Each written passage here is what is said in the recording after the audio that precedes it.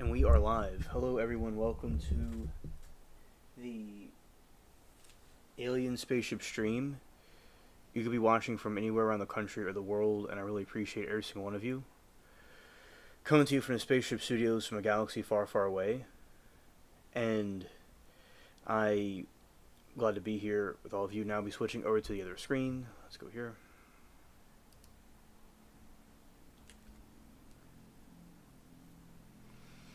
Alright, so today we had two trials. There's a rapper trial, and it's a gang-related situation, and there's other ones too that have to do with, the father that murdered the mother for the children. So those are some trials you're watching today, and wild chats. Those are very interesting. Hello there, Rebecca. Great to see you.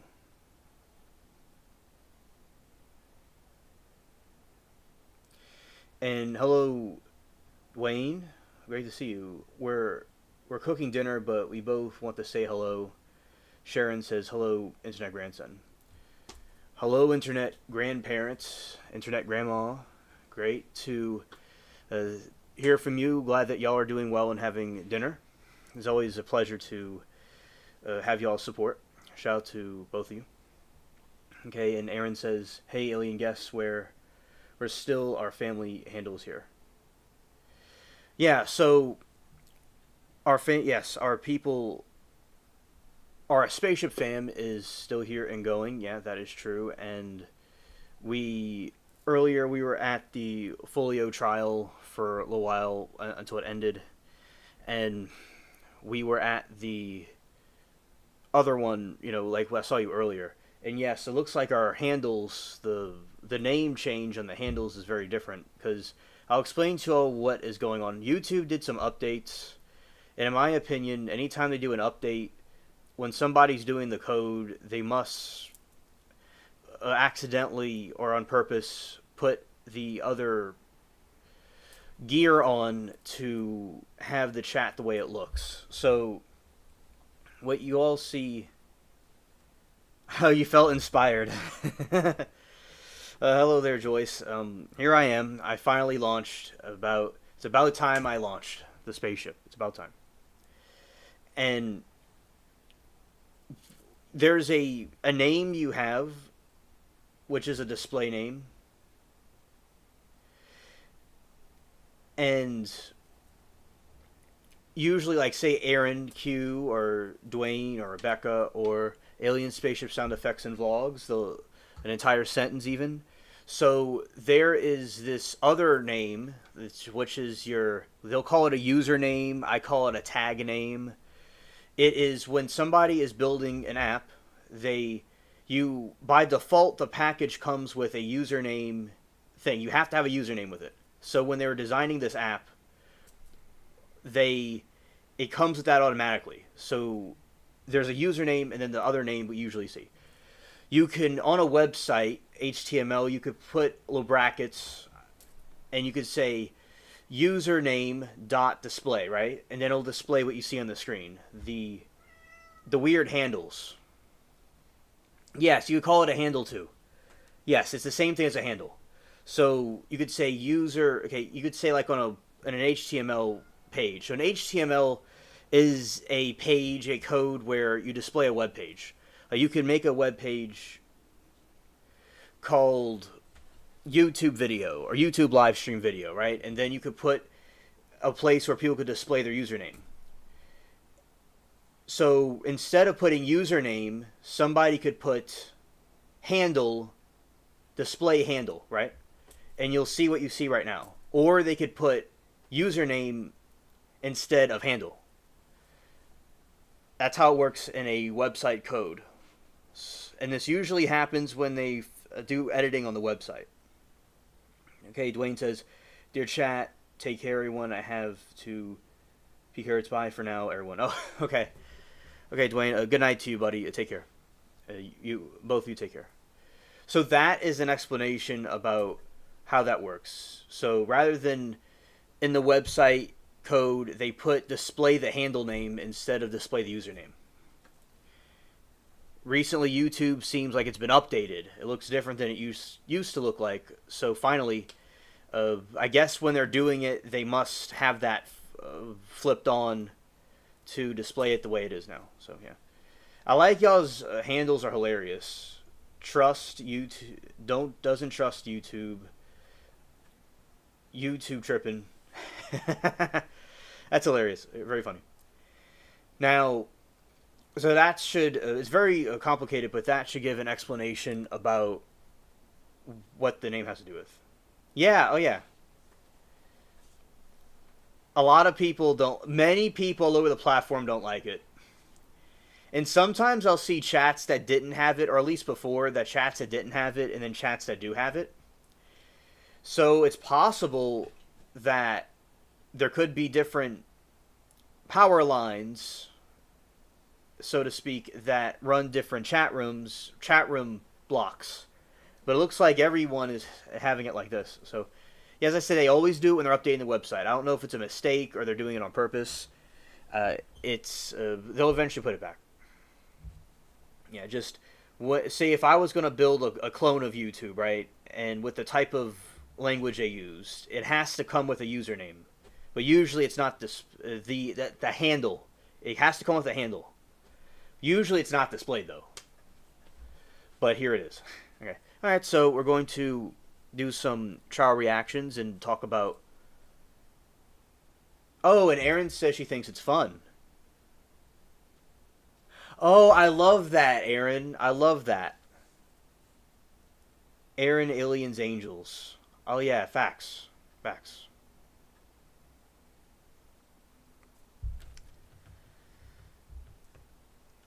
Very fun name. I like how the one thing about it that is cool is that they can take the username and you could like make different words out of it. That's so cool too. Yeah, Aaron, Aliens, Angels, facts. Facts. So we're gonna be doing some.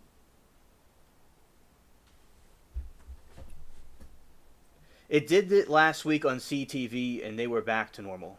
Okay. Thank you, Joyce. For, yeah, I've seen it on Core TV before. I've seen it there before. And my camera is very dark, and I look very dim for some reason. And, yeah, it is. It's been seen on there, and I've seen it in other chat rooms before. Sometimes we'll have it, sometimes we don't have it. We saw it change in real time. Like, we were hanging out on the chat earlier, and we saw our regular names. Oh, shout out to Bubbles. He agrees with us. And then it changed into our regular usernames. And then it went back to this name that we have. Alright, so I will say that on Halloween we're going to have a fun stream about Halloween stuff. And at some point I'm going to show the Halloween decorations outside. Yeah, and I think the defendant in the trial where he murdered the wife, that guy's guilty. And I remember some of us were watching the Fulio trial. That one is a circus, certainly. The chat could be very hilarious. Yeah, yes, I understand. He agrees with us.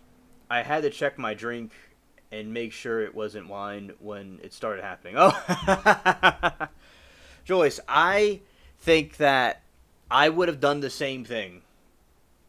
You know, I would have had to have checked if I was drinking the right thing as well. If I had to have been drinking, I would have thought the same. So, over time, they'll fix it. Yeah. It definitely is. It's absolutely a mess. I think it's entertaining, but I do agree with you it's a mess.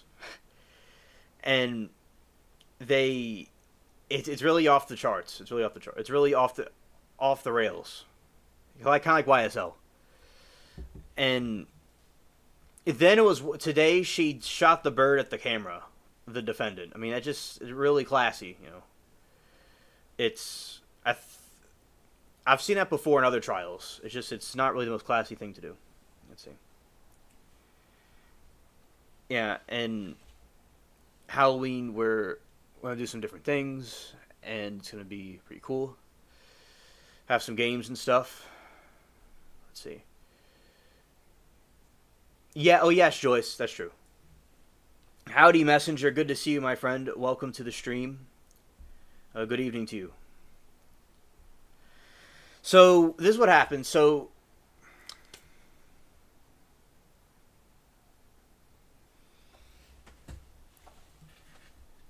I was watching it, and at some point I was outside getting some sun, and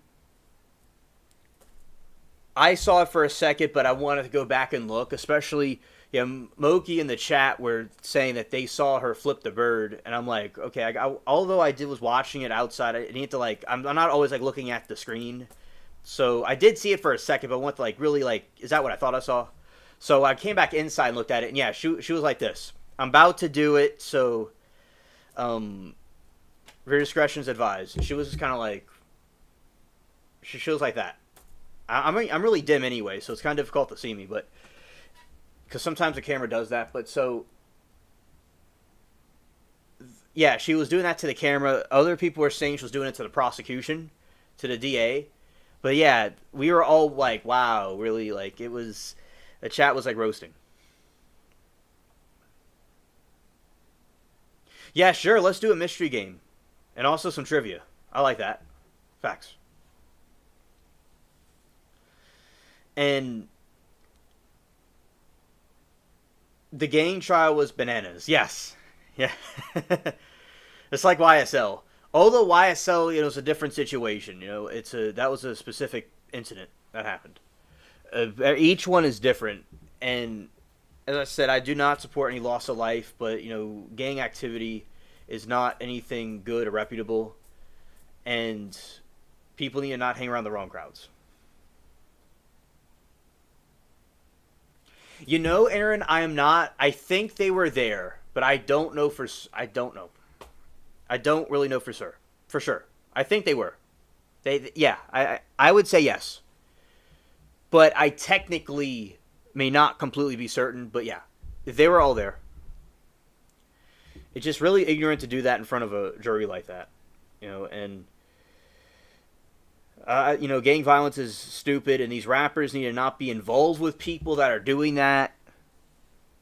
I think that they need to just focus on making their art, or their music, whatever people want to call it, because people call it different things, their rap, their hip-hop, and not be around people that are crazy like that are doing gang stuff. Because a lot of these, rappers, if they were guilty or not guilty, and it's disputable, people have their own opinions. Like with YSL, if they could have been hanging around people that were not, if they were innocent, hypothetically, although we could dispute that, people have different opinions about they're guilty or not.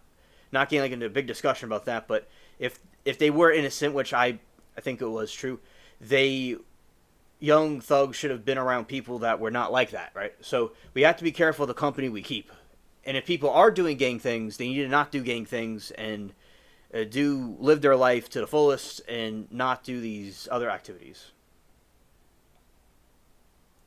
Yes, Woody was the fan favorite. That's true.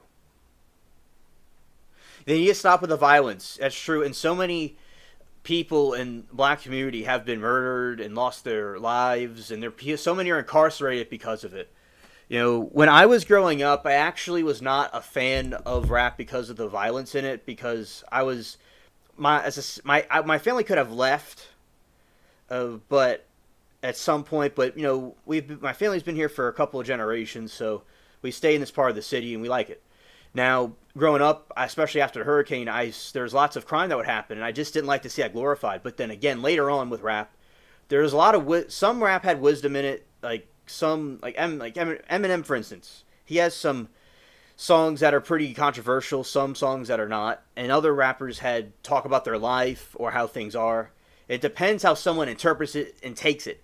So later on, I was, okay with it later. But at first, I just didn't like the violence because that's something that happens with the shootings and stuff. I didn't want people to try to, like, glorify that, but then later I could see people use it as a coping mechanism. It was a cultural thing to them. So later on, I was like, some of it's pretty cool. Some of it is like, I like old music, for instance. I mainly like, rock, stuff like that, or similar music to like a lot of people that I know listen to on YouTube, but we all kind of like listen to the same things. I like old music. So it just depends on the song. That's my opine. It depends on the song. Yes, and Joyce, I agree with you about the stereotype. Absolutely. And there's nothing wrong with what you said. Because I tell you, I'm in an area where it's predominantly a black area. And yeah, the violence is there in some parts. And no one likes the violence that wants to live here and have a nice life. So I certainly think that it's gaslighting. And people that may not know what it's like to live in an environment like that may not understand the insane violence that happens. So yeah, you didn't say anything wrong. It's very terrifying if it's like you to hear these and see and like hear in the distance these violence happening like a war zone. It's really terrible.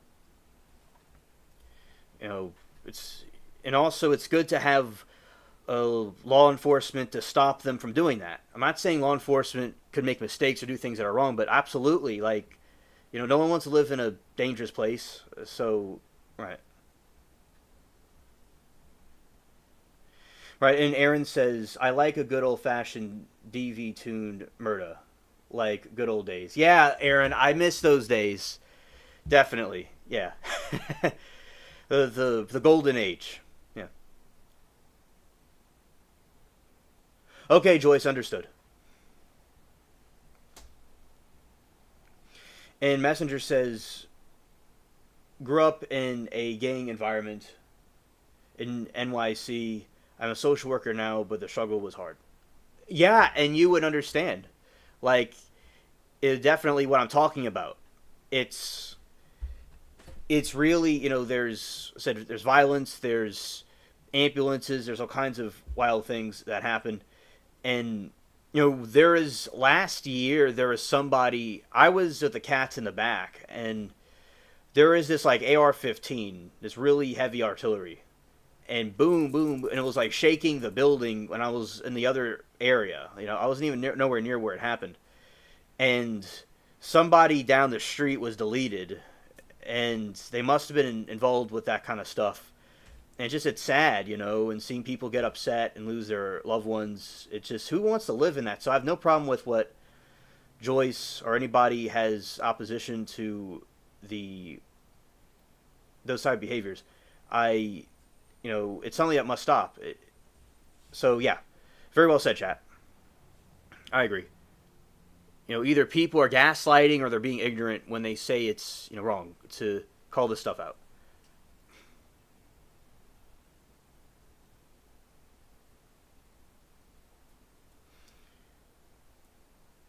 And yeah, but Woody was a YSL favorite. And we will certainly do reactions to Woody. He was a character indeed. And that is so true. So yeah, we're going to have some fun for Halloween and, like some games and stuff. Then we will, continue as we do. So yeah, right now we're going to be watching the ski crash case. Gwyneth Paltrow. All right, we'll be watching that and reacting to it. Okay, so let us continue.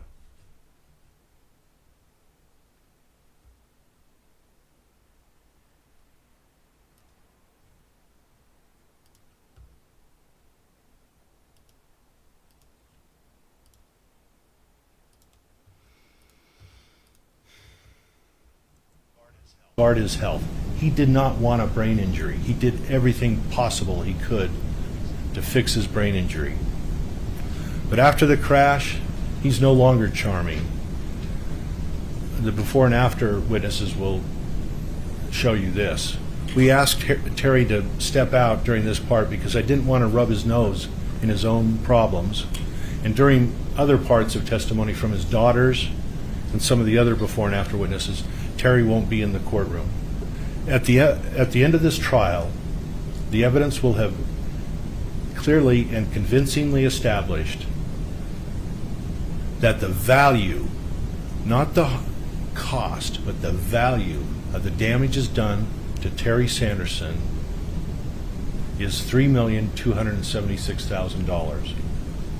We look forward to showing you all of the evidence. A family Objection. vacation. No, this is again argument. This is classic argument. These are facts. This is closing argument. Overruled as to the comments that are being made right now, those are facts? Yeah, and let's keep the interruptions to a minimum, would we? Well, don't argue then. Well, counsel, Thank go you. ahead. I mean, the objections have been valid, some of them. So, she came for a family vacation. Half the afternoon was kind of ruined. And so that dollar is important to us. It's important to my client. Let me hit a few other things. You've been very patient.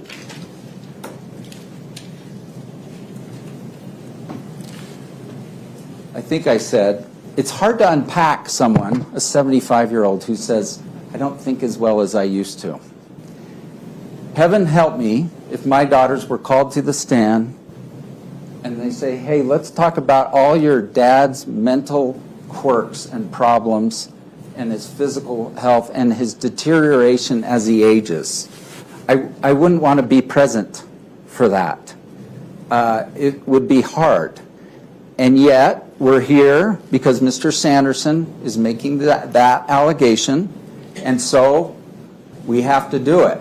So I don't want to look like I'm beating up on a kindly old man, but keep in mind we have to do this because they have said Gwyneth owes me $3 million. I mean, we have to address that.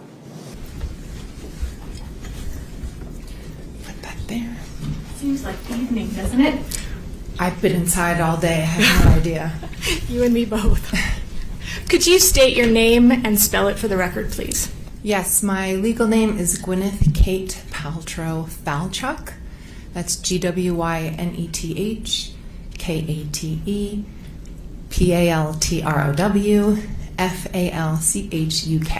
Great, thank you. May I call you Miss Paltrow?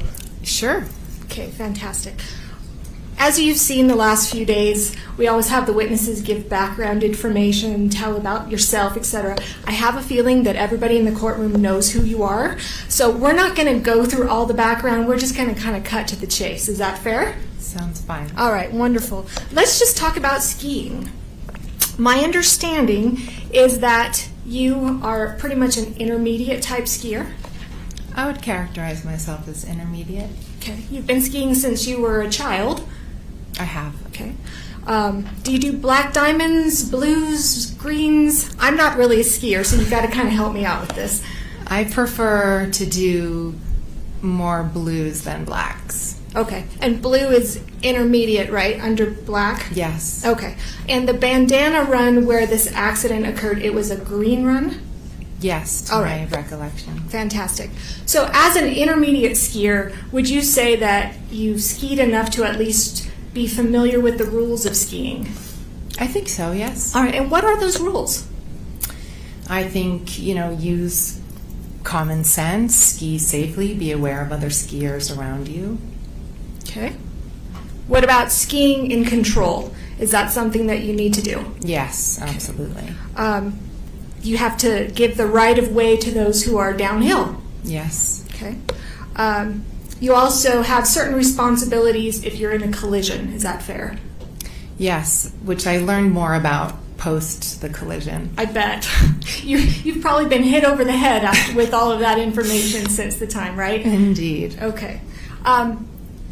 So let's talk about those things.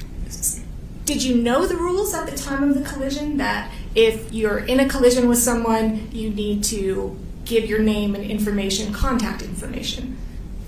So because I was hit by Mr. Sanderson and he was at fault, I assumed that Eric, who was our ski instructor who was there at the time, who was overseeing the event, he said, I'm going to leave all of your information. And he said, you should go ski down because my kids were waiting for me. And I appreciate that, but my question was, did you know of the rule of skiing if you are in a collision that you need to share that information? Your Honor, this is irrelevant. This is not part of their negligence claim. Overruled. Overruled. Go ahead. Can you repeat the question? Absolutely. At the time of the collision, were you aware of the rule that if you're in a collision, you need to share your name, your contact information with the person that you're involved in a collision with? I don't think I was aware of the rule. Okay. Were you aware that there is kind of a rule of common decency to do that? I would not have left the scene without leaving my information, and my information was left.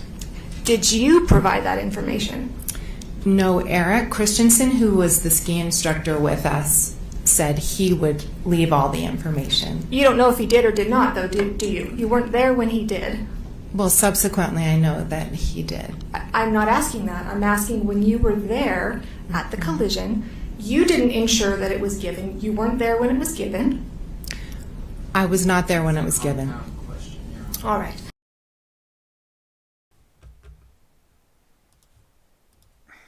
Lori says, hello, alien in chat. I just got off work. Exhausting day. And cell signal is Temu here. But I'm listening and it's good to see you. Yes, it's good to see you too. The Temu signals are really a nuisance. They certainly are. Scared. And it is very important to I think it's very important to understand that sometimes the Temus certainly can have their annoying moments. Hello, Moki. Good evening to you. Welcome to the stream. And we are watching the Gwyneth Paltrow ski crash. This was a suggestion by Judy.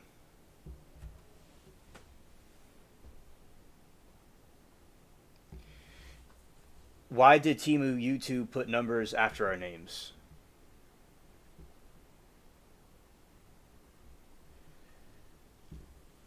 So, okay, Lori, I'll explain. And when you're coding a website and you have a mechanism in it, there is this thing where you say there's an HTML page. So an HTML page is like a web page, right? So when you have a website coded, let's say you use 5 is my lucky number, so that's me getting, yeah. Now there's a username, but we call it a handle. There's a handle, right? And they just recently updated the YouTube website. So when somebody was going through the code, they either on purpose or they had to, or by accident, they changed it to what you see on the screen right now. So usually it's our username, right? But they switched it in their website code. But they'll put it back at some point. And some people like the handles. You can kind of customize it and put different names in it. So, and everyone chooses one before they launch their website. I will say that the chat of blue usernames, like that, is such a much better color than the gray username of the standard version. It's a really nice color. Really is really nice seeing all those wrenches. It's a nice design. Yeah, so shout out to 5, your lucky number. That's facts. Oh, 5 is a number of prayer. Yeah, shout out to all of you. Appreciate everybody here. And we'll be now continuing this trial reaction. And here we go. And it's also, I think you even admitted in your deposition that it's the rule of common decency to make sure that everybody's okay, exchange information, and to follow those skiing rules. Is that fair? Yeah. Okay. All right, so let's talk about that day after I get a drink. Hold on. Okay. I'll have one as well. Do you have water? Oh, we have some I water. do, thank Okay, you. great.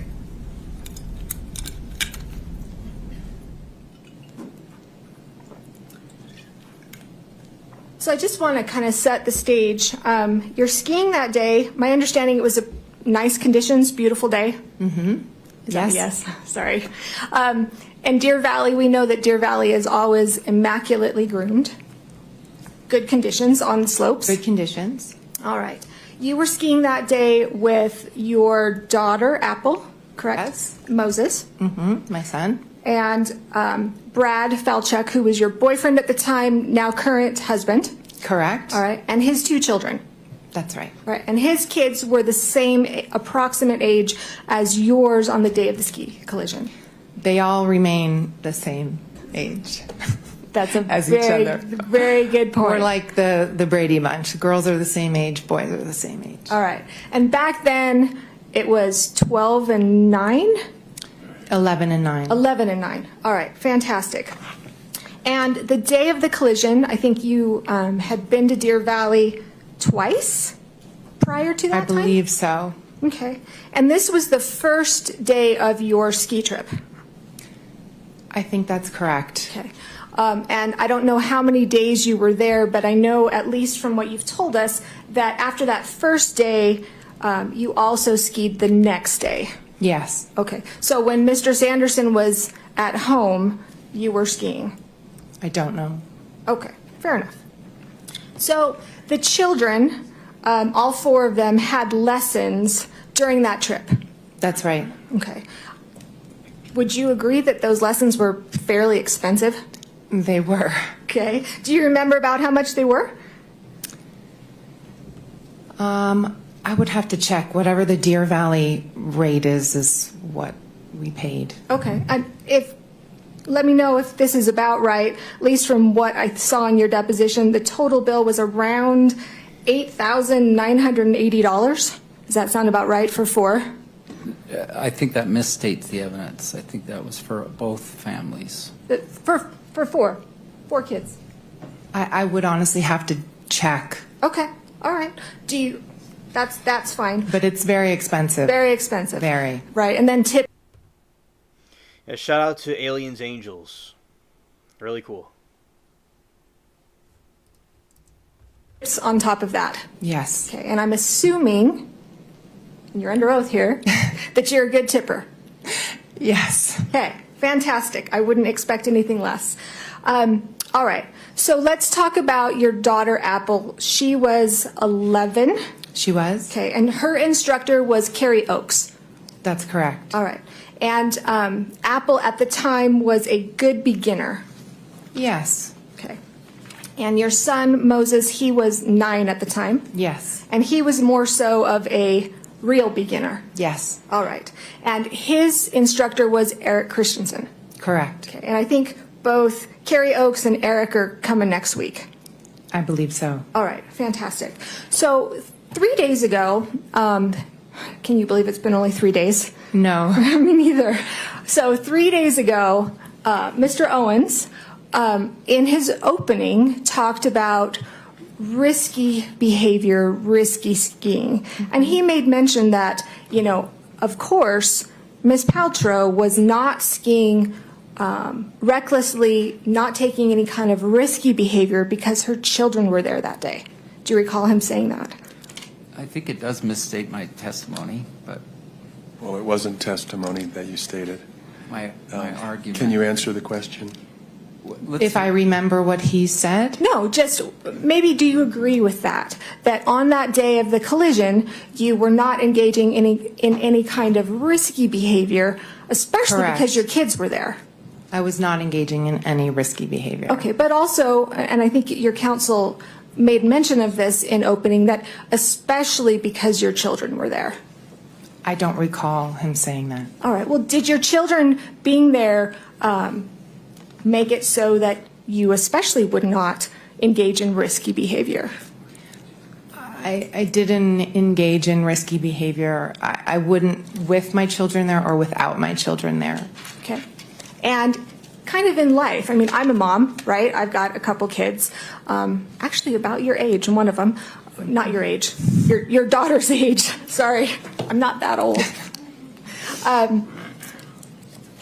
When my kids are around, I kind of behave myself a little bit better, especially when they were younger, than on average. Would you agree with that?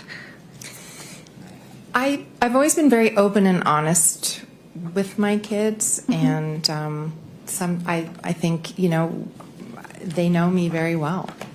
Right. And would you agree that you have engaged in risky behavior with your children present? Your Honor, may we approach? Sure.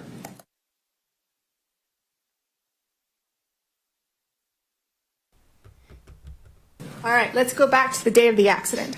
Okay. So Yeah, Loki, I definitely could see that. That's true. you're on Bandana, correct? It's a green run. It's true you were relatively familiar with that run, correct? Yes, my children especially like that run. Okay. And the accident happened towards the beginning of the run. Is that accurate? Not at the top, but Sure, but Yeah. not at the bottom? correct. All right. And it sounds like, from what I have heard and reviewed, you had done about 4 to 5 runs that day, and you and kind of the group were going to go get some lunch with everyone. Correct. All right. So let's talk about, as you're skiing down, Apple, we've talked about she was 11, Moses was 9. Did your children, when they were skiing or doing anything that kids do, like to ask you to watch them? When they were very little, I remember, you know, watch me jump in the pool and things like that. When they were more like 4 or 5 years old, that sort of age. So when Moses was 9, he didn't say, "Mommy, mommy, watch me," or "Mom," I don't know what he called you, but Mama. "Mama, mama, watch me do things." Not that I recall on that day. Okay.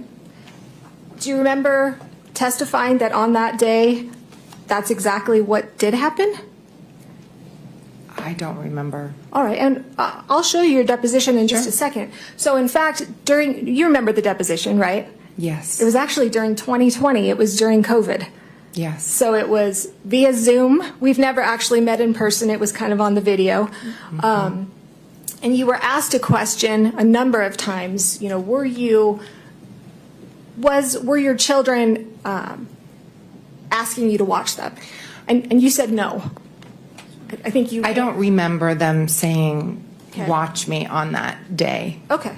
Well, do you remember that in that deposition, then we played you parts of Carrie Oakes's deposition? So, Your Honor, this is improper impeachment. I mean, what's the question that's being contested? We're just kind of going through the history here. Not through the deposition. Let's hear. I'll allow a few questions. I think counsel was referring to what was going on during depositions, but Yes. please get quickly to the question. Absolutely. Do you remember during your deposition being played just a portion of Apple's instructor, Carrie Oakes, her deposition, wherein she said that, yes, Moses was saying, "Mommy, mommy, watch me." That she was saying, I don't remember, that while they were skiing, they were saying that? Yeah. I don't remember that, no. All right. Okay. And so you don't remember then changing your testimony in your deposition, admitting that that is what happened? I'm sure if Carrie Oakes said, I'm saying, I don't remember him saying, watch me, watch me. Okay. May I approach, Your Honor? You may. I'm going to hand you a copy of your deposition. I'm going to need my reading glasses, unfortunately. Sorry about that. I don't think there's a contradiction here, Your Honor. She said she doesn't recall that Carrie Oakes said something. So I don't know why we can't just move forward. Overruled. Go ahead. Thank you. Could you turn, let's see here, to page 122 of your deposition?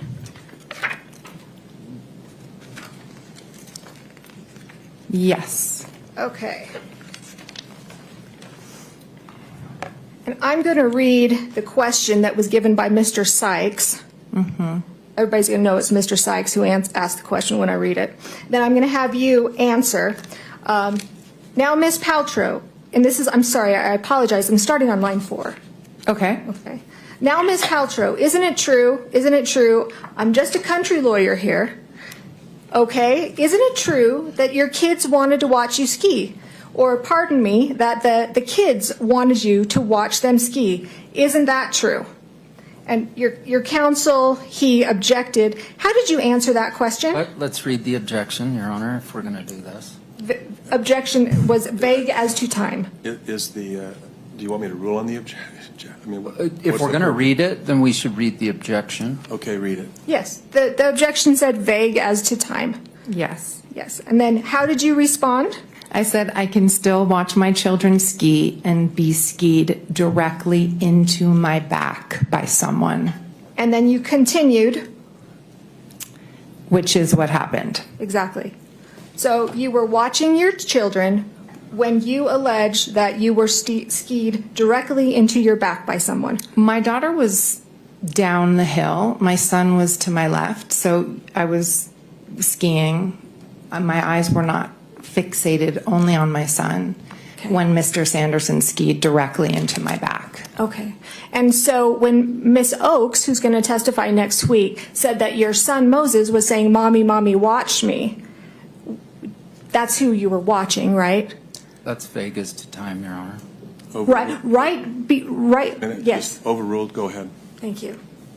Sorry, what was the question? When Moses is saying, "Mommy, Mommy, watch me," that's who you were looking at when you were when you were skied directly into your back. I do not recall Moses saying, "Mommy, Mommy, watch me" on the ski slope. Okay. Well, Apple was down further, right? Yes. She didn't see it. No. Okay. And Moses, he was the one, at least according to Carrie Oakes, was calling your attention. Okay. Okay. 9-year-old, did he want more attention to have somebody watch them rather than 11? Not necessarily. Okay. Moses was skiing above you, though, right? He hadn't gotten down as far as you.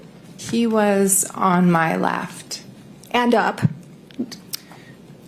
I was on the right. He was, sorry. He was on the left side of the slope. Yes, I believe kind of a little bit uphill. Okay. And that's where your attention was when you were hit, allegedly, in the back. I don't know where my attention was the moment I was struck in the back. I'm sorry. Okay, well, that's what you said, which is what happened. He struck me in the back. Yes, that's exactly what happened. Okay, I know, but you said, "I can still watch my children ski." Yes, and he's meaning directly into my back by someone, which is what happened. Yes, exactly. What's the pending question? It sounds like they're saying the exact same thing. What's the question? The question is, you were watching your children ski when you were struck in the back. So that's asked and answered, Your Honor. Overruled? I was skiing and looking downhill as you do, and I was skied directly into by Mr. Sanderson. And your 9-year-old son, you will admit, was on your left and up a bit. To my recollection. Okay. All right. And Carrie Oakes is the one who says that he was the one calling your attention. You'll have to speak to Miss Oakes. We will. All right. So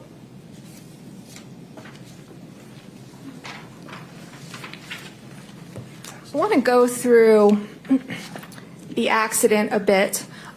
Because we did this over video, we didn't really get to act it out a whole heck of a lot. But I want to just kind of talk with you first and see if this is your recollection of how it happened.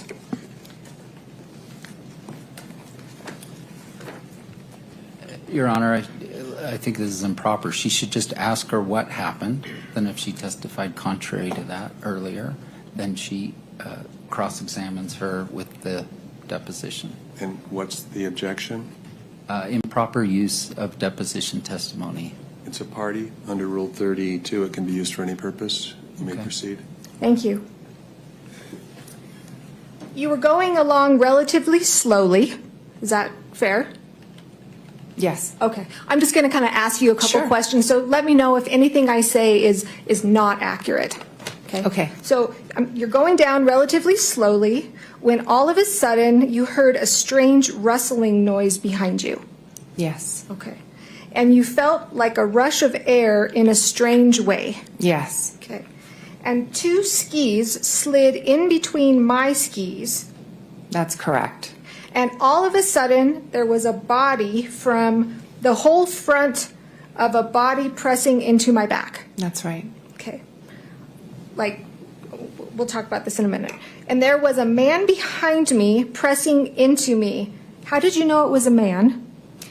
Because he was making some strange noises that sounded male, and he was large.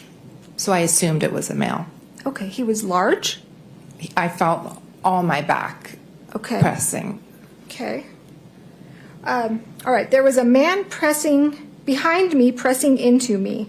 I was extremely upset. Well, I was confused at first, and I didn't know exactly what was happening. It's a very strange thing to happen on a ski slope. And then I agree. and I froze, and I would say got very upset a couple seconds later. Okay.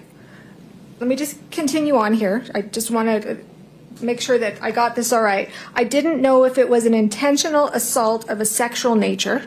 Right. Okay. Was he grinding and thrusting or something, or just the noises? What made you think it was a sexual assault? So that was a quick thought that went through my head when I was trying to reconcile what was happening. I was skiing, and two skis came between my skis, forcing my legs apart, and then there was a body pressing against me, and there was a very strange grunting noise. So my brain was trying to make sense of what was happening. I thought, is this a practical joke? Is someone like doing something perverted? This is really, really strange. My mind was going very, very quickly, and I was trying to ascertain what was happening. Okay. And I think you said, I didn't know if it was an accident, but he was groaning and grunting in a very disturbing way. Yes, there was a sort of groan coming out of his mouth. Okay. Then you said, I froze. Yes, We kept skiing. right. We went to the right. Yes, We came crashing down together. that's right. Okay. You said this man was behind me on the mountain. My knee and our skis were still sort of tangled up. Yes. Is that yes? Yes, sorry. Okay. Our bodies were almost spooning, and I moved away quickly. Yes, And my knee splayed open, and I was completely in shock. yes. Okay. All right. I'm going to stop there. Okay. And if the court and Ms. Paltrow, if you don't mind, since, again, when we did this over Zoom, would you mind stepping down and us kind of acting this out a little bit so I could get a good feel? Let's see. Can we approach Your Honor? Sure. Doesn't want you to come down, so I'm not Your going to ask Honor, you to come down. that's inappropriate. The judge sustained the objection, so she shouldn't comment on what I want. It's what the judge wants. The objection was sustained. I am going to try and be both you and Mr. Sanderson at the same time. Let's Fair? have Bob. Bob can be. Your Honor, let's have Mr. Sanderson, he's here. Let's have him come. I don't want to, we're not going to reenact what happened. I think you can ask questions, and Yes. if you want to stand and move around in order to Perfect. help you with those questions, you can do that, but that's as far as we're going to go. That's not a problem at all. All right. So since you're not down here, may I ask how tall you are? I'm just under 5'10". Okay. I am so jealous. I think 'cause I'm shrinking though. You and me both. I have to wear 4-inch heels just to make it to 5'5". Well, so they're very nice. Well, thank you. So, all right. So, as of right now, I'm Gwyneth Paltrow. Okay. Okay. I'm skiing down. Can you tell me with my legs? I don't know. Again, I'm not much of a skier. Are you snow plowing? Are you parallel? Kind of orient my legs first of all. Sorry. I can do this. I can do this. Not snow plowing, just Okay. skis. All right. It's hard for me to see where you're standing. May she come down just to see You can. Is that go to where okay? you can see better. Or you can walk further forward, Ms. Van Oh, Horn. sure. Great. No problem. All right, so, But the jury can't see that. The jury, you can go ahead and stand or move wherever you feel you need to see what's going on here. all right, so are my feet oriented correctly? Yes. Go ahead and tell me how to move them, I think, skiing down, going to the right, okay? then 2 skis slide slowly between my skis. All right, so my feet are about, what, a foot apart? Would you say 18 inches? Probably. Okay, and you believe that 2 skis slid right between? That is correct. Okay, and so all of a sudden you see these 2 skis coming in between your Yes. legs. I would have freaked out too. And I did. Okay, so the skis are coming. How far did the skis get in between your legs before you guys fell? His body pressed up into my back. Okay, So I froze. I don't know exactly how far the skis would have come through. okay, Because then I noticed his body pressing against my back. okay. And then it was probably a few good seconds, and then we fell to the right. Somebody must have caught an edge. Okay, so when you froze and you're skiing together, I think you said at one point it was like you were spooning. Well, when we fell down, we fell. I fell on his body. He fell on the ground. And so it was kind of like a spoon on the ground. Okay, so Your Honor, the defendant has come into well of the court here. Why can't we send it to the plaintiff? That's fine. I think it's fine. I think it's fine. okay. Well, now that Mr. Sanderson is here, and I don't need you to do anything, Terry, but just for comparison's sake, I'm in my heels. We're about the same height, about 5'5" with heels. It's roughly. Oh, tell me I'm taller, please. Okay, we've got Mr. Sanderson that's about 5'5" that comes in back of you, and you said that you felt something huge. What was your word No, behind just you? a big A big body. A big body. All right. And was it just the front of his body that touched the back of your body? I couldn't see in the back of my head, Sure. but I felt a body Right. press against my back. But there was no grabbing, like he didn't like grab your waist or grab your No, arms? not at all. No, Nothing like that? nothing. Okay. All right. So skis slide between, you kind of freeze, you end up, maybe your skis kind of cross, you end up going down. Would you agree that Mr. Sanderson fell to the ground and then you fell on top? I don't know if it was simultaneous. I don't remember. Okay. But you didn't fall and hit the ground, correct? I don't remember exactly where I hit, Okay. but I fell over All right. And with Mr. Sanderson. right. And Mr. Sanderson fell and hit the ground. Yes.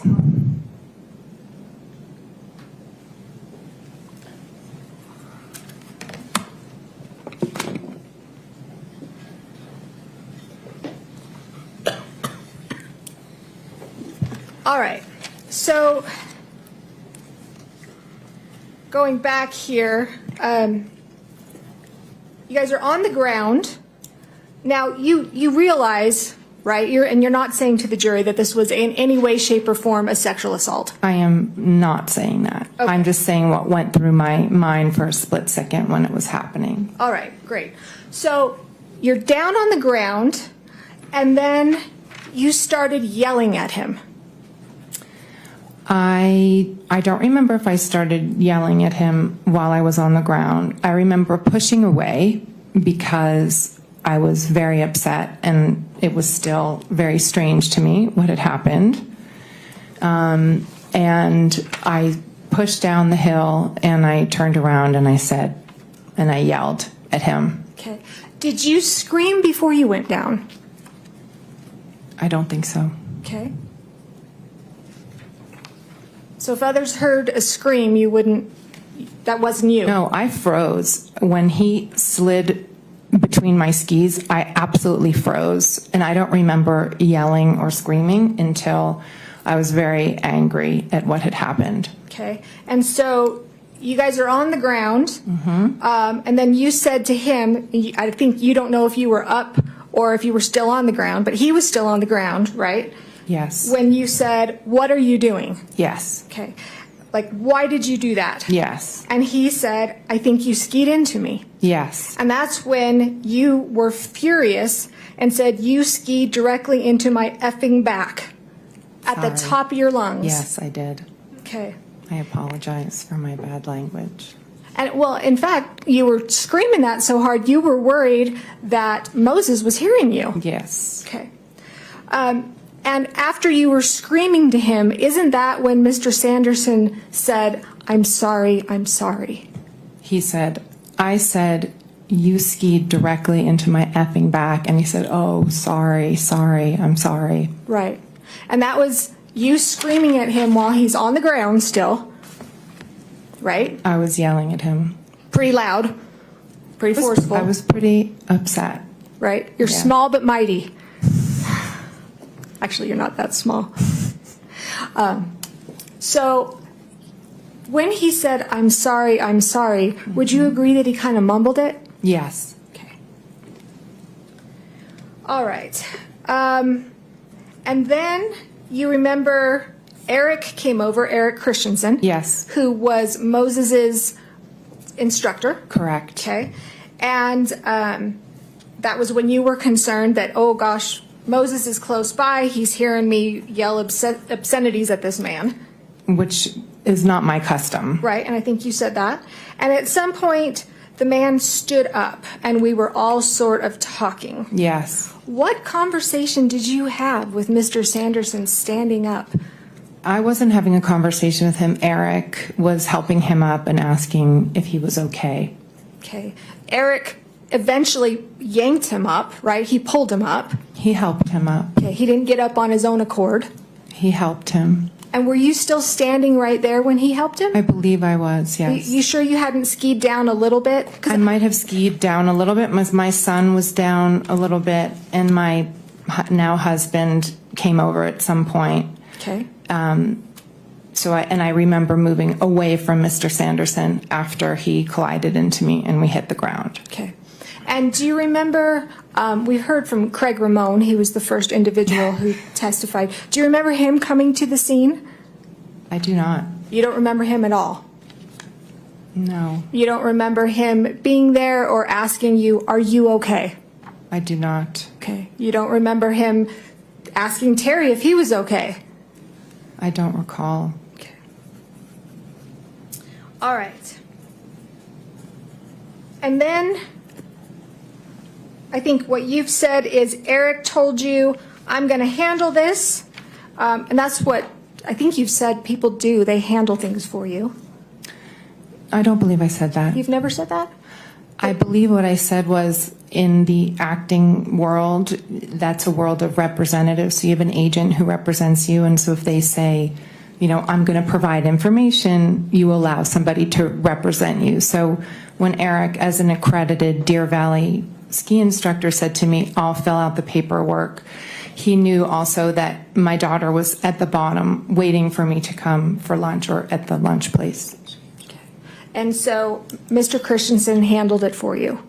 Mr. Christensen stayed and filled out the report, made sure Mr. Sanderson was okay, and said to me, you can go ahead. Okay. How do you know that if you weren't there? Because he told me. Okay. That's what he told you? Yes. But you weren't there to see it? He told you you can leave. He wasn't there. I object to the form. I don't understand criticism well. Do you take criticism well? In my profession, after all these years of being in the public eye, I think I take it relatively well. You keep sending me notes.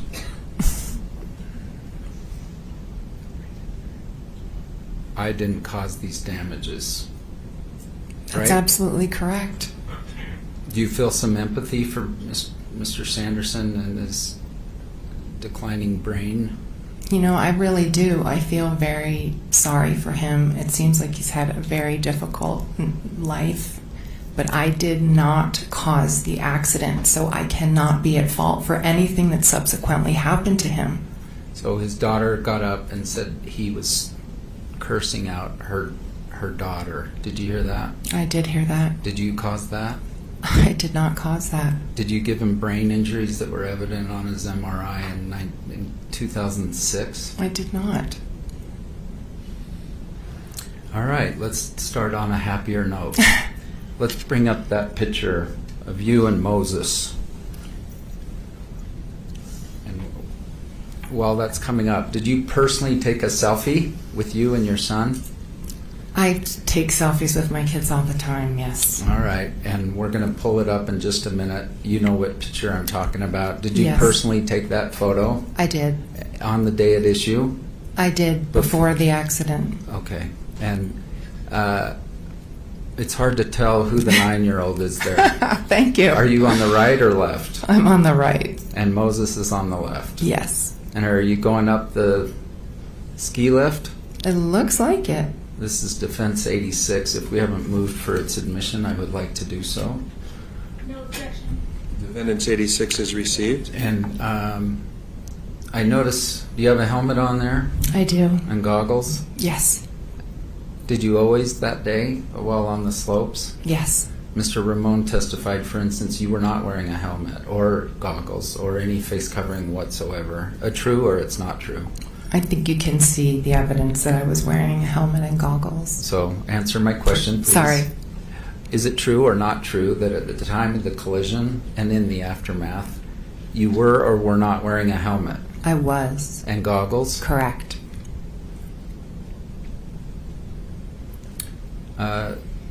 Did you ski at all that day without a helmet? No. Is that for anonymity? I'm saying it wrong. Anonymity? Thanks for saying that. And also for safety or both or what? It's for safety primarily, but yes, I like to, when I'm skiing, try to keep a low profile.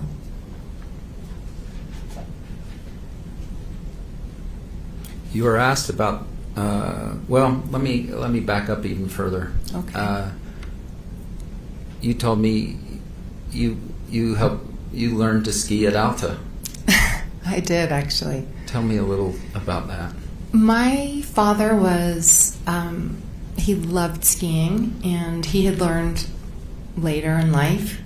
And so he was determined for my brother and I to learn how to ski when we were young.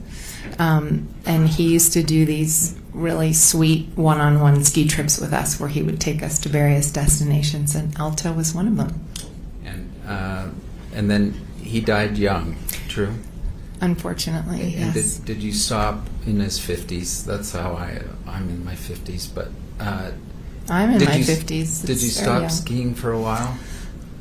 I did. I was pretty devastated by his death, and just being in a ski resort and on a chairlift,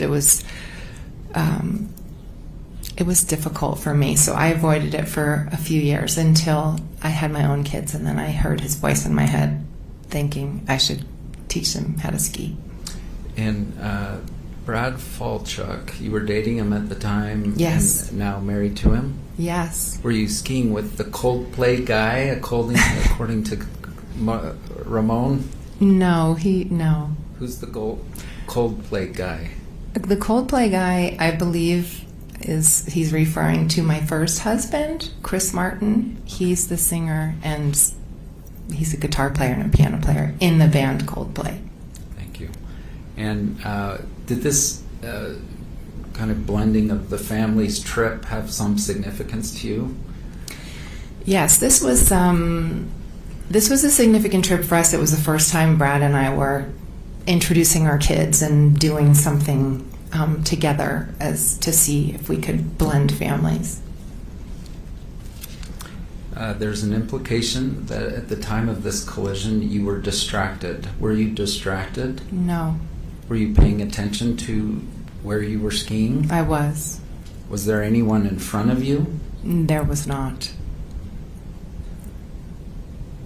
There's an implication that somehow you're looking at Moses up the hill to the left while you're skiing downhill. Were you doing that? I was not.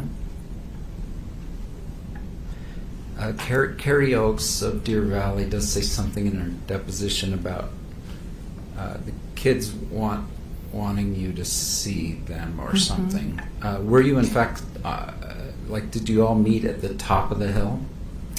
I think we were 6 in our group plus our ski instructors, so we would always meet that day at the top of the chair and kind of plot out where everyone was going. Great.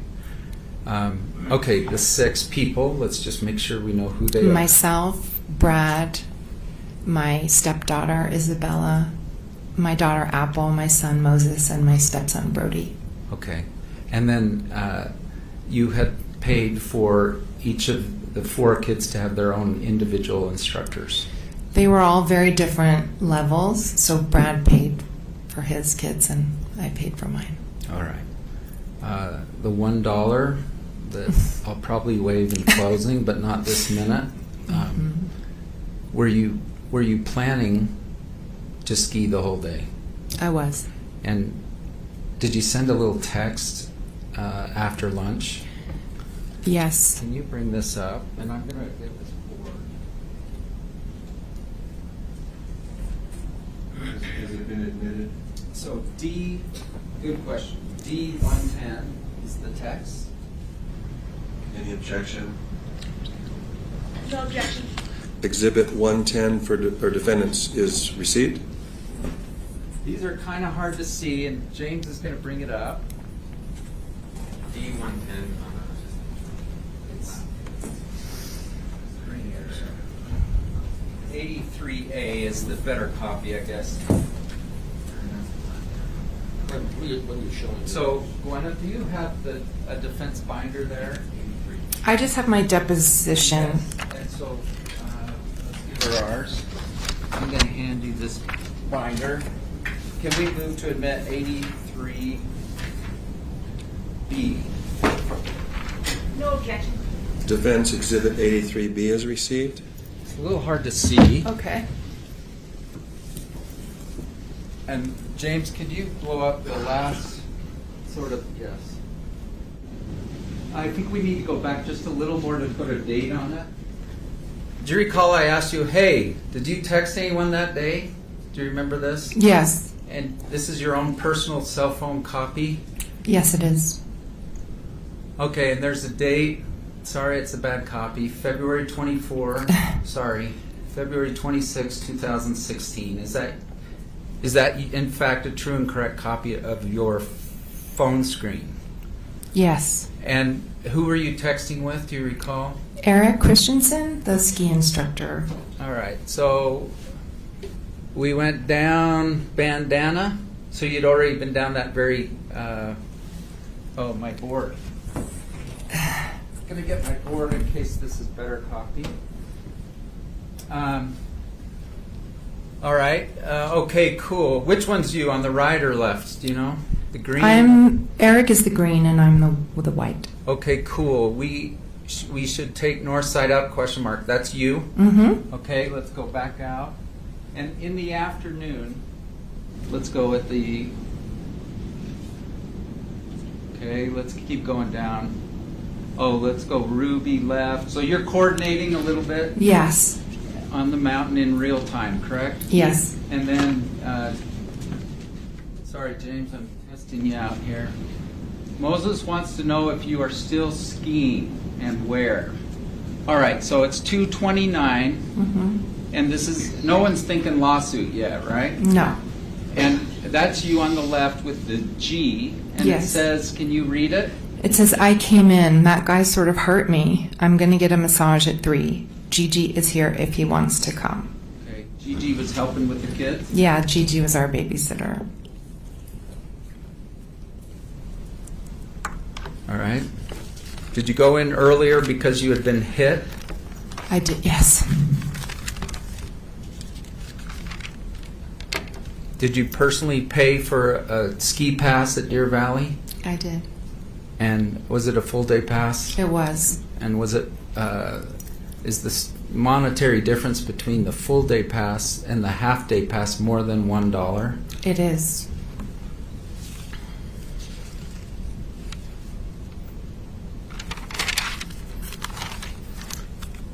Ms. Van Orman kept saying when you were allegedly hit. Were you hit? I was hit. The definition of an assault is an unauthorized touching. Yes. Did Mr. Sanderson touch you in an unauthorized manner? Objection, Your Honor. May we approach? You may.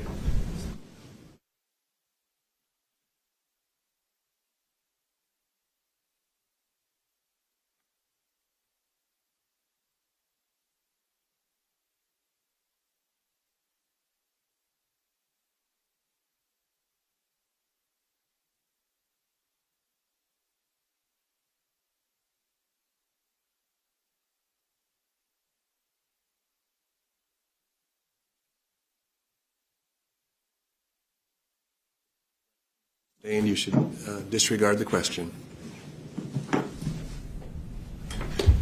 Did he touch you without your permission? He did. The sexual part, by the way, that's just for a split second. You're thinking, what's going on here? Yes, I was trying to put together what could possibly be happening behind me.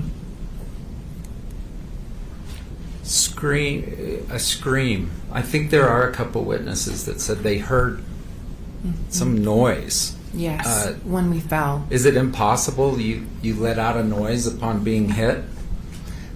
I think it's impossible that I let out a noise upon being hit because it was a very slow move. It wasn't an impact. The impact came when we fell on the ground. So it's very possible that when the impact was made, I screamed. But I do not recall making a sound until we were falling or on the ground. Okay. So a collision, when I think of two skiers hitting each other, I think of a hit and then sort of separation between the two. Yes. Is that what happened with you? No, this was very strange. It was a slow in between my skis with his skis, and then like 1,000, 2 1,000-ish, and then a fall. The defense has prepared an animation exhibit that will be shown next week. Have you personally reviewed that? I have. And does it accurately state what you believe has occurred that day? Yes. Now, it's not precise in the sense that it's not actual video of the event, right? But it does a good job of sort of setting the stage Yes. and animating what occurred. Your Honor, there needs to be some clarification as to what part of the animation he's referring to. Agreed. It's sustained as to vagueness and Sure. therefore relevance. Sure. Have you seen the animations? I have. All right. Not every witness saw everything. Fair to say? Fair. All right. For instance, you didn't see anyone in front of you, but you felt someone behind you? Yes. So you wouldn't possibly know, for instance, where Sanderson was coming from. No, he was behind me. I'm trying to satisfy the Pardon me? prior. Objection leading. Sustained?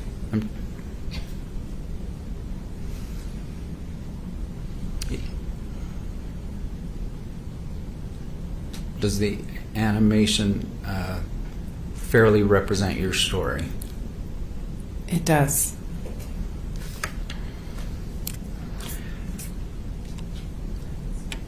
One thing Craig Ramon said is that Mr. Sanderson was out cold for 2 or more minutes. Do you recall that testimony? To be honest, he's said so many different minutes, so many times, I don't recall exactly. All right. Assume that he said minutes, that Okay. he was literally unconscious for minutes. Did you observe that? That Mr. Sanderson was unconscious for minutes? Yes. No, he was not. Or unconscious at all? I don't know. Based on what I've heard from the doctors, you can be unconscious for a split second, so it's possible he was for a split second. So,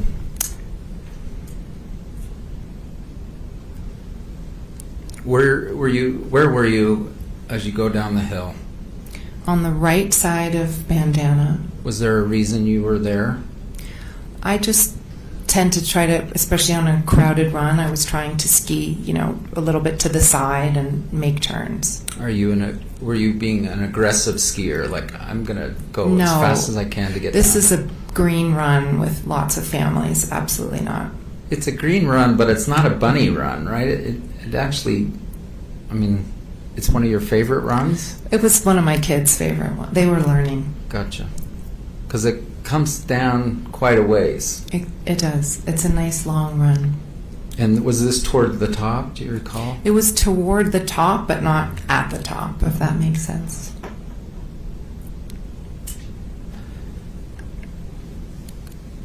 Would you have observed, first of all, did you personally look and see Mr. Sanderson On the ground? after the event? Yes. And was he unconscious when you saw him? No.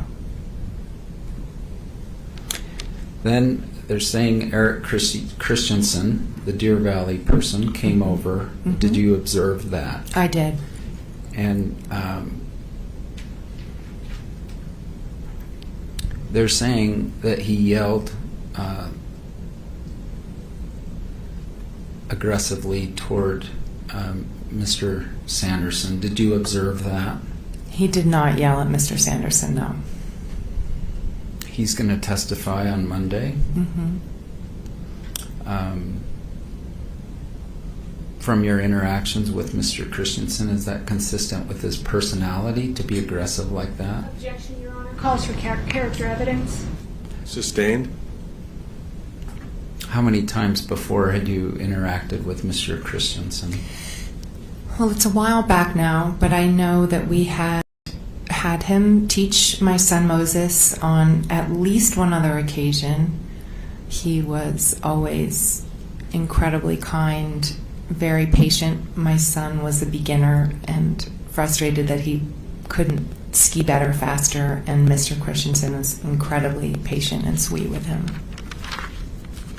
He's a high school art teacher, I guess, on the side, or Yes. one of the other. He makes pottery. There was an early comment about a hit and run. Did you hit and run? Absolutely not. And Deer Valley was dismissed on that. Was a prior party and was dismissed. Do you recall that? That's correct. I think there was an allegation that Eric Christensen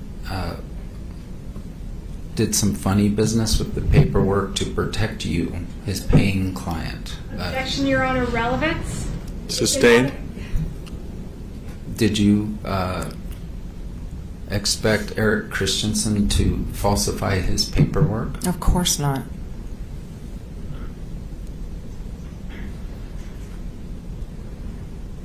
Agent and representative in the legal world, I can tell you, is a little different maybe than in the acting world. Right. This idea that when Eric told me to leave, Mm-hmm. I felt okay to leave. Yes. Just comment on that. Was that a cover-up?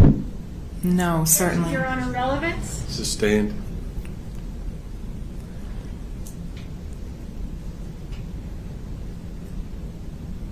Was Eric Christensen your legal representative on the mountain? Objection. Relevance. Overruled on that. Go ahead. No, he was not.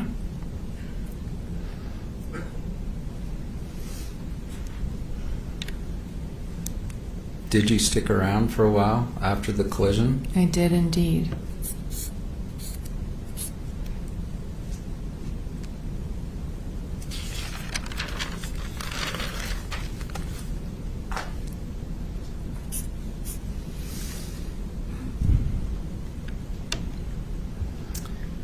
Going back to the $1, Eric Christensen, you had paid Eric Christensen to take teach your son how to ski that day for the full day. True.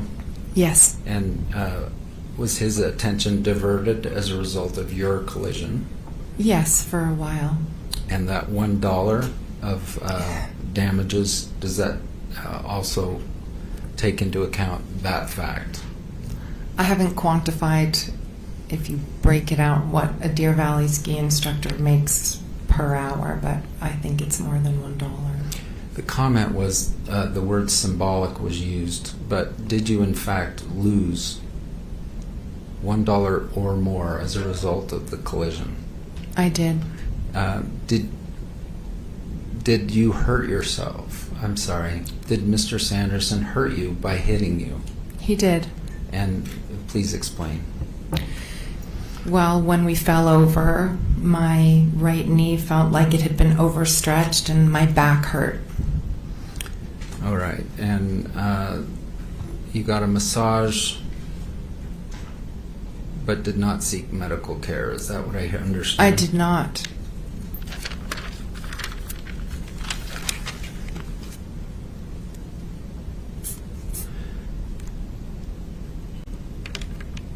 Eric Christensen's going to testify on Monday. He's going to say words to the effect that he heard and turned. Mm-hmm. Ramon similarly said that, didn't he? I believe he did. He wasn't focused just on Terry right before the incident. He heard and turned and saw them a group go down, correct? That's what he said. Sustained. We'll let the jury remember then. To strike that question if that wasn't even a question. Yeah, the question, the answer, and the comment afterward are stricken. You should disregard. Moses and Apple are coming, and Brad on Monday morning. They are.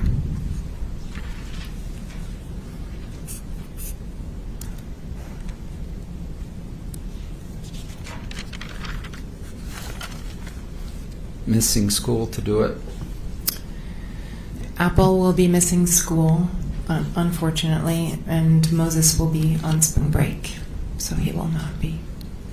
You've heard, next week you will hear from our experts, but do they 100% support your version of what occurred? Yes. And I said your version of what occurred, but I do mean to say what occurred. You know what occurred, right? I absolutely do. I was there. When they say, did anyone witness this, and Mr. Sanderson doesn't really remember things, you remember things, don't you? I do. It seems that she did sue for $1. Giving a summary about this case for a moment. In 23, the jury found Gwyneth not at fault for the 2016 ski collision after a 2-week civil trial. Retired optometrist Terry Sanderson initially sued Petro for $3.1 million, alleging that the ski recklessly into him from behind, causing a concussion, 4 broken ribs, and lasting brain damage. Paltrow denied the claims and countersued for a symbolic $1, arguing that Sanderson was the one who crashed into her. All right. So that's a little bit of a summary about it. Sustained. Were you knocked out? I was not knocked out, no. Do you have memory loss of the event? I do not. I mean, it was a long time ago, but... That's fair. One moment, please. She said it'll be clear. And so when I came over the... Okay, Norm, so it was an accident in that happened a couple years ago, and in 23 the Utah jury found her not at fault. There was a 2016 skiing collision. The collision occurred on a beginner ski run in Deer Valley Resort in Park City, Utah, and revolved around a dispute over the right of way. According to standard skiing rules, downhill skier has the right of way. Sanderson account. He testified that he was skiing with nothing in front of him when he heard a blood-curdling scream and was hit square in the back. Gwyneth Paltrow. I'll get to you in chat.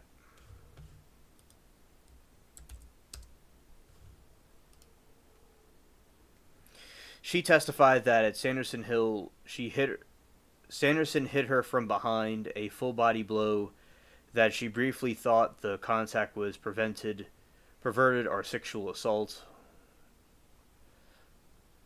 That is... Sorry about it. You're welcome, Norm.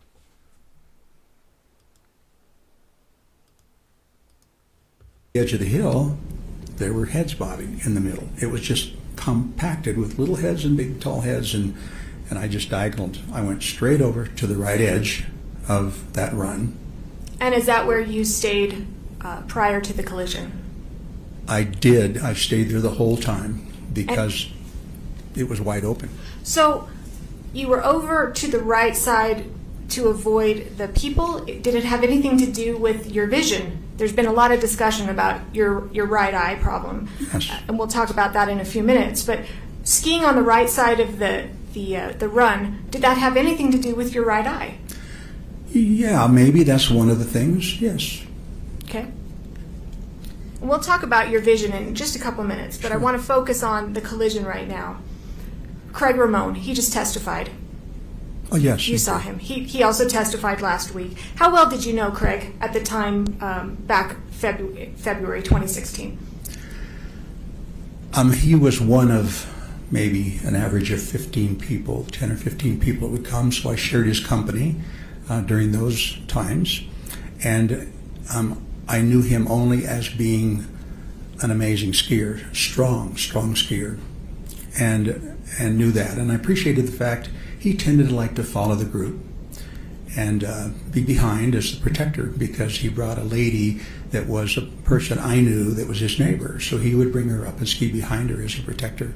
So good guy. Did you guys hang out a lot before this collision? Of course, at lunch, we spent time together. And there may be a couple of other occasions where we met with him, but usually there was somebody else there along with us. Okay. So I don't remember being exclusive with him. All right.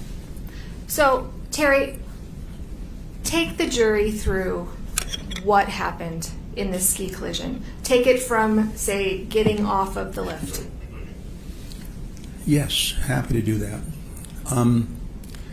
It was really a very nice day for skiing, and I was really looking forward to it. And of course, Deer Valley has amazing groomed runs. Found that out right away. And so I'm starting from when I get off. When you got off of the ski lift. Gotcha. So I was on a chair with probably 4 people. I think Joanne, Debbie, Craig, and there could have been another person besides myself. And we had already met and discussed going down the right side of that run, or going down the sides. And so I came over the top of the hill and saw that and headed for the right side, and I'll pick it up there. And everyone just kind of dispersed, some more to the right and more to the left. And I remember looking and seeing no one. And there, generally, beginner runs, people are afraid of the off-piste, of the off-groomers, and so they stay. Michael says, Mogi, I had pizza at Mezzo on Monday. It tasted good, but the crust was very average, not something I would go to if I was wanting pizza. Okay, thank you for your take on that, Michael. Norm says, I didn't realize Gwyneth Paltrow looks like Lisa Kudrow. Interesting. Okay. And Michael says, amazing groomed runs. Sir, you were on the beginner slope green. All right. Thank you, chat, for your comments. Away from that area where the snow is piled up. And off-piste can be a rough ride. If you have to divert and run out in there, some skiers can't make it through there easy. It's a lot of bumps. So I went right down the run and started just making nice soft turns and staying within that boundary. It could have been as much as 5 yards wide, but it might have been more like 5 or 6 feet. Can't imagine and can't remember. Lots of room. And so I'm just skiing easy and paying attention, and all of a sudden in front of me is 2 big signs. I've never seen that big of slow down signs. it seemed like they were 4 by 8, like a 4 by 8 sheet of plywood size high, with great big letters, slow down. I went, whoa, and I'm looking around, and the crowd's about the same as me, and speed-wise. And So did you pay attention to the sign? I did, and I backed off of whatever I was doing, and then another big sign, like 10 feet away, the same 8 by 4 by 8 sheet up there, big letters. Well, they're serious, must be lots of merging trails down here. So I just backed off, and again, the skiers were on my left. We're all about the same speed. And I could see down where the edge of the run went, it curved around, a tree line came out a little bit, and the run curled around, and I could see about half of the, I don't know if it's the Montage or the Empire, could about half of that beautiful building, and it was wide open. There was nothing in front of me, and so I came around that corner, and it takes my breath away to think this is hard, because I don't like going through this scene. I just remember everything was great, and then I heard something I've never heard at a ski resort, and that was a blood-curdling scream. Just, I can't do it. It was, and then, boom. And it was like somebody was out of control and gonna hit a tree and was gonna die. And that's what I had until I was hit. That's what was going on in your mind. Overruled? That's what's going on in your mind when you hear that scream. That was instantaneous. Oh my gosh, somebody's out of control. And they're really seriously out of control. Not time for a hockey stop. I didn't go think about that, but most people could avoid that, I think. Good skiers. Okay. And I'll move on.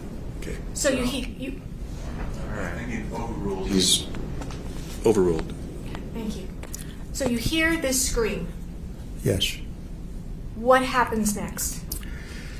You know, I got hit in my back so hard, and I'm right at my shoulder blades, and it felt like, and was perfectly centered, and the fists and the poles were right there at the bottom of my shoulder blades.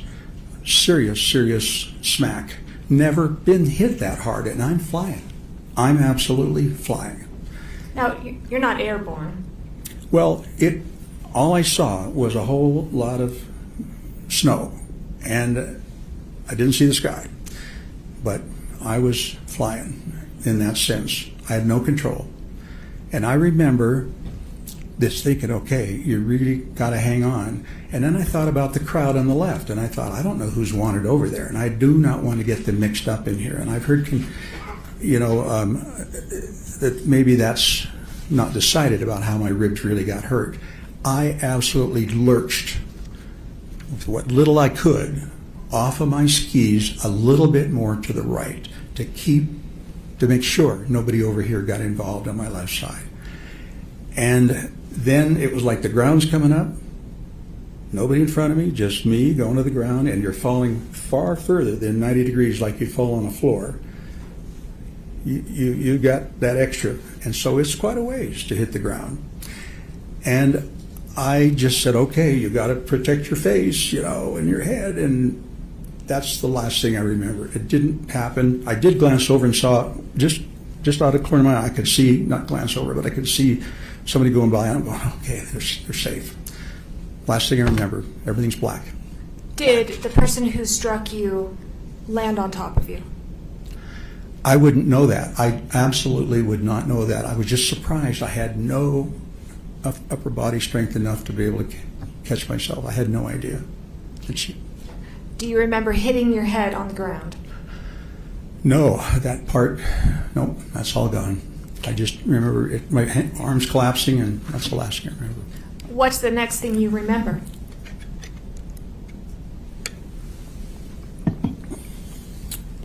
I'm getting an adrenaline rush here, I guess, living this again. Just being here and present, too. And let me just stop you really quick. You said you're getting an adrenaline rush. Is this something that you enjoy? Adrenaline rush? Not this No. kind. Yeah. Not now. Okay. All right. So what's Yeah, and G says he seems so believable, but we know he's a liar. He's definitely ambitious enough to go for it. Most people, even in the right, wouldn't attempt it. Who can compete with what her money can afford? If you are... And I thought she was composed and well-spoken.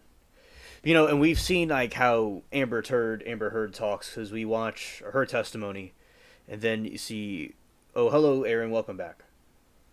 And you see Gwen, yeah, you can completely see a difference that she presented herself well in the stand. And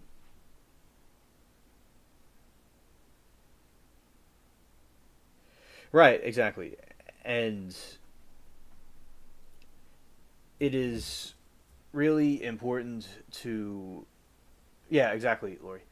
Yeah, because with liars and stuff, they can masquerade themselves a certain way, but there's certain facts and stuff that seem to bleed through. And Aaron said he's a rookie. It's been a while since I've seen this case. It's been quite a while. So it's certainly a memory refresher for me. And G says, how can Bo's stories be so contradictory? It's not even... Lori says he's a Temu liar. Yeah. How can Bo's stories be so contradictory? It's not even slightly off. It's huge difference. She hit you and was on top of you versus her saying you hit her and she's on top of you. He seems believable, not that he's telling the truth, but he's telling a novel. Yeah.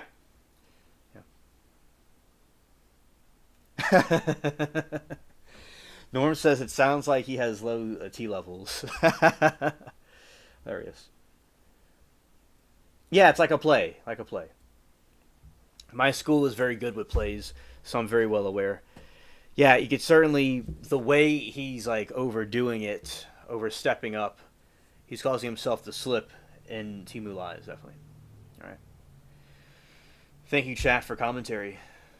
Very interesting indeed. Yeah, the math ain't mathin'. Very good. Very good. Yes.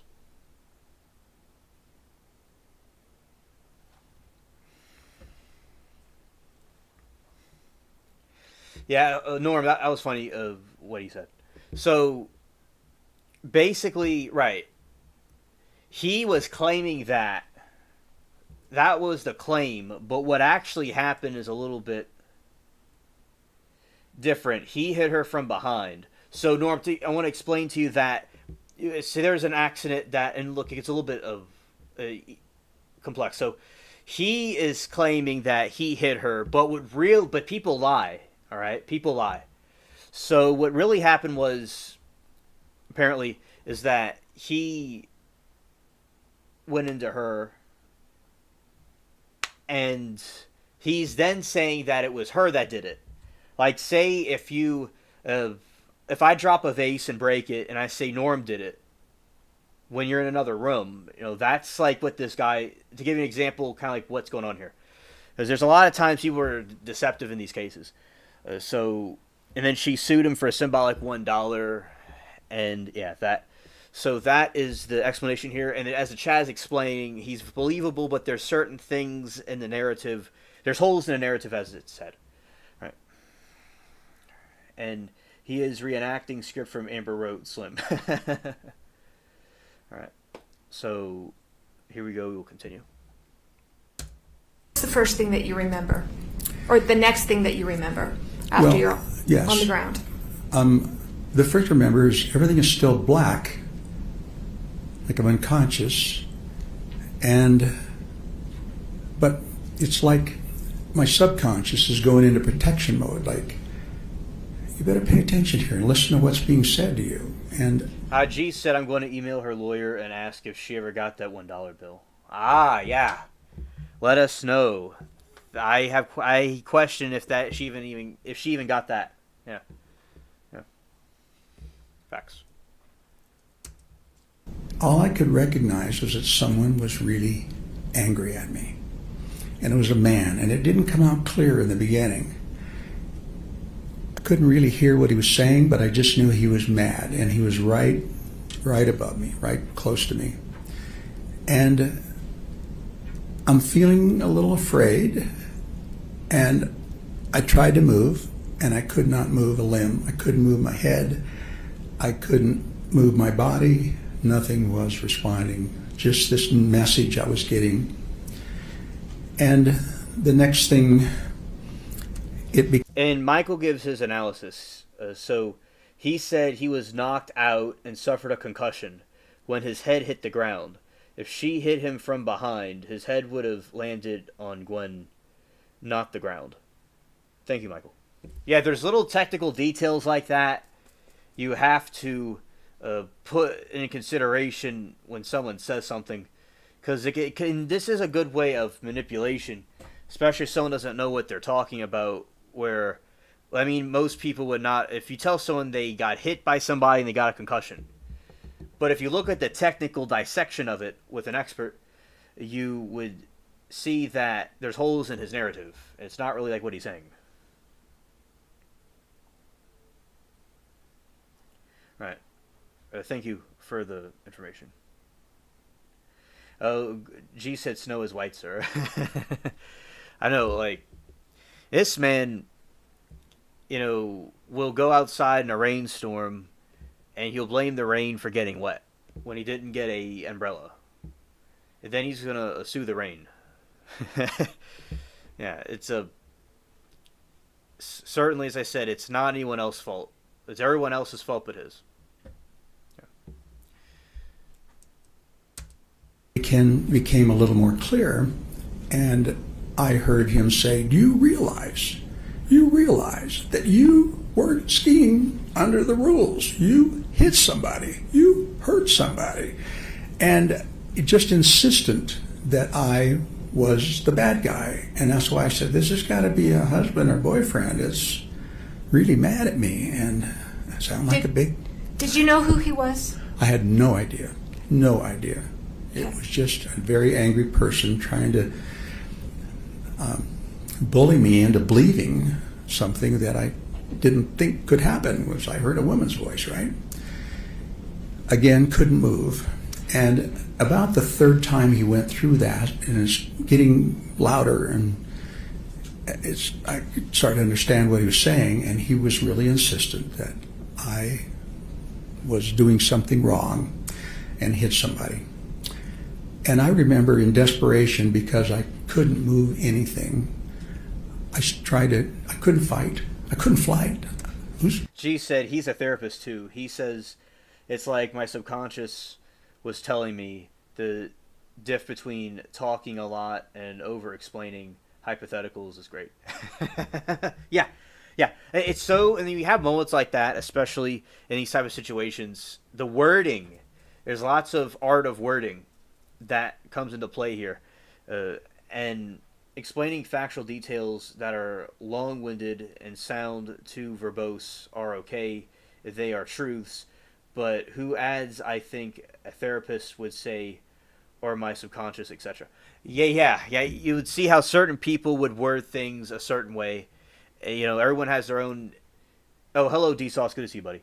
Everyone has their own idiosyncratic way of speaking, and seeing how different professions reason with stuff is interesting, especially if they possibly might be using it for manipulation purposes. A very good pointing that out, G. All right. Who's going to try? And I tried moving something, and I could move my skis a little bit. I could just feel just below my knee. I could just slide my skis a little bit, and that's an important point. My skis are still on. They're still on, and I'm thinking I got to placate this guy.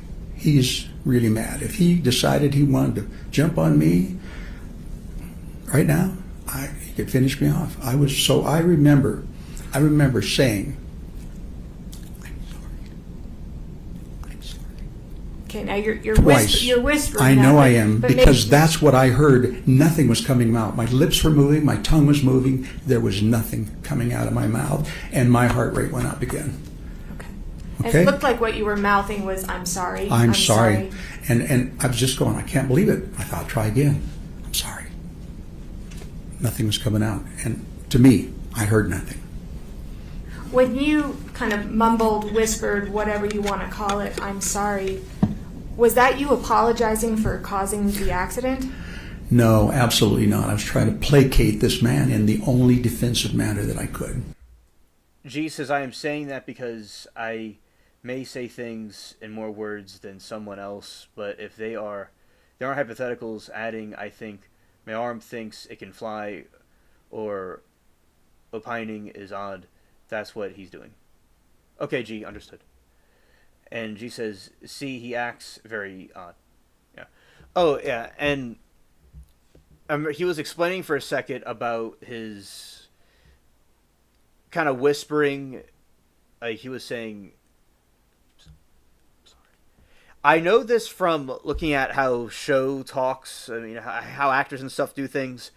To a dramatic effect is where you go, reason why he says it like that is to emphasize the emotional situation, the reenactment, to kind of draw you in, to try to hear what he's saying but you can't hear. That is a certain tactic he is using there. And, oh my goodness, he's so full of it.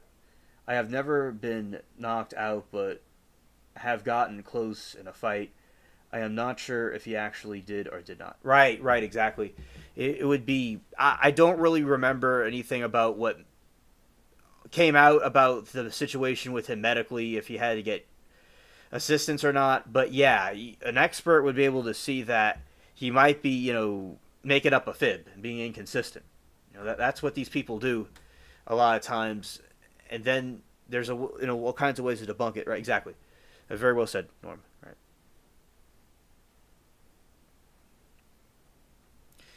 Right. But he's claiming he did. He's claiming he went unconscious.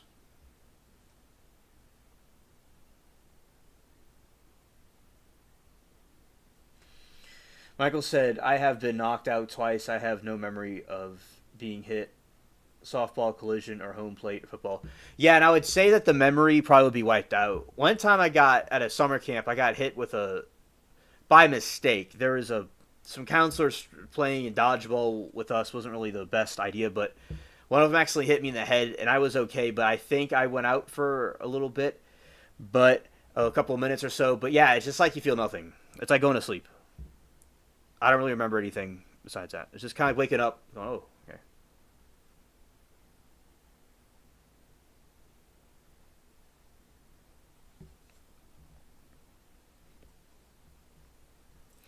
She said, he's remembering details. How knocked out could have been. He's full of it. Yeah.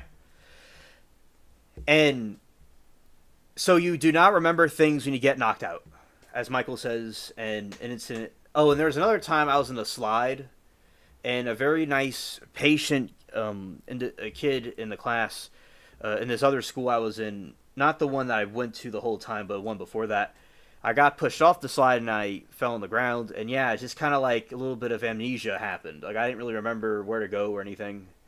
I certainly wouldn't remember anything in detail. It's like you just go out, like boom, like blank.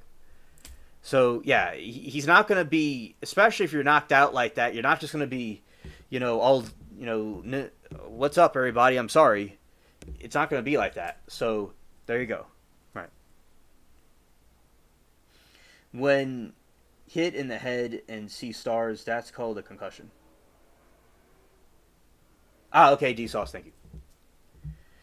And one of my friends playing football got a concussion one time, yeah. So, yeah, he just doesn't remember, you wouldn't remember these type of things. If he's claiming the injuries he had, the concussion, knocked out, whatever, he would not have this detailed memory or this response and awareness of what's going on around him. He looks like a pop art version of Colonel Sanders. Yeah, that's true. All right, Denisha says, it almost sounds like he did it slightly hurt, but then he realized it was Gwen and wanted her money. Yeah. And that is usually what happens, and it's a con of having fame and money, is that people want what you have, and that's a situation that could occur. So it's very deceptive and low to do something like that, especially over something that wasn't lethal. And yeah, I totally agree, Denisha. That he knew who it was, he wanted the money. Yeah, a lot of times stuff like that happens. Yeah. All right, let's see more of the nonsense of Temu pop artist version of Colonel Sanders. Okay. You see, this guy needs to stick to fried chicken. Talked about the man who was yelling at you. Miss Paltrow last week admitted that she was kind of cussing you out as well. Do you remember any conversation that you had or anything that she said to you? Absolutely not. There was one voice that my brain was focused on. Thank God, I guess. And that was self-protection, I guess. I only heard a male voice, a mad, angry male voice. I heard nothing. Maybe that happened before I came to that point in consciousness. Were you still on the ground at this time? Still on the ground, absolutely, face down. Okay. On the ground. How did you end up getting up? Well, that's a story too, but basically, I heard Craig saying, "Terry, are you okay?" Now this is Craig Ramone. Well, at that point, I didn't identify his voice. Just things were a little strange yet, and I heard, "Terry, are you okay?" And about the third time it hit me, somebody is here to help me. I didn't at that point, except an angry man was there, and I said, "Oh my gosh," and I went through, and I looked up and I could see Craig standing there above me, 8 or 10 feet, and on his immediate left, my right, was a man in an all green outfit and with a helmet on and ski goggles and looked good. And I thought, oh, he's here to help me, right? He looks like he's from Deer Valley. And so I was going through the things, answering his question about, that were my thoughts. Now back to my injuries. Craig is saying, "Are you okay?" And I said, "Oh, my ribs are so sore. There's just this really deep, throbbing purple pain here." And then I said, "My vision is swimming with sparks." And they were unusual sparks. I'm going, is that my retina? Is that my eyes? And it wasn't a retinal detachment, a retinal hole or anything. And I'm going, that's my brain. I'm thinking, those sparks are my brain. And all this time you're still on the ground? The sparks in his brain. Still, actually, yeah, the next point is that after I tell him about my ears going, my ears are buzzing. Oh, and I said my brain is like it's on Novocaine. And then I realized, oh, I'm not seeing, I missed a spot. And that's where I looked up and couldn't see them and got frightened about that. And I realized, going, oh my, what's going on? And then I went like this and go, oh, happy I could see. So I missed that part. That happened before I started telling what all is wrong with me, answering his question. And then Craig said to me, as I remember, of course, my brains are a little bit stretched out of place, and his brains are a little bit stretched out. Chat. His brain is Laffy Taffy or spaghetti. It's just stretching out. Scared. And I remember him saying, "Do you know who you are?" And what I thought I said was, "Oh my gosh, I can feel this pathway in my brain. It's going around and trying to figure out who I am. And yes, I know I'm Terry." And then he said, "Do you know where you are?" And I said, "I know I'm skiing, but I don't know where I am." And that's when the man in green took off. I was kind of noticing that he really wasn't interested in what I had to say. He wasn't asking questions. He was standing there rather stoically, head not moving, goggles on, just resting on his poles and his skis, and was sort of disinterested. But when he skied off, my heart sank because I really thought he was the one person that was there to help me. And I'm laying on the ground with my head downhill, and I couldn't see where he went. So I was really Terry, how'd you get up? The question is how I got up, and that might have been the question in the beginning. But That's right. How did you get up? You see, he's not answering the question. He's dodging it. You know, he doesn't really quite answer.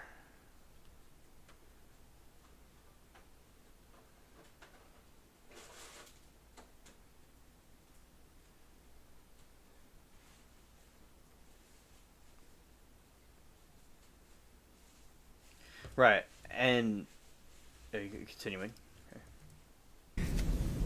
you know, I realized that I was getting cold, and snow was packed in around me. I was starting to get a little shivery, maybe from a little shockish maybe, and I got to go. I got to get my skis downhill, and I started sliding my skis around and my legs around.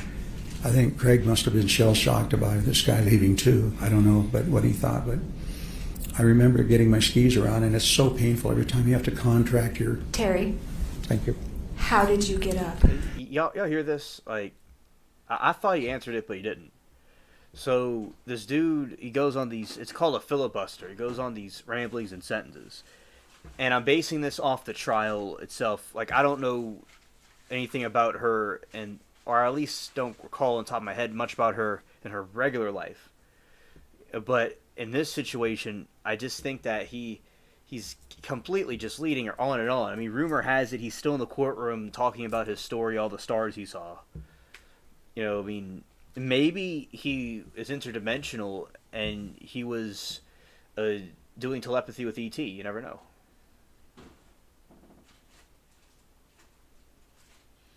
And G said, is he saying she went between his legs? What a perv. How are your balls? Doesn't Colonel Sanders make hush puppies? You can use that to replace them with $1 she gave you.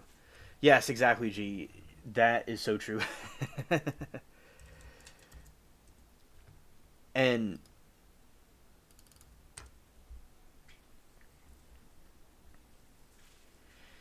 yeah, exactly. He needs to go and do that.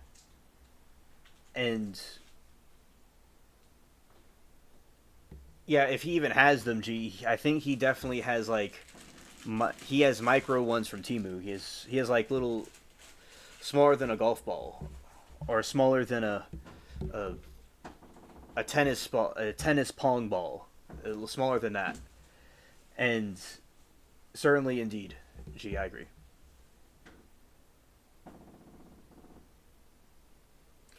He probably asked her if he can have part of her movies. Oh well.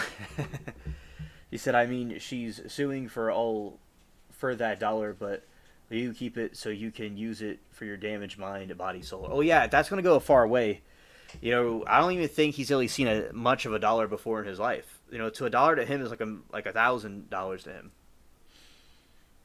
Yeah, energy vampires, Norm. Yes, there's people that are like energy vampires, and that is certainly he is one of those. Hush puppies are Long John Silver.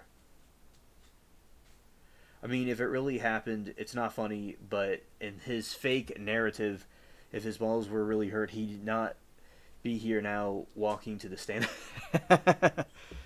Exactly. Right. He would be limping across the aisle. Limping across the street. Rumor has it he never had them at all.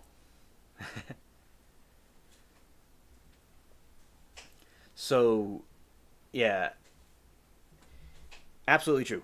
Absolutely true. His fake narrative with his... It's like he's so, like, sissified. It's like his pain he has. It's like he is trying to take advantage of somebody and trying to get their money. It's such a low thing to do, indeed. We will now continue. Scared. He didn't even say scared. That's how you know that's not true what he's saying. You see, look at her. She's getting him. She's getting him. Look at that face. That face of satisfaction. All right. All right. Now actually going here. Thank you. That is one of my habits. I just focus. After I got halfway around, a man showed up in front of me, and I thought he came from the right. And I don't remember if he said one word to me.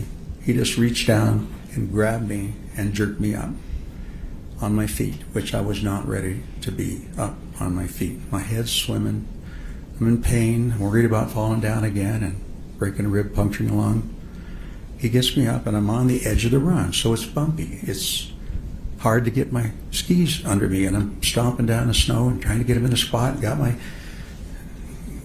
my poles wedged in, and I think I've got it in stability, and he's gone. And this time, I could see him. I could watch him go all the way down the hill. And I'm up. I'm standing up, but am I feeling safe? No. Thank you. We'll now have the clerk read the verdict. You can just read the question and then answer. Was Gwyneth Paltrow at fault? No. Was Gwyneth Paltrow's fault a cause of Terry Sanderson's harm? Oh, no. Skip that. There's just no response there. Okay. Was Terry Sanderson at fault? Yes. Was Terry Sanderson's fault a cause Gwyneth Paltrow's... Did Terry Sanderson's fault cause Gwyneth Paltrow's harm? Yes. Comparative fault. What % of the fault do you assign to Terry Sanderson? 100%. Damages. What amount fairly compensates Gwyneth Paltrow for economic damages? $1. Signed March 30th, 2023. Thank you. So to juror number 19, the foreperson, is this your verdict? Yes, sir. Thank you. And the attorneys have asked that I poll the jury, and so I need to ask each one of you if this is your verdict. This is not an unusual thing to happen. It happens quite often. So number 16, is this your verdict? Yes, Your Honor. Thank you. Number 11, is this your verdict? Yes, Your Honor. Number 8, is this your verdict? Yes, Your Honor. Number 2, is this your verdict? Yes, Your Honor. I've already covered number 19. Number 28, is this your verdict? Yes, Your Honor. Number 29, is this your verdict? Yes, Your Honor. And number 32, is this your verdict? Yes, Your Honor. Thank you. So to the attorneys, is there anything further before I discharge the jury? Nothing for the plaintiff. Your No, thank you, Your Honor. Okay. Thank you to the jury. Let me just read you the last jury instruction. Ladies and gentlemen of the jury, this trial is finished. Thank you for your service.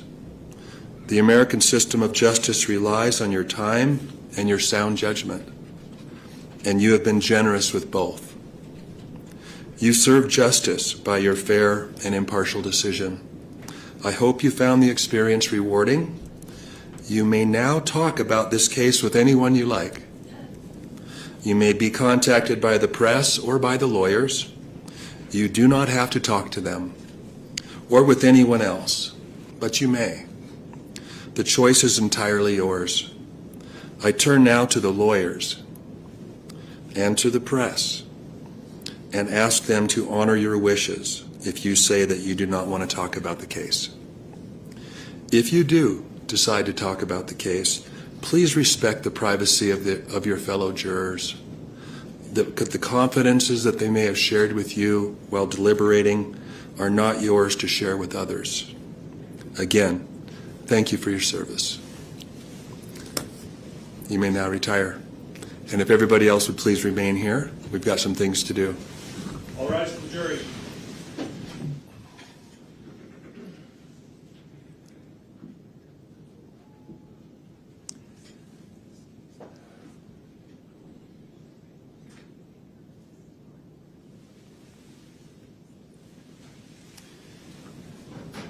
May be seated. So I've got a few things I'm going to do with the parties, and then I'm going to ask everyone who's still in the courtroom at that point to remain seated while the parties leave. So anyone who wants to be outside when the parties leave, please do that now.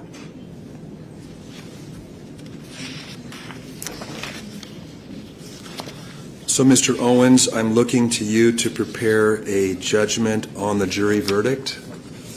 Perfect. Will you do that? Yes. Okay.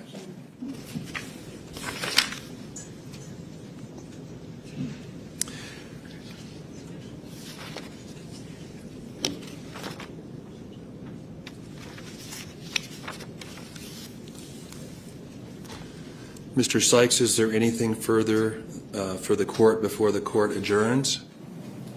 No, my client just wants to say thank you to Your Honor for the effort you made to. Okay? Thank you. Mr. Owens, is there anything further from the defense before the court adjourns? No, thank you, Judge, and to all your staff and the bailiffs. Let me just comment that I appreciate the professionalism that all the attorneys have shown and the parties, so thank you.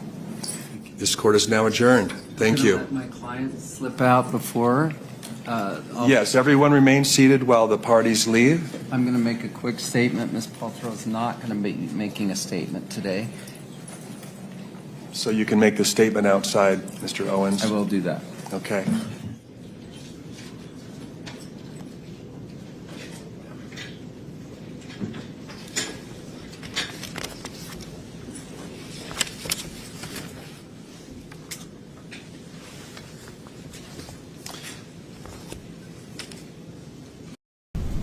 He was living a full life, traveling the world.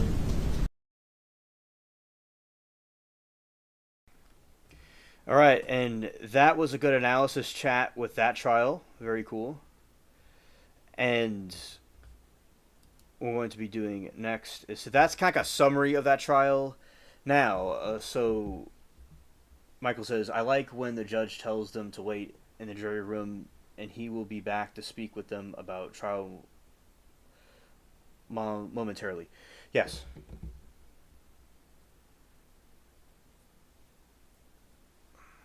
Okay.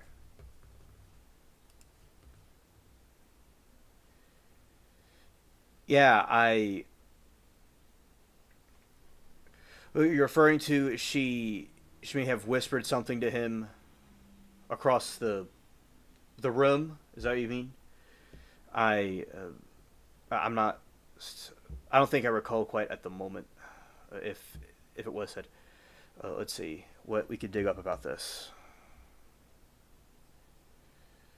G says, "Think it's wish you well." All right, let's see what that would be. Let's see anything here.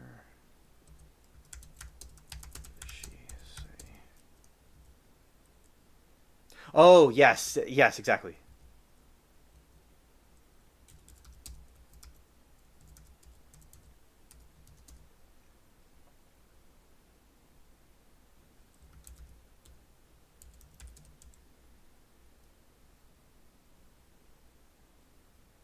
Okay, thank you, G and Michael.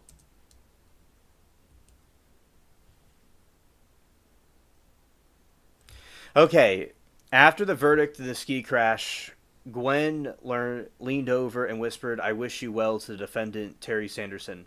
Sanderson and told reporters that he responded with, thank you, dear.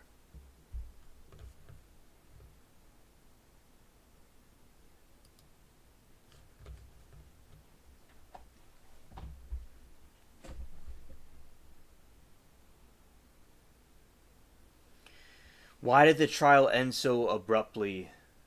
Does anyone know?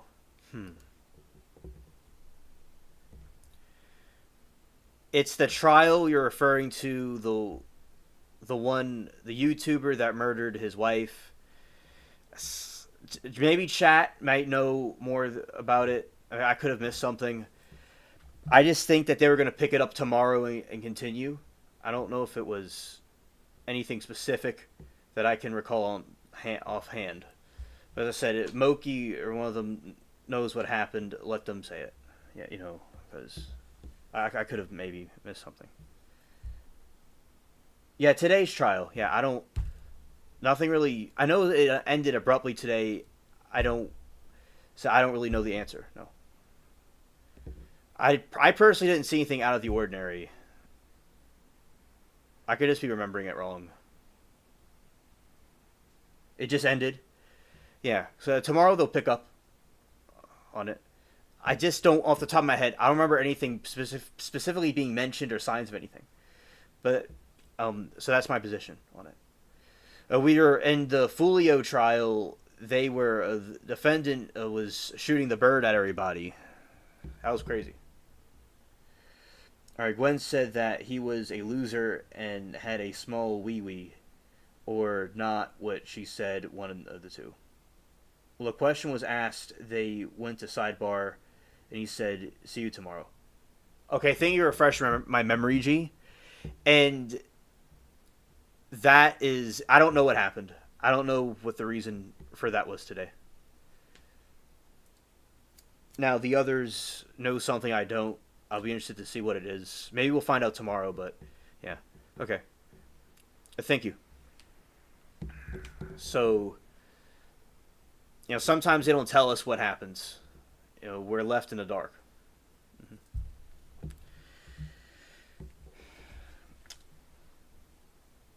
If everyone is okay with it, I'm going to play some scenes from the Telus trial. I wanted to show some scenes for y'all from that. Some of you have seen it before. Other people may have not have been here when I played Telus. So if everyone is okay with it, we will be... Oh, understood, G. We are going to be watching his Temu testimony. All right. So I'm going to get that up over here.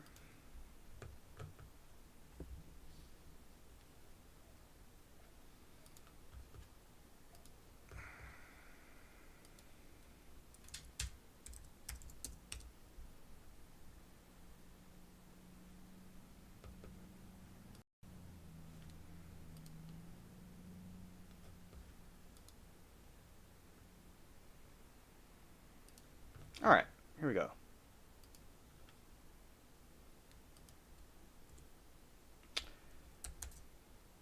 I like how a link became like rather than like a DVD player, a DVD or a CD or a VHS tape or something, it's now a link.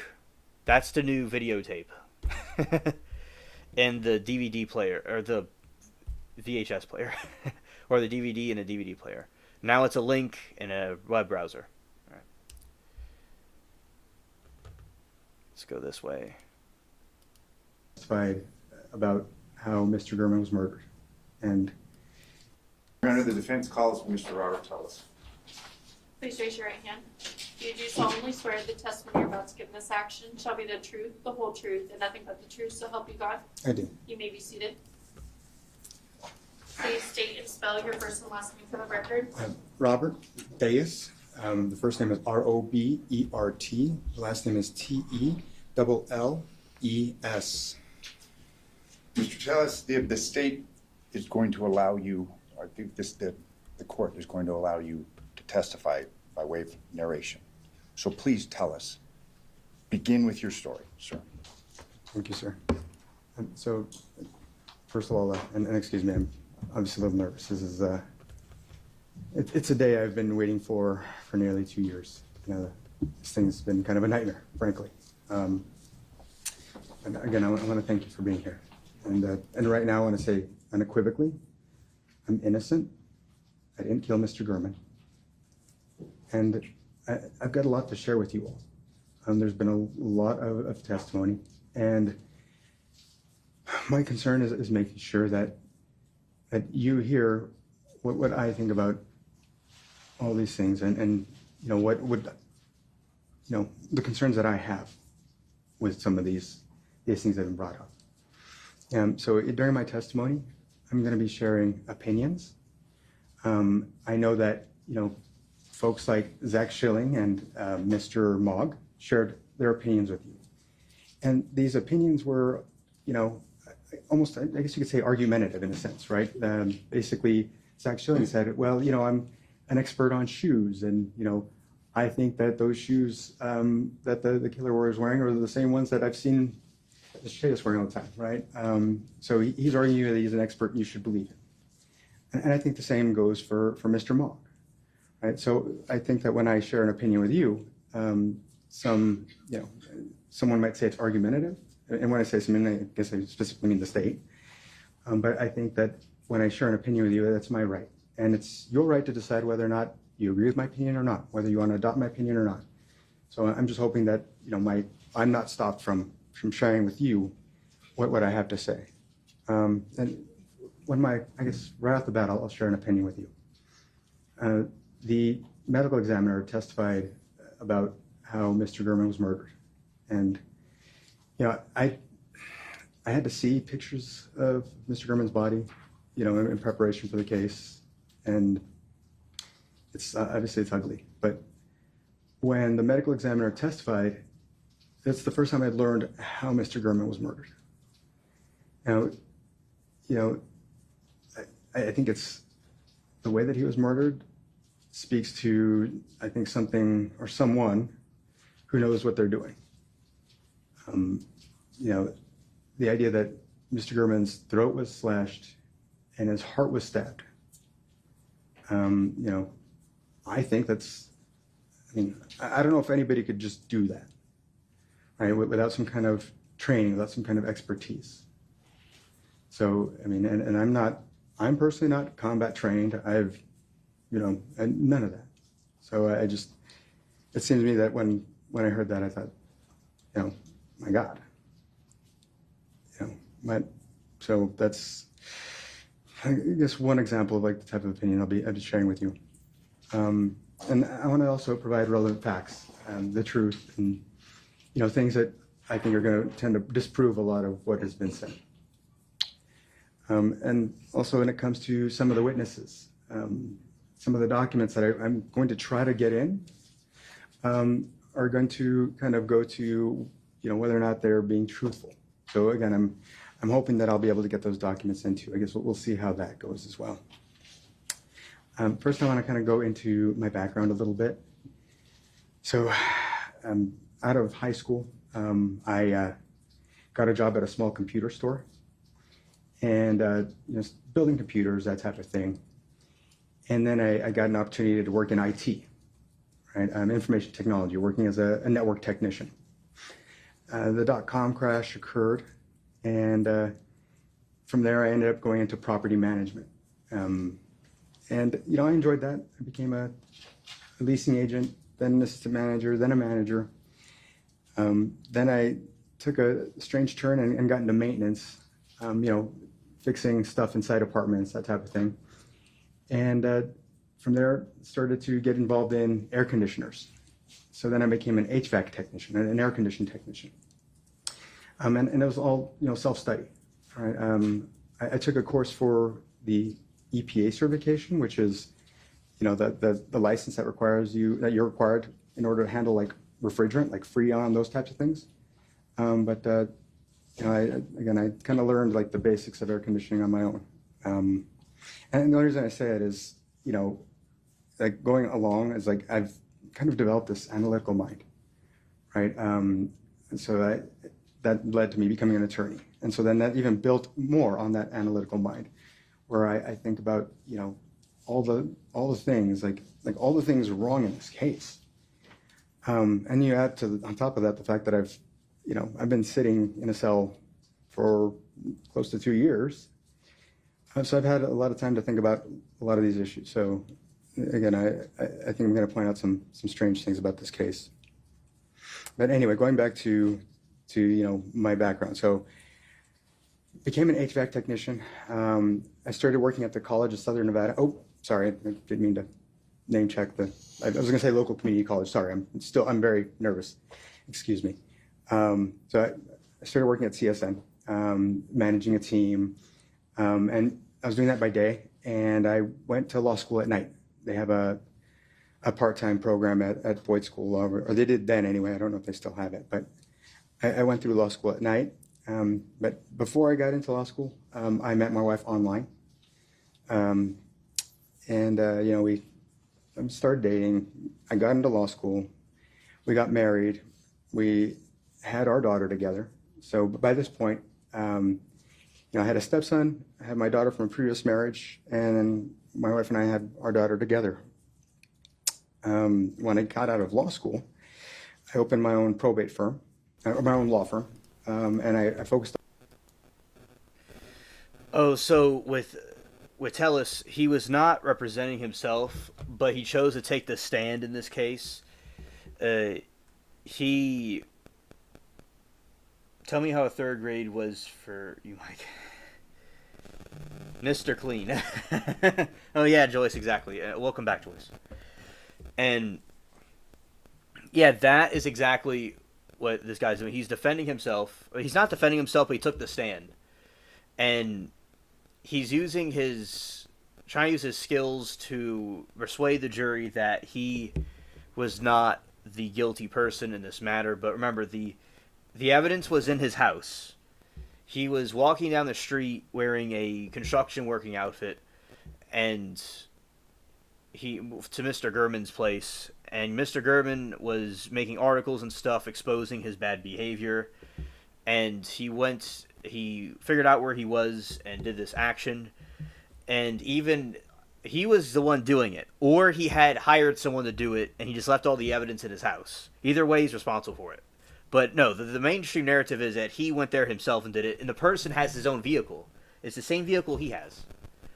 So he's trying to use trickery, and it's better to have an attorney represent you over defending yourself. And sometimes people are going to get jail time, but you could get less jail time, or it could be a little bit better if you just come clean about what happened. And try to, like Donna Adelson could have done, and explain the failure of being a human being. That would be better than just say, oh, I didn't do anything wrong. The evidence is there, but I didn't do it. You see, there's a difference here where all of these people fall into the same trap. So that is what he is doing in these situations, in this circumstance.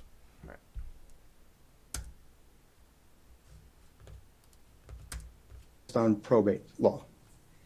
Now, you heard this term earlier from Detective Jappy, probate, and also, of course, a couple of other witnesses. And, I do have a correction for, I guess, the way that Detective Jappy characterized probate law, but I'll get into that as we discuss further Compass Realty. So I want to go from here, from my probate work, into how I became the public administrator. I was, again, a probate attorney, working cases for families, and John Cahill, the public administrator at the time, he saw me in court and, saw that I was, kind of a new face. And so he started giving me a couple of cases in there. He worked with various attorneys throughout town. So I started doing some work for him, and I can't remember exactly how long I've been working for him. At least a few months, maybe 6 months. But I was part of this volunteer group. And we had these weekly meetings where we would bring people in to speak, right? And the group was very interested in learning about things happening in Vegas, right? So I thought, well, gosh, getting the Clark County Public Administrator in to speak would be really great because nobody knows what this guy does. When you hear the title Clark County Public Administrator, a lot of people think that we're talking about the guy who runs the whole county or something, right? I mean, that's oftentimes when I was in the office, I had these emails from people telling me to fix this on that side of town or this, that, whatever issue, right? So it's the public administrator, is the probate administrator for the county. And again, it's basically the office that safeguards property until family can step in. Because, again, when the coroner got there, the coroner couldn't find the family. So it's our job to do the safeguarding. And if for some reason the family can't or does not want to do the administration, our office takes over and does that administration. So, I got in there, hit the ground running, we're working. I I find out at a certain point, as I'm going to court, that there's a situation with some of these private administrators. Now, a private administrator is, when we talk about them, is anybody who is like handling administrations, or like, I'd say private corporate administrators, because any family member could be a private administrator, right? The probate commissioner, who is basically an appointee of the probate judges, he had these concerns with some of these folks. Right? And I was in a hearing one day where he asked me to take a look at a case. And, the attorney for one of these guys or one of these firms was there, and, we were talking. And, he told me that, that his client had been doing these things for so much time. And that the prior public administrator didn't have a concern with it. And I asked him, well, where are the, this is the first I'm hearing about this, He said, well, we've been mailing your office notices every time that we come to court. And so just FYI, the fact that these folks were required to send me notices was ordered by the probate commissioner because he was very troubled by what he saw going on with this firm. And so I told him, no, I've been at this for maybe 7-8 months, and this is the first I'm hearing of it. He said, oh, no, I promise we're sending you every notice. So I get to the office, and I find out that, at the direction of the prior public administrator, the office had been throwing away all of those documents, and they just basically continued on with that process of just throwing the documents away. And I told my staff, we're not doing that anymore. I need to look at these. I need to see why the probate commissioner was so concerned. So I did an analysis, and I found that there were some troubling concerns. I created a spreadsheet, and I guess at this point I want to see if I could share X2.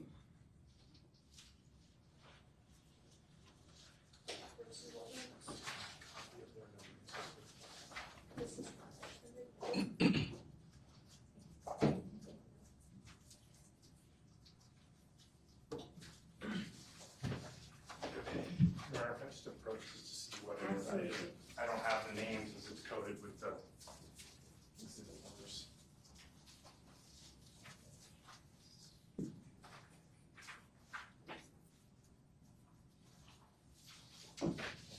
Is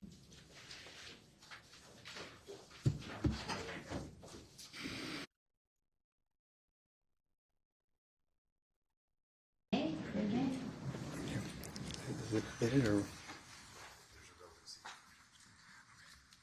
So then. I assume you're going to lay some foundation. Yeah, of course, absolutely, Your Honor. And again, this goes to the theory of my case, right? Somebody framed me for this, and I believe that it's compass realty, and I believe that it's for the work that I've done against them. And this document here shows the start of the work that I began against them. You're going to hear much more about the things that I did and the things that they did. And so, again, this spreadsheet, I think really, it's the beginning. And so I'd ask if I could please have it admitted. X2 is being proposed. Is there any further objection? I'll stand by my prior argument. It's admitted. So when you view this exhibit, or X2, you'll see that there's a spreadsheet attached to it. And I just want to go over a few of the cases with you. And well, generally, first I'll tell you that, again, it was about 60 cases. And let's see here. And there was, for about 60 cases, there was about a $6 million difference.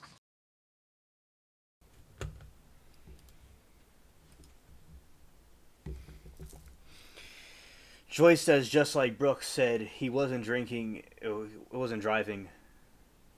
And he clearly was. Let's not forget that gas pedal got stuck and no one could stop it.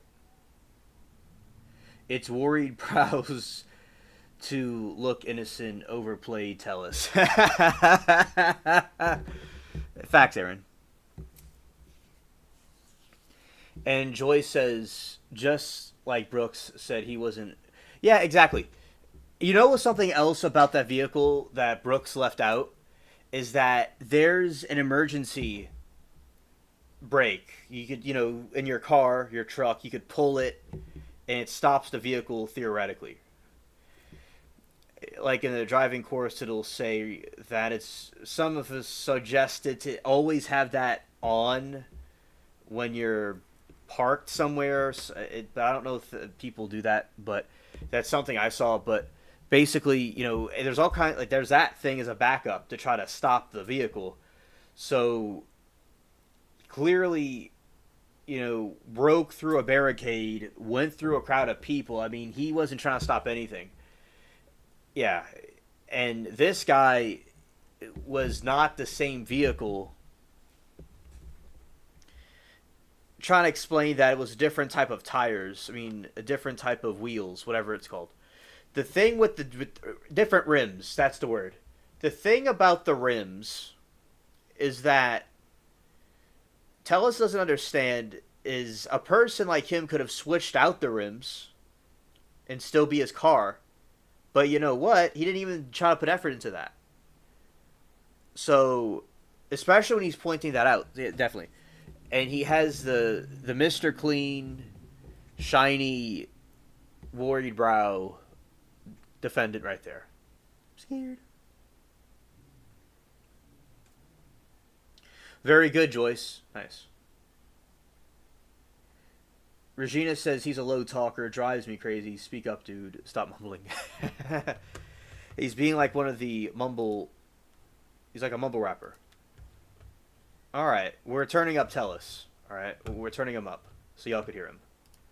Alright, let's see. This is better. Between, and this is total, this is not each, but, obviously. For those cases, there's about a $6 million total between the time that the estate sold the property to the time that the person who purchased it sold it to another person, right? And so that's quite a bit of money for that. I'll say that originally the estates in total sold the properties for $8.5 million, and later the people who sold it after, they sold it for about $14.5 million, right? So when you're talking about $8.5 million and then making $6 million, I mean, it's nearly double, right, from one sale to the next sale. And if you look at some of the homes on here, you'll see, for example, there's this one, Prince, Bobby. So the deceased's name is Bobby Prince. The estate sold the home on December 31st of 2018 for $232,000, and the next sale was done the same day. So the person who bought it resold it the same day for $50,000 more. Now, administrators have a fiduciary duty to get the maximum value that they can for the estate. When I see a situation, and again, this is the most extreme one. I mean, I'm not saying that all of them are like this, but, all of them are, there's a significant difference between the one price and the other price. But this is just the most extreme one is, for someone to be able to resell a property the same day for $50,000 more, it's just not right. And again, you'll see that, again, anywhere from 30 to 50% between the two sales when you review this exhibit.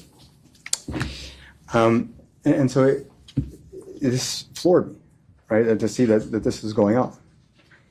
And immediately, all I knew was that there was something funny going on here. And what troubled me too is that a prior public administrator said, I'm not going to deal with it. I'm not going to do anything about it. Throw them in the trash. And I think that disturbs me because that's really the role of the Clark County Public Administrator, right? I think Compass Realty has made this argument that, oh, you know, that's not the jurisdiction of the public administrator. But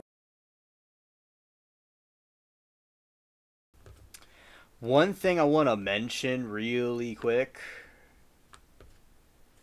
is that some interesting news. So, over 6 million eggs recalled for salmonella concerns. That was from yesterday. So be aware about the eggs. Alright, now resuming back to our regularly scheduled program. I just saw a headline about that. Alright. if you think about it, you know, whether we are trying to secure property so someone can't jump through the window and steal everything in the house, or we're trying to stop somebody from stealing equity, I believe it's the same thing. And so that's, you know, I absolutely disagree with John Cahill. So we've got a duty to protect these estates, right? Whether it's, again, stopping criminals from getting into the houses and stealing stuff, or unscrupulous real estate agents from trying to work the system. So I started to object to all of these petitions. And as I told you before, it was the probate commissioner who told me, look, I need to start looking at this. This doesn't seem right. And I asked him, I said, well, why can't you stop these? You know, I mean, not that I was saying like I don't want to do it, but out of curiosity, why can't you? And he told me that that the law, and so I'll tell you right now that, sorry, just coming backward just a bit, this, because I think it's now is a good time to talk about this independent administration. So independent administration is not a generally used form of probate.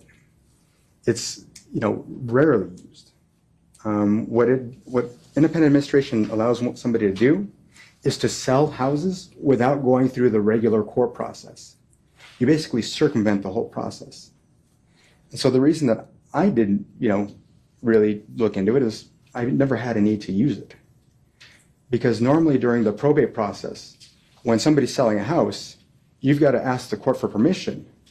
You give everybody notice. And you allow, when you do this, for the estate to get the best value. Because what happens is all of these folks out there who are interested in buying and flipping properties, whatever, they scour all of these listings. So if you ever go to probate court on a Friday, you'll see that, you know, there are real estate investors just all over the place, right? But so by publishing it, you ensure that you're going to get the best value possible. These people are watching and they're going to say, oh, you know what? Maybe there's an extra 20 grand I can squeeze out of that. I'm going to get in there and I'm going to go after it, right? And so like I said, it's good for the families. So, and it's transparent. So when somebody uses this Independent Administration Act, and they're a corporate probate administrator, that's concerning. Because basically what they're trying to say is, well, I want to sell this property out of this estate, but I don't want it to go through the regular process. I want to be able to sell it to this guy at this price, and that's it. And when they would use this type of law, the law says that if nobody objects, then the probate commissioner has to grant the petition. Right, so his hands were tied. So one of the things I did do later was I actually went to the legislature and raised my concerns. And, you know, there are folks in the legislature that agreed.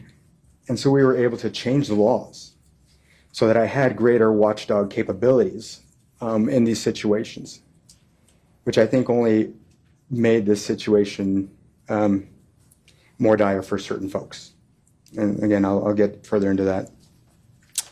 But so, you know, I began to go ahead and file objections to these petitions. And the probate commissioner pretty much granted my objections just about every time. Because in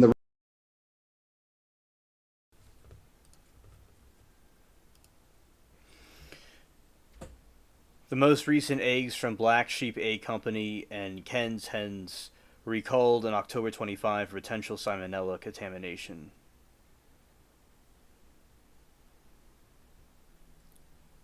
So, just be more specific. All right.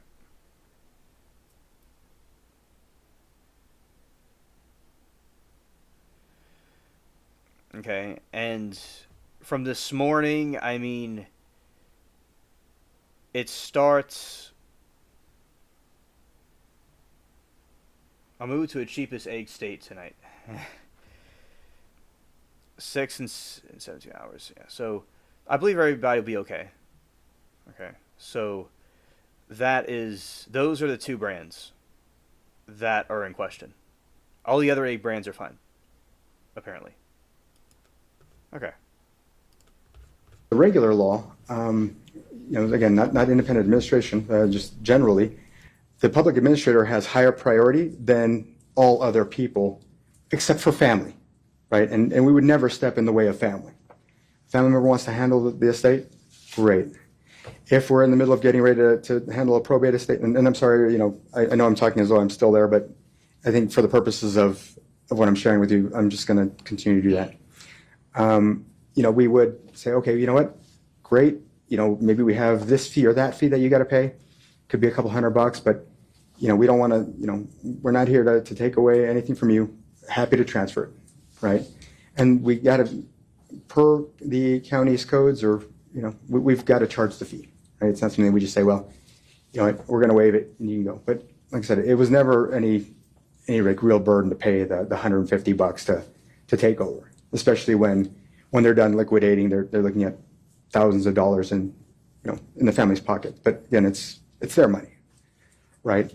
But when it came to, again, third-party administrators, if I saw that there was something strange going on, I stepped in. Now, if there's a third-party administrator who was when I reviewed the petition, appeared to be above board, wasn't doing anything fishy, I didn't get involved. Right? If they were utilizing the regular court process, they weren't, again, trying to hide anything, then great, more power to you. But so the one company that was doing this over and over again, more than anybody else, was Compass Realty, and they were doing it through Thomas Moore. And so, anytime one of Thomas Moore's petitions came through, the probate commissioner said, "You've got to give it to the public administrator's office." And I think that's where that whole thing started way back, right? So as they were, as I was going at this and filing the objections, they started to fight back in various ways. First, they started to threaten to sue me. They said, "Well, you're messing with our business," right? And I wasn't afraid of them because, what they were doing was not right. They started making complaints to my assistant county manager, or county management, trying to get my assistant county manager to stop me. And we had meetings, he and I said, "You know what? This is not okay. I'm not gonna. I can't agree to that. No, So, despite their complaints over and over again in the county, my assistant county manager said, "You know what? I can't do anything. He's the guy in charge. Sorry." Then they started filing these false claims about me in court pleadings, saying that I was trying to steal their business, that I was trying to steal it for myself. Now, at the time I was a salaried employee. Like some of the smaller counties, they have a setup where the public administrators, all they earn is a commission based on the estates they put through the process. Okay, but not so with Clark County. With Clark County, you get a paycheck and that's it. So I never received a commission off of any of the estates that we administered, ever. So to say that, I was trying to do this to get something out of it was just false. Again, just trying to sling mud to see if they couldn't scare me off or do it. I don't know. Then in early 2022, about March 2022, I approached Steve Wolfson. Now, he and I and other elected department heads, we would have regular meetings, and we would coordinate. And elections were around the corner, so we started talking about what ideas do you have? What ideas do you have? That type of thing, right? And during one of our meetings, I had mentioned that I had this concern with this company. About a year before, I had raised the issue with the Attorney General's office, and apparently they didn't see where the wrong was. But the weird thing about that was that they took less than a month for the investigation. And so I don't know if the Attorney General thought, well, we don't get it, we don't see how this is crime or what, but I think about a month later, Compass Realty had a letter in hand saying that they didn't see any wrongdoing. Like I said, to me, that was just weird. And again, I will get into why this is not just about mail. I think Detective Jappy said, oh, this is about mailings. No, it's way worse than that, in my opinion. So I told Mr. Wolfson about the situation. You've got these guys who are, again, from one sale to the next. I mean, we're looking at anywhere, again, close to 50%. And he's like, well, okay. And I asked him, well, can you do an investigation? He said, well, that's not our department. I mean, we don't do investigations. Because I thought, well, the AG does investigations. Maybe the DA does too. He said, no, we don't do that. But I know someone who can help you. There's this guy I know in public corruption, Derek Jett, and I'll put you in touch with him. Mr. Jappy, I don't know if it was a day or two later, calls me. We discuss the case on the phone. We set up a meeting. I go down there with a package with all of my materials, and I actually included a letter to him with that, a letter to him that kind of highlighted some of the concerns. And so I'd like to share J1. So it was a letter to Detective Jappy.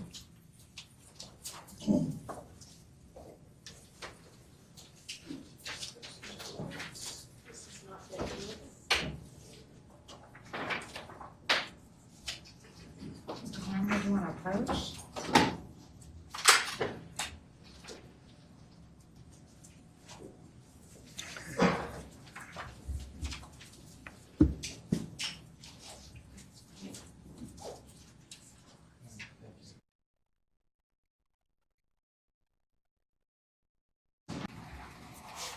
So one of the things that I had noted in this letter, and again, it's a 4-page letter, like I started getting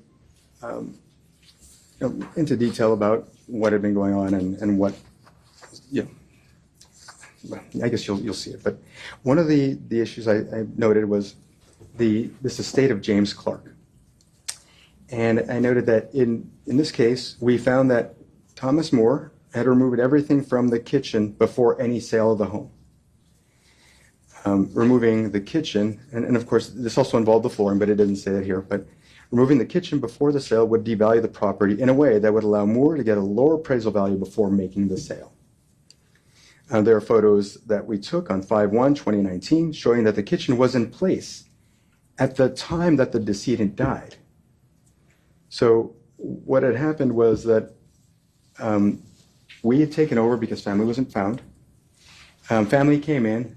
They took over, but apparently something happened where they couldn't administer it, and in the meantime, Thomas Moore stepped in.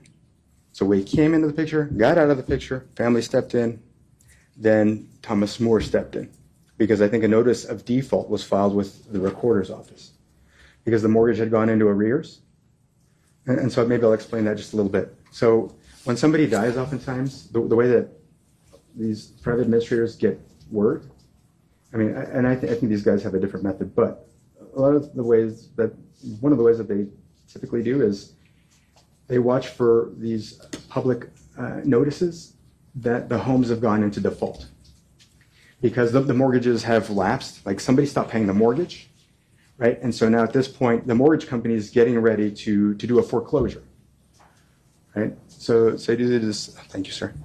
Oh, sorry. They do this notice of intent to default. right? And this is the signal to some of these folks, okay, well, I should go check this out and see why this is a default. Maybe I'll go knock on the door and see if anybody's home. I'll look through the window, see if, if it looks like it's lived in. Then they might do more research and try to find out who it was that was there and whether they died or not, right? So then based on that, they'll file a petition in court to take over, to get this administration so they could sell the real property. So when they had taken control of this property, from that point to the point that family notified us again that, this estate had been taken from them, we stepped in. I filed an objection. We got into the house and found out that Thomas Moore had ripped out the flooring in the kitchen before a sale that he was preparing for. And so that was in this first note to Detective Jappy. Early on, this was March 6th of 2022, that I raised that particular concern with Detective Jappy. But so about 2 weeks later,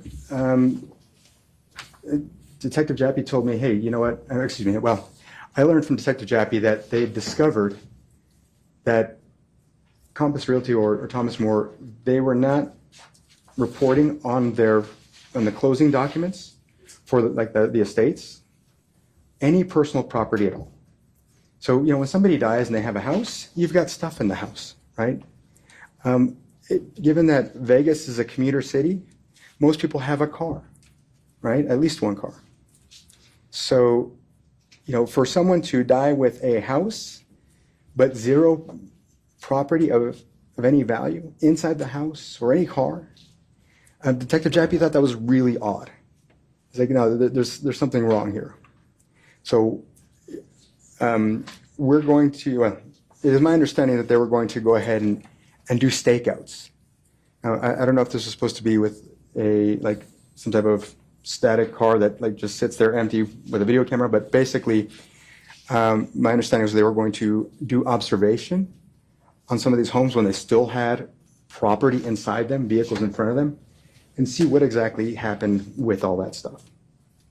Because again, if you've got a house that's worth $500,000, you should probably have property inside the house that's kind of commensurate with that, right? You might have $5,000, $10,000 worth of property that can be sold.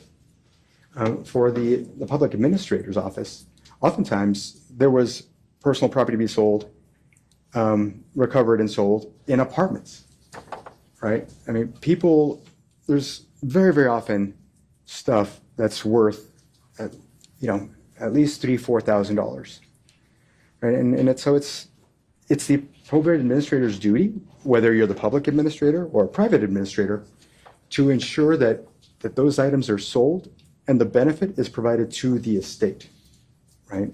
So when, these guys have done hundreds of estates and no personal property has been reported and no vehicles have been reported, it seemed that was a concern for Mr. Jappy.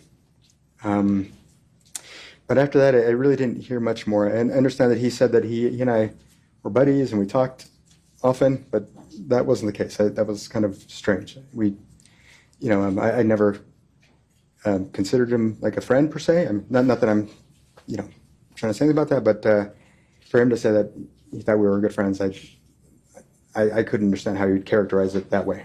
I guess when he was claiming that, we'll get to the ambulance situation later. But so he said again that we're going to do these things and then we're going to do title research, and again, still I didn't hear anything about the concerns with the James Clark situation or even the Recep Abdul situation, and then I'll get into that situation here in a little bit. But that same month, Rita Reed, my assistant public administrator, who's now the current public administrator, she filed for the position, and also a Compass Realty realtor filed to run for the position as well. So again, to this point, Compass Realty seems like doing everything they could to try to stop me. even running one of their own employees to try to take the seat from me. It was in the end of April. Now, and I'd like to, well, at the end of April, I guess I'm not sure how the conversation went or how this interaction went between Rita Reed and one of the folks from Compass Realty, but Rita Reed, for her campaign, received $10,000. $10,000 from, excuse me, $5,000 from Adam Fenn and $5,000 from Compass Realty. And I would like to, if I could, share L1.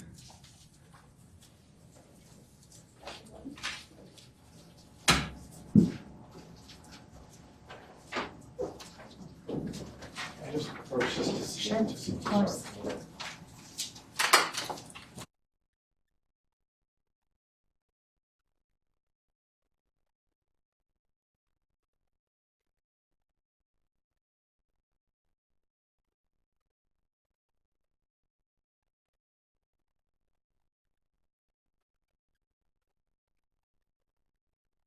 Thank you. Do you want to, are you offering it? Yes, please, Your Honor. Okay, L1 is admitted. And so the document here again is Rita Reed's campaign contribution report from the Nevada Secretary of State. And I'm turning to, oh, you know what? I think we might have to admit a different exhibit for another day. My apologies, but this is report number 1, and the contributions from Compass Realty and Adam Fenn are on report number 2. So my apologies. So I mean, it's so admitted. That's just not the document you want. that's correct. So if you would note that we're going to be looking at, when I bring that back tomorrow, we'll be looking at report number 2 that has those contributions. So I end up, I guess after this happens, about 2 weeks later, Mr. Gurman's article, his first article, comes out.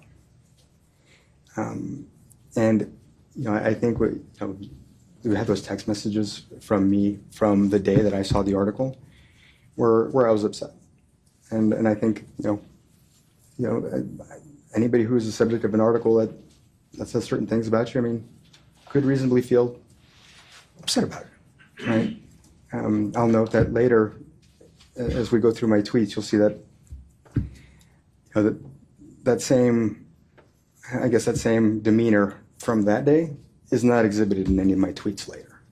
And again, we'll go over that later. But, so the articles come out and all that, and Rita Reed, and I'll show you in the campaign report, or you'll be able to review the campaign report. She didn't get too many contributions other than this $10,000 from Adam Fenn and Compass Realty.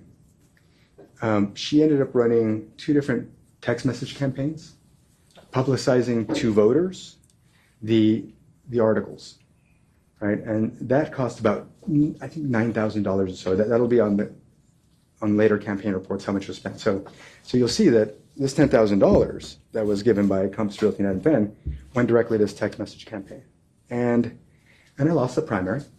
It was a bummer. I mean, sorry, I don't know. It was unfortunate, but I continued to fight against Compass Realty, and I think that that's something that they didn't expect, right? And I did it just because I thought it was the right thing to do, right? I didn't. I could have just gone home and put up my feet and done no work at all anymore. But I continued that particular battle. I had nothing to gain from it because, in 7 months I was out anyway, right? So there was nothing for me to gain other than just doing doing the job, right? And then, as I mentioned earlier, there's a state of Recep Abdul where we got some headway on something. I had been discussing with one of the heirs what Compass Realty was doing in that case. And And so we were, she was concerned, and she asked us to intervene. So I filed a petition, and we had a hearing, I believe it was on June 29th of 2022. And I'd like to see if we could play the hearing video from that hearing. And this is maybe approach on this one. Sure.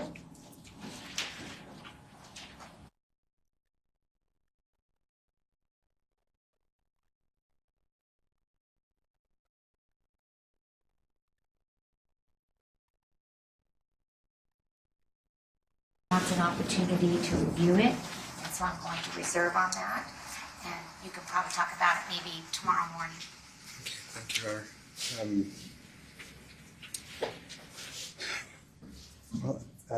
thank you, Your Honor. I'd like to have the jury see that video. Yes, I'd like to go ahead and then, if I may, share the Rajab Abdul inventory. And that is, excuse me, M1, sorry.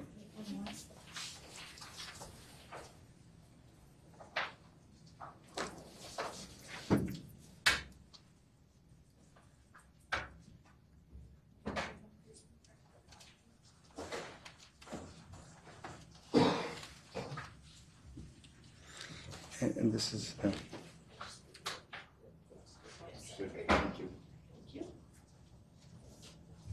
And this document is an inventory filed in the estate of Rajab Abdul, for which I filed an objection.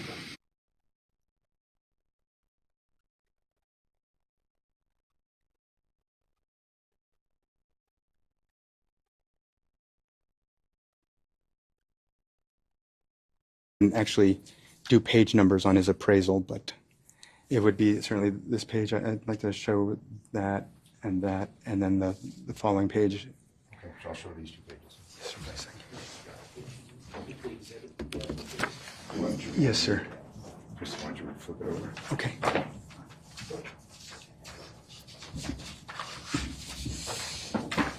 Thank you, sir. And so when you do an inventory, it's supposed to be the state of... yes, sir. Is that? Do you see that? Okay.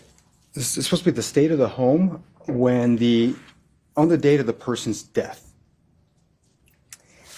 So when you see here, the appraisal that they got for their inventory shows that it shows a kitchen that has no cabinets, I hope you can see that. If not, certainly when we review the exhibit later, you'll see there are no cabinets, no sink, no counter.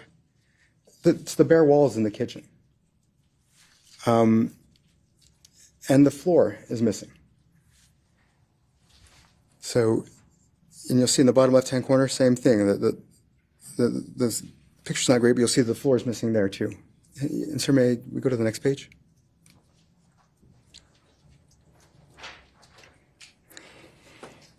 And in the hallway, missing flooring. In the bedroom, missing flooring. And so it costs money to do this process, right, to rip these things out. So it's interesting that, well, I guess, I'm not providing that document for you, so the fact that they didn't show that they paid for these services to me seems strange. But this is apparently what they're claiming as to how they found the home. And you'll, thank you, sir, very much. Thank you. And you'll find that, again, like I said before, James Clark was in a similar condition. So, and later, after this property, I'm sorry, I'm fidgeting. Later, when this property was resold, it was sold by and I'm sorry, like I said, I'm a little nervous, but if you look at that appraisal, you'll see that the appraiser said that he believed that it would take about $20,000 in repair costs to bring the home up to fair market value. It was about 3 months later that the buyer resold the home for $70,000. So as far as I'm concerned, that extra $50,000 should have gone to the family, not these other guys. And so, right there, I thought, you know, when somebody is ripping property out of a house to sell it to another individual with whom they've had these purchases or these transactions over and over again, that should be looked into seriously, because to me, I believe that's theft. Right? I mean, it makes no sense otherwise. So, an interesting thing. I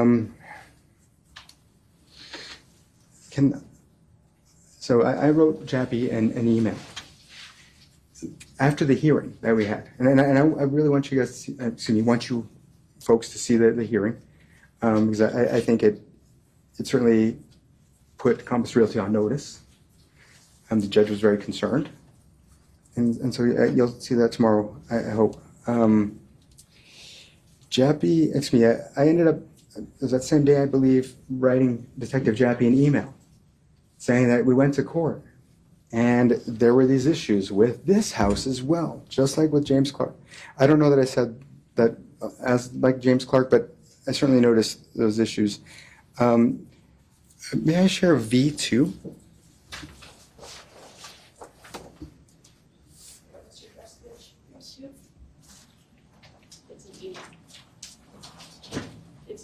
This is an email from me to Detective Jappy. I can't recall the date, but it was in regard to the estate of Recep Abdul.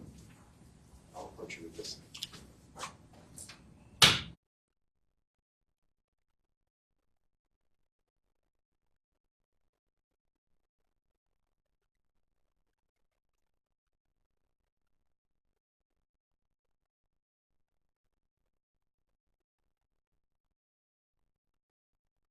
Estate of Recep Abdul that I'd like to share is N1.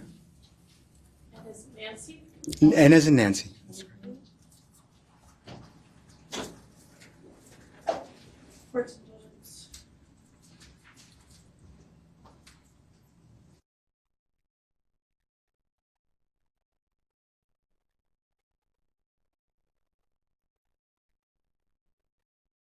Early August, and you heard Detective Jappy saying in early August that Rita Reed and Alicia Goodwin approached him, and that, you know, after they approached him, that Kimberly McMahon approached him, and you heard that Kimberly McMahon was somebody who worked as a real estate agent for me at the public administrator's office, and she again was a lieutenant at Metro, and that she had raised these allegations of a bribery scheme, and you know, I can't recall the date. I think it was August 7th or so. But and I'm gonna get that information for you here soon. But later, it was August 17th that Detective Jappy had an interview with Kimberly McMahon at, I guess, the Department of Homeland Security, I believe.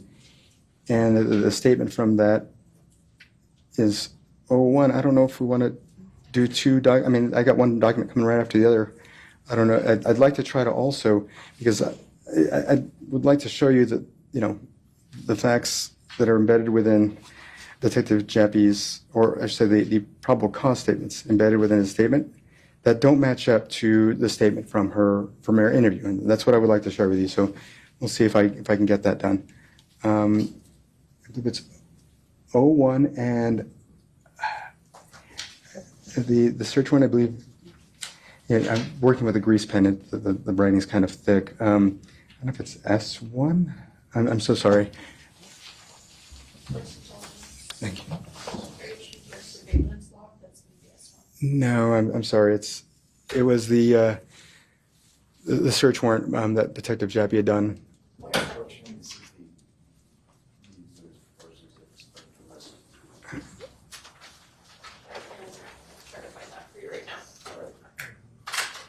Yeah, my apologies. Yeah, because unfortunately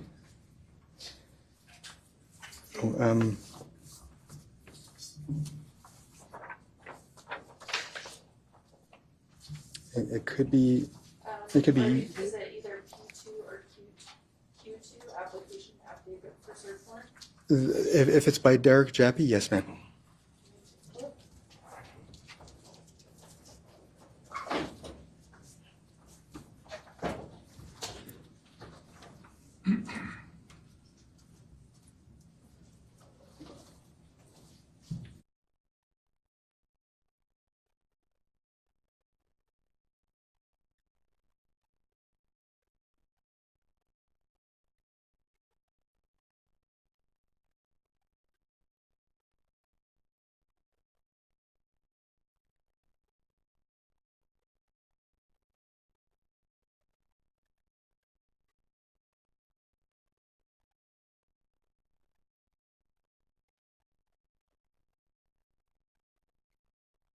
So why would, personally, I'm not sure why someone would wait 3.5 years to make a claim. Proper opinion. Okay, sure. Okay, Your Honor. That's okay. I'll go on. So,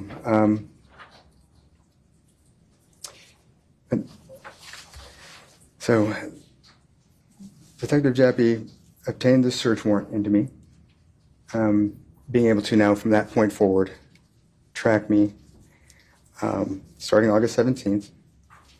And it seems to, at least until September 7th, right?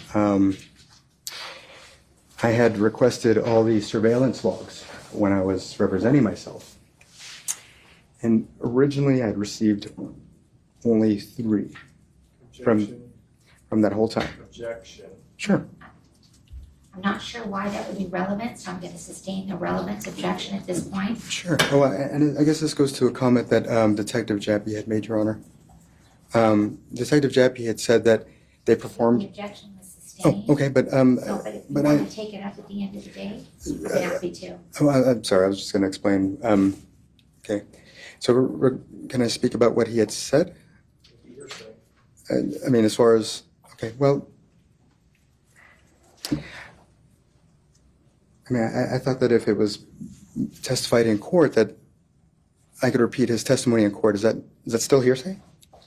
Well, generally, I don't like witnesses to say, this is what another witness said. Sure, I mean, the jury will be the ones to determine what the testimony was, but if you have something to add based on his testimony. Exactly that. right. So in order to provide context for what I want to provide next, I just have to remind them of what his testimony was. That's all.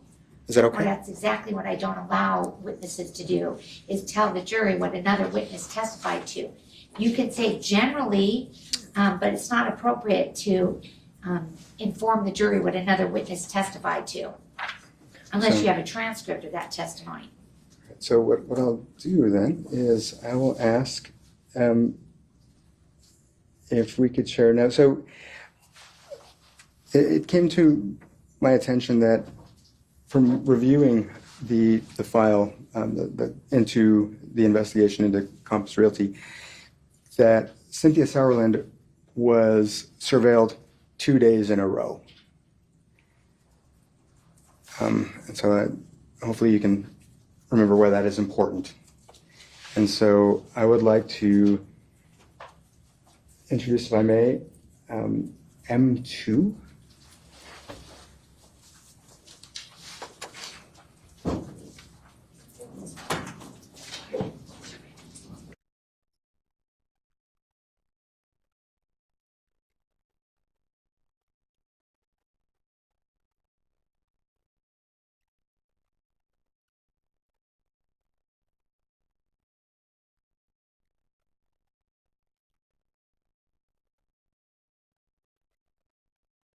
Spoke pattern.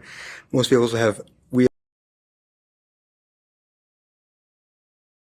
You see, this is the vehicle that he's speaking of, right? And it's the same vehicle that he used for the murder. It's the same vehicle he has. It's identical to the vehicle he has. No differences.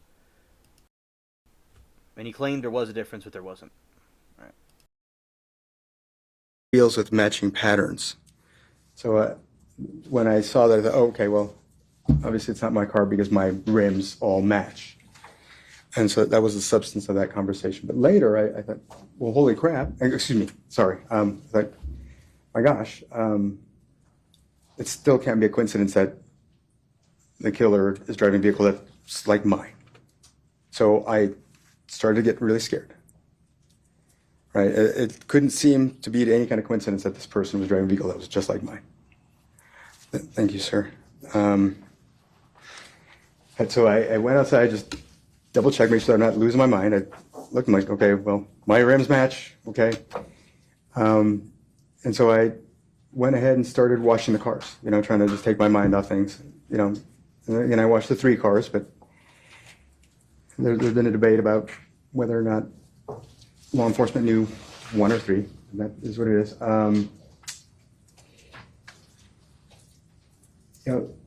Then at night, after dinner, I started making, cooking for my daughter's lunches. My one particular daughter, she she won't eat like the school lunch, or she didn't at the time. So I'd make her chicken fried rice off of like a Google recipe. I was distracted, and I inadvertently cut my finger, and I cut it across the tip of the finger, right? And if you look at the picture, it was, I don't know if we need to bring the picture up or not, but is that something we should do, or? So basically, you'll see that it may be difficult to see, but the way that I cut it was as I was chopping right across the tip. And so, I don't know what I don't mean to interrupt. No, sure. Because we do have a photo that was a state. Oh, okay. Sure, please.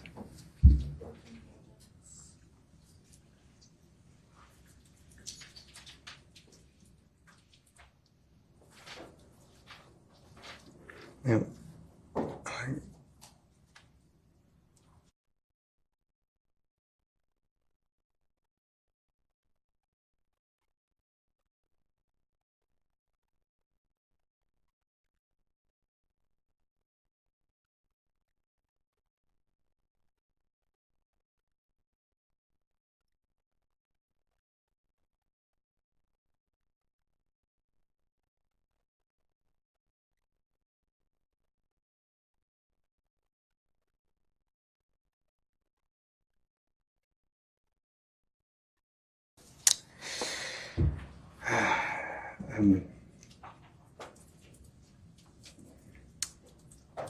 I think we're going to discuss the situation of the surveillance log later. Is that right?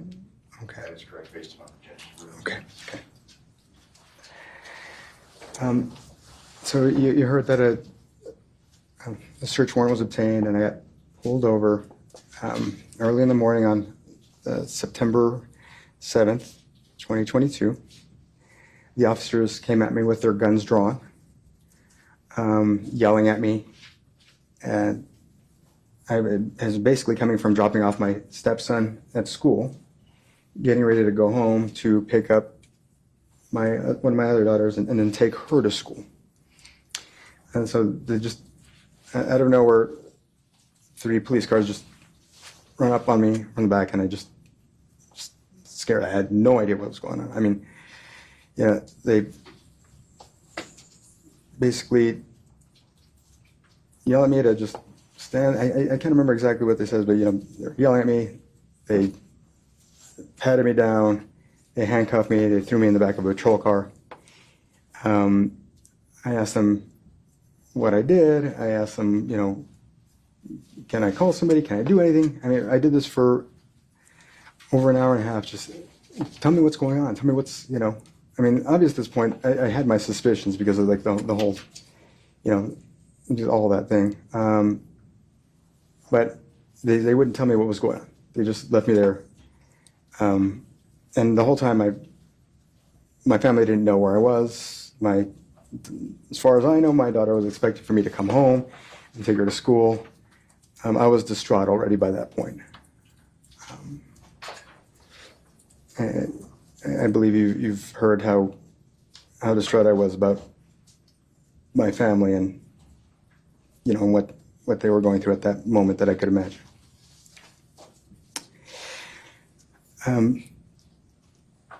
It was my understanding that if I went to the Summerlin Area Command for them to just take this DNA and to take photographs of me, that I would be allowed to just come right back to my vehicle and go on my way. That was what I was led to believe. And then can I get, and I was led to believe that, and later I found out that 5 minutes after that, my vehicle was towed away. May I get YouTube? Yes, that should be a CAD log from a traffic stop.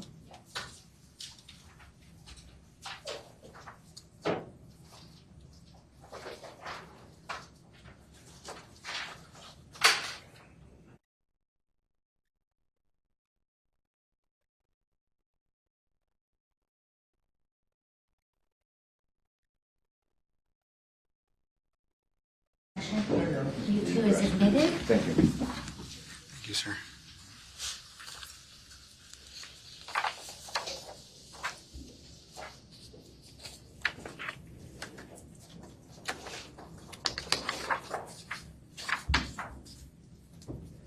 And throughout this, you can see how they're mentioning that I'm going to Palo Verde to drop my stepson off at the bus stop for LBA.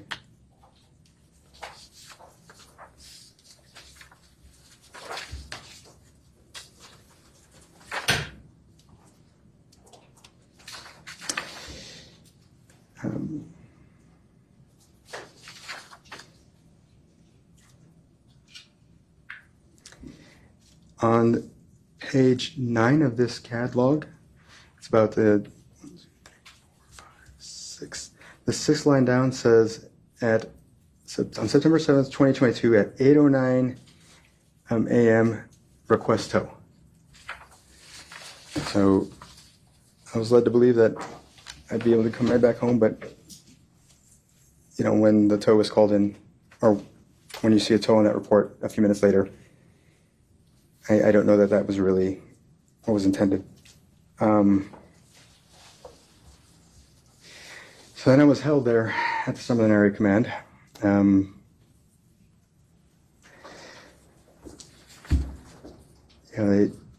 They did the swab, they did the photos, and then they took my genes. I don't know how we're doing for time, but we show with my genes and Sure. Mark and admitted.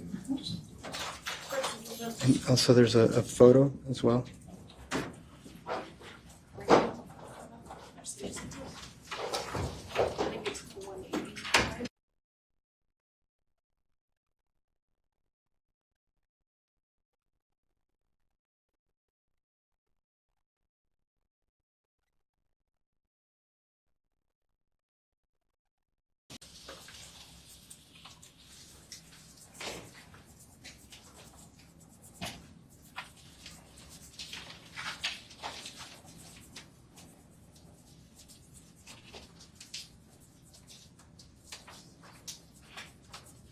Do you want Mr. Draskovich to hold up the jeans?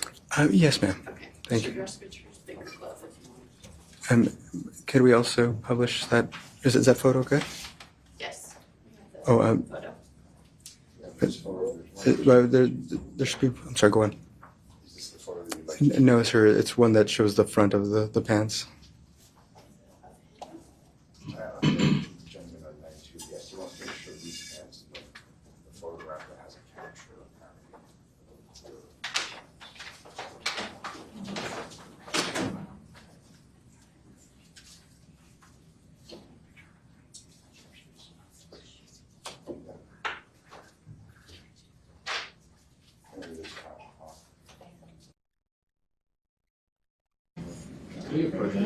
Actually, it may take a few more minutes, Your Honor. So I don't know if you want to just end it. All right, so it's probably a good time to conclude. I swear the testimony you're about to give in this action shall be the truth, the whole truth, and nothing but the truth, so help you God. I do. You may be seated. Please state and spell your first and last name for the record. Robert Tejas. First name is Robert, Robert. Last name is Tejas, Telles. You may continue. Thank you, Your Honor. And again, with respect to Compass Realty's motives, I wanted to show you a probate court video. I'd like to see if we could share that. This is going to be D3, and it's not been admitted yet. You objected on this matter. How you see your Approach.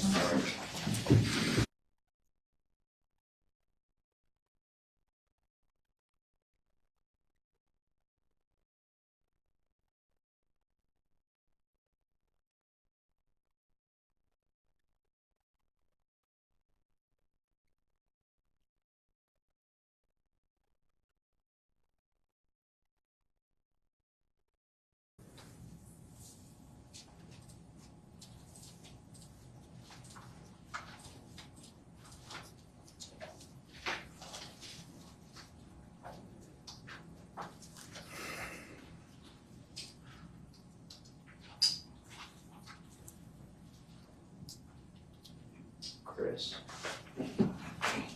You guys are in here every day, so. What are we trying to do? Just that picture. I'm just zooming in. I don't even know where that's coming from. So. Well, my guess would be you have this item. It's like it's so let's just close it. Don't know why that's.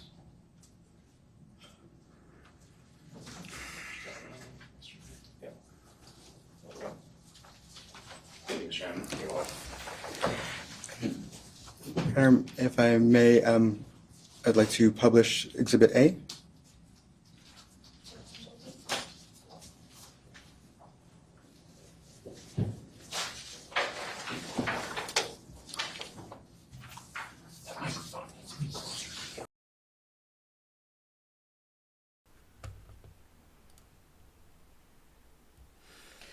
Yeah, so basically, and G saying, God bless him and abundantly, he's 23. Yeah, and G, that is good that he did the risks that he did.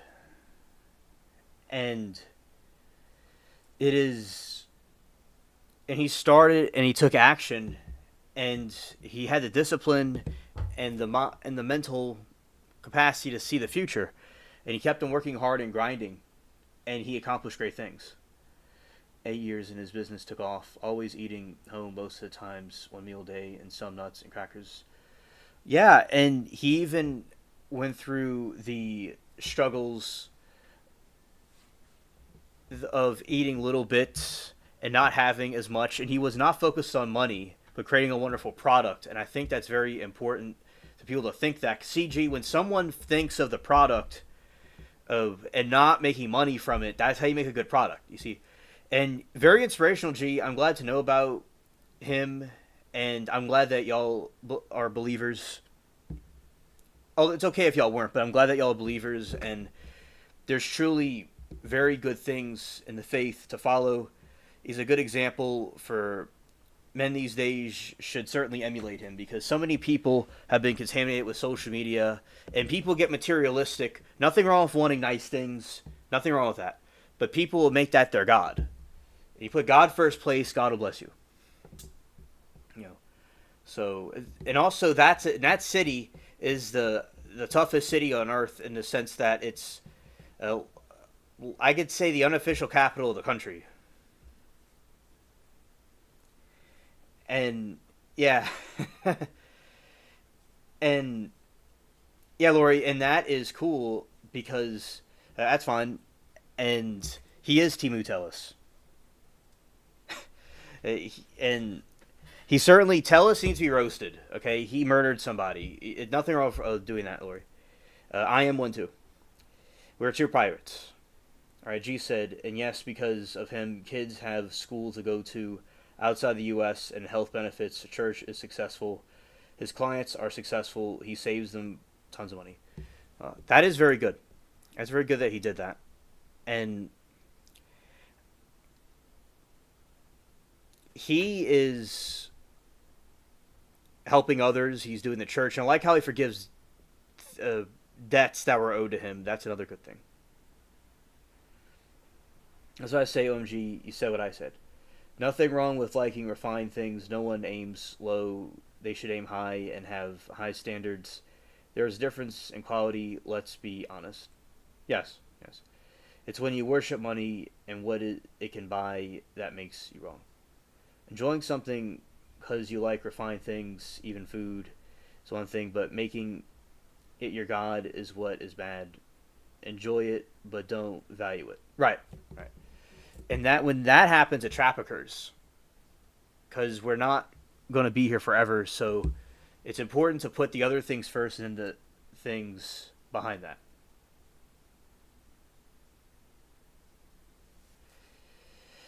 Lori said, I was talking with my son and just came back to old Gomez here. Yeah, Telus. Okay, Lori, this guy's named Telus. And there is a... political parties don't matter, but he was a politician of a Democratic politician, and he was involved with scandals and sexual scandals, and he had this problem occur where he was being exposed and he murdered the guy that was exposing him. So what he does next is he murders him with his own vehicle.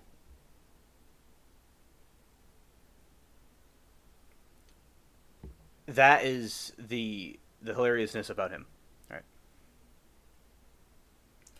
Lori said, "Who are you talking? Speaking of Alien, the good guy. I mean, not tell us. Okay, the good guy. Yeah, so it's one of G's relatives. GSI, one of her relatives, and she could correct me if I'm wrong. Has some sort of a restaurant, and he has done a lot with charity, and he believes in God.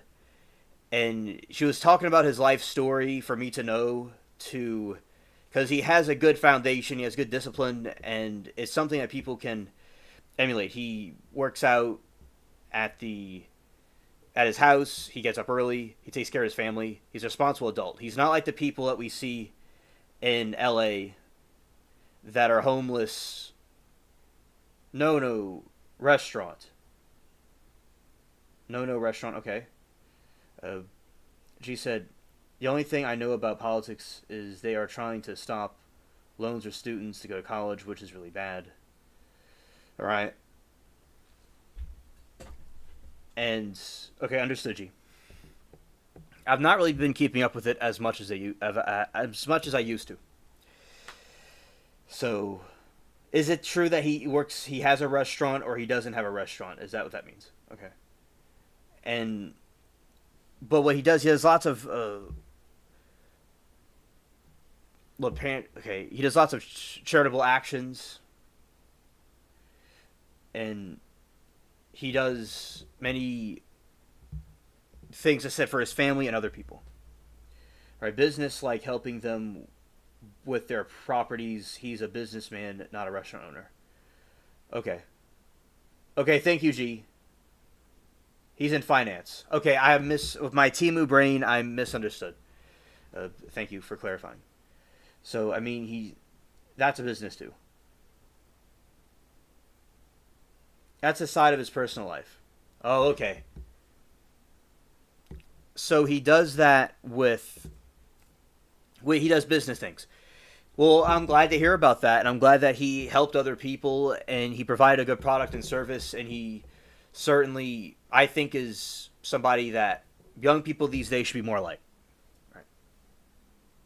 Like commercial business. Okay. Oh, I think you explained it very well, G. There is lots of...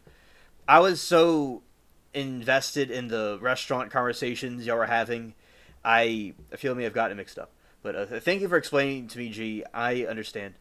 And I think finance is very good. I know about that type of business, and so New York, I would say, has quite a bit of that going on there. So yeah, because there's just a lot of people, G, on social media that they'll advertise their cars and what they have, and people see that and they want to have that stuff, so they just want materialistic things. But what he did was he wanted to help other people, and by a byproduct of that, he was able to get successful and help his community and God and other people. So, I said, I appreciate hearing stories about him. It's very cool. And, Tellus wasn't like that. Tellus was selfish, and he was wanting to preserve self-preservation. RG said, "Alien, the loan thing I am saying I saw online when logging on today. It said the government making it harder to get loans to go to college means less affordability." Okay, G, thank you for telling me about that information. And give me the update about that. G said, "I don't know how true it is, but it is true that bad kids can't afford college without loans. That means no one will be educated, and few with money will control everyone else." All right. Now, I do think that a lot of those people, I hope that they can get whatever they need to go to college, and that they're able to pay the loans back when they get the loans too. So hopefully that situation could be resolved and people could be educated if they want to pursue that path. And at the same time, there could be a system where they could be able to pay it back as well after they take out the loans. And yeah, it's certainly a concerning situation, G. I hope that it can be resolved so the future generations can be educated in a proper way. All right, G said, I mean, imagine your kids get to schools and you can't afford it. Should they be left back? Well, absolutely. I think that people should be able to go to school. They want to do that. Absolutely. Yes, Lori. His eyebrows make him look very guilty indeed. All right. She said, I don't know how true it is, TBH. I didn't click on it. LMAO. Okay. I don't have time for side articles. Oh, gee, I will look into this, and we could discuss it on one of the other streams. And, yeah, because I know there's a lot of student loan debt also. And I hope that people that go through that can be able to pay it back, but they should have a right to take out a loan if they want to. As you talked about your relative who was able to, in spite of all circumstances, become a great financier and make a life for himself. So, yes. Because, gee, we could all agree that everything's becoming very expensive these days. And people that want to pursue an education, want to be a teacher, want to be a doctor, yeah, they certainly should get the loans that they want to get. I hopefully they could be able to get, as I said, reiterating what I'm saying, that they could be provided with what they need. All right. And G says, it was like a headline. I didn't read the article, wasn't so interested. My kids had 2 years left. Oh, okay. Well, kids have to pay it back. If there are jobs, I agree, they must. Yeah, because there's the student loan debt there's been a pandemic over that, and a lot of times they don't always know what to do, and that is an unfortunate situation. But if they can't even get a start in the first place, that is also a problem too, because there's future doctors and scientists and lawyers and human finance, different fields that should be able to perfect their craft. Because I think, as I've said before, I think teachers in these certain professions should be paid more than they are, especially those that are educating the people. I said that back in school. It's like these kids, these people, these educators should be treated and be financed the most. Yeah. She said, I think the issue is my time you got a job on the spot. My nephew in college educated can hardly get jobs. The job market is not that great for every position. There are 5,000 applications. Oh yeah, there is a generation gap.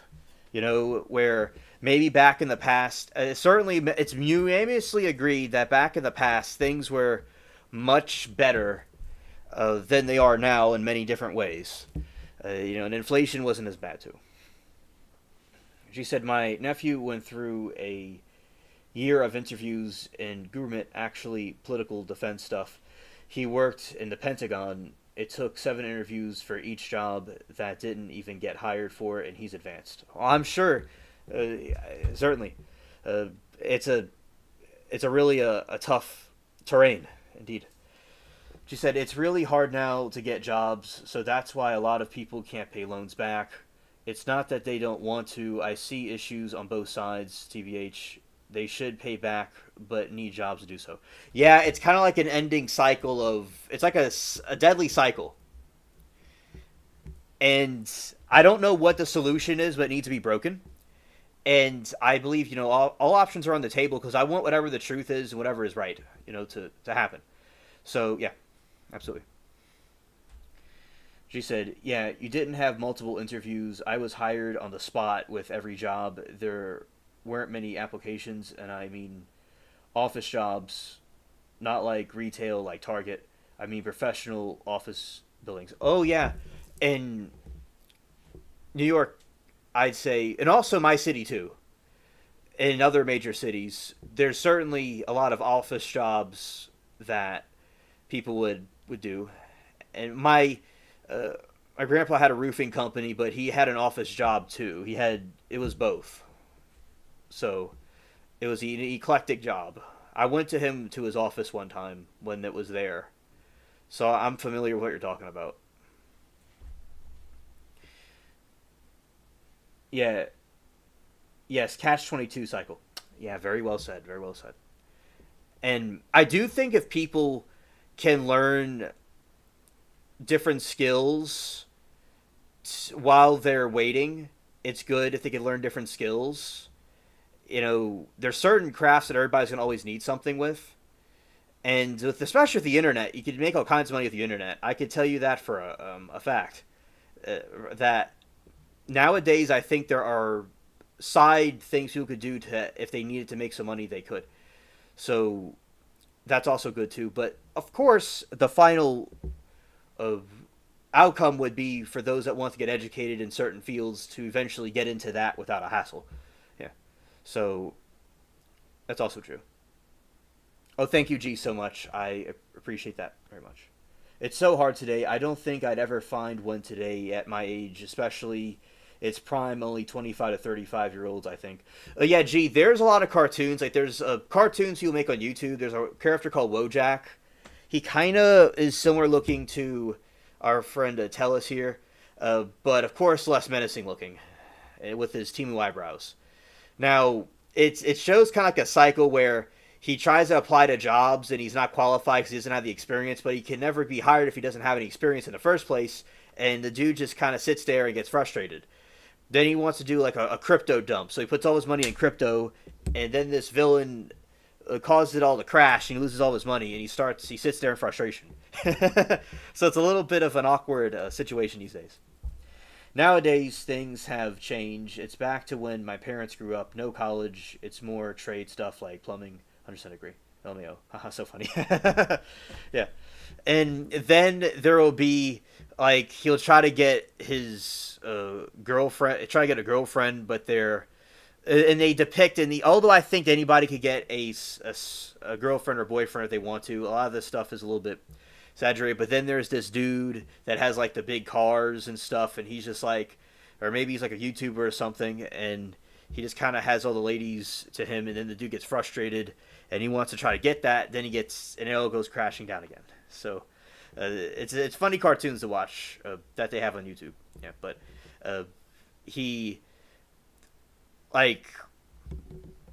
then there's one episode the dude's lazy, and he doesn't do anything productive, and he wonders why his girl doesn't like him.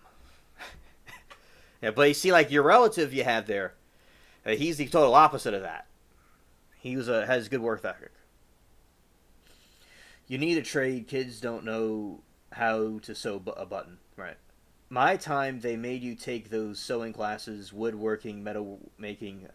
I took them all. Well, that's good. I had a relative that one time Grandpa needed some help with the roof, and one of the relatives was a professional, so they didn't feel that they wanted to go help him, but that's actually not true, because you can be professional and help people. So, gee, I'm glad that you are knowing about these different trades people do. That's mad respect. It's back to those days, trade schools, plumbers, etc., electrics, making millions with mansions. We had Beavis and Butthead back then. Oh yeah, I know about Beavis and Butthead. I'm more familiar with King of the Hill, but I know about Beavis and Butthead too. Yeah, so, as I said, I believe you have a right to have loans if they want to have that. I don't know the entire situation, what's going on, but I would hope that they can, people could fulfill their dreams and do what they want to do. But gee, I'm glad that you understand the situation pretty well. Yes. And Lori says, our high school has really good technical careers program, welding, woodship, CAD, etc. Yeah. I learned a lot of stuff from my grandpa personally. He's a jack of all trades. Yeah. He has a welding machine too. I know about that. And he had also, my family was involved in properties, G, similar to like what you know about. they're involved with that stuff too. And I did stuff with I managed my grandparents' properties. I used to do that before I focused on the trial stuff and YouTube. That's what I did. And I did some other stuff before that as well. That was pretty cool to do.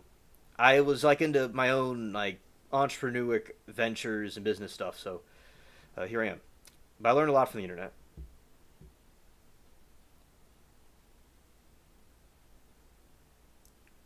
And she said, and I wasn't taking a political positions at all. I'd say the same thing no matter who it was. I wasn't even focused on that. Only that I saw the headline and article saying that. Exactly, G. You surely didn't. And you're just talking about a news article that happened. And that's the way people should have the approach with it, is they should do that instead, because a lot of people involve the political things, but it's not really about that. It's about a policy, regardless who they make. And I will say that no one will always agree with what someone does. You know, so with a politician. So I do think that sometimes people will get too wrapped up in political things rather than policies. Very well said, G. That's how people back when you were my age, they would talk about things like that. Like, they wouldn't make it so, the political landscape is quite atrocious these days. Quite horrid. So, yeah, just people need to focus on, like, the policies, like what you're saying. You did very well, how you put it. She said, I was concerned for the future of our kids, and all we need is more kids sitting home, doing nothing, not going to school, and build 3D guns. Yeah, G, because that's what they're going to do. I mean, they're going to do... And a lot of times, G, they'll... if your discretion is advised, they're going to... And Lori, that's hilarious. That's hilarious. I like what you just said. This is where... And G, a lot... What people do my age is they'll sit in their basement, as a stereotype, and they will look at inappropriate things online, let's just say, and they'll sit there all day long looking at that. They'll be not learning or educating. Like with me, I am getting the best education in the world with the trial chat and other YouTube stuff. Even Lori, the stuff that I hang out with you on other streams, that I'm learning so much information. So, and also it was a YouTube thing is like a completely different situation. But yeah, a lot of these people will... they'll sit in their basement, look at vulgar things, and they will not be productive and just go through a deadly cycle if they're not doing others, like what you're talking about. Yeah, definitely. You know me, I take the subject and analyze the subject. It's right or wrong. I never ask who the person who is doing it. Right. Like say in North Korea, if you try to do it in North Korea, people get... angry, but it's about the policy of the leader, regardless who they are. Yes. And G said, yes, never ever heard of side back when I was growing up. Mm-hmm. All right. It was more about topic. I analyze the subject and topic. To me, whoever is doing it, the wrong is wrong, the right is right. Yes, you are. You aren't sitting doing nothing. What I adore about you, and you always want to learn. You are grateful to me. Grateful. Me too. I ask my brother-in-law and others info all the time behind the scenes. Well, that's very good. Very good. I had a girlfriend, and after we just drifted apart, and a lot of people, my friends, thought that I would be traumatized for life over it. It was a sad thing, but I decided to focus on YouTube, and wow, I just went all over the world, man. Like, everywhere. Even streams that that are not even my channel. Like, I'm all over the place. So I'm glad that I just want to keep on seeking knowledge and learning because it would make sense later. So God has blessed me tremendously. All the people, all the good and bad that has happened, even trolls and stuff, it was all worth it.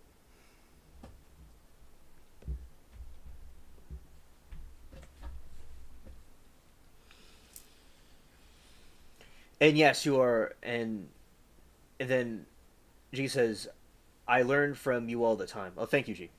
Lori said, bro, we have the best learning channel ever here. That is true. No one is worth it, no one. Yes, exactly, G.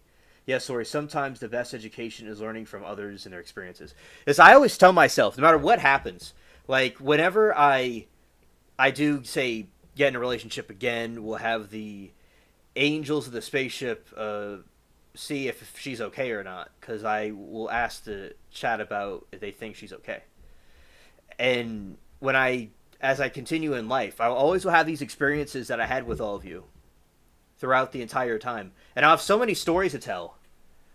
And say reuniting with people I knew before, I had so much to tell and so much experiences, so it was worth it. The money didn't matter.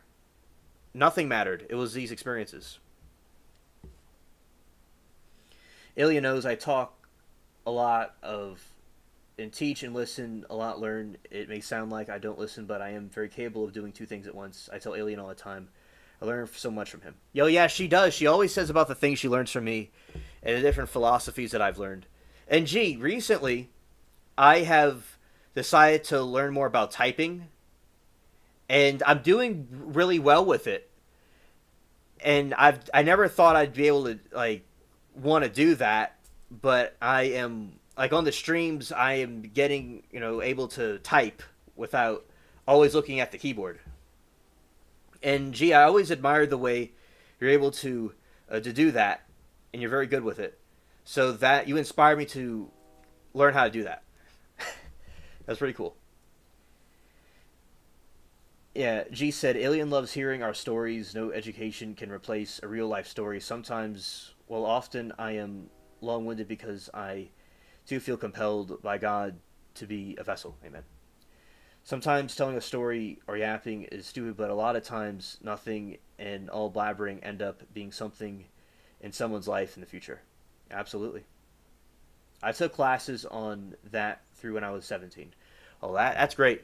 My school had a computer class, but they kind of didn't really continue it. So I got a little bit of computer class, but not much. I was a computer nerd always. I was interested in computers always. And I went to school for 8 months, Alien. Back then, you had to learn to get a job. Yeah, absolutely. Especially an office job. And those old computers with the big monitors that y'all had, the big, like I have in the back room. I have the old PC and the old Mac. It's those big clanky classic computer screens, the tan ones. Yeah. Others are huge vessels for me to learn to. Yes.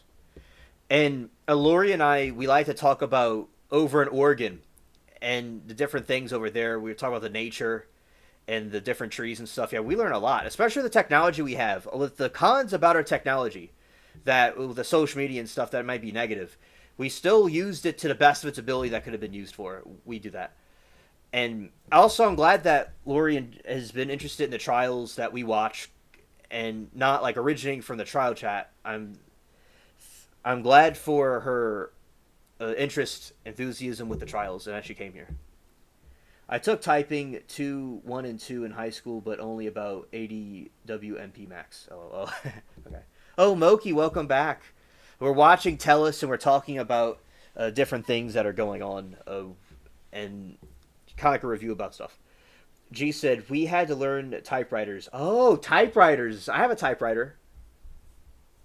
Sadly, even though I am only 50s computers came out in 90s, I thought I was young. My mother's time didn't even have computers. Oh, well. Yeah, that is true. The computers are very different. Very different.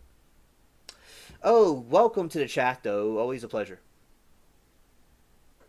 Yeah, they switched to keyboarding. Then I always did typing away with lessons entirely. Yes.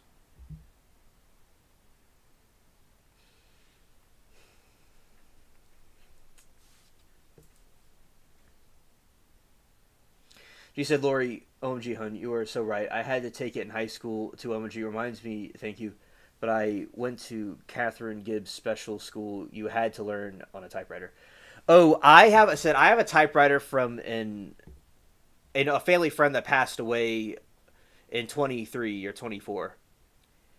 And he gave me a typewriter a long time ago. So I've used one before. I like the ribbon.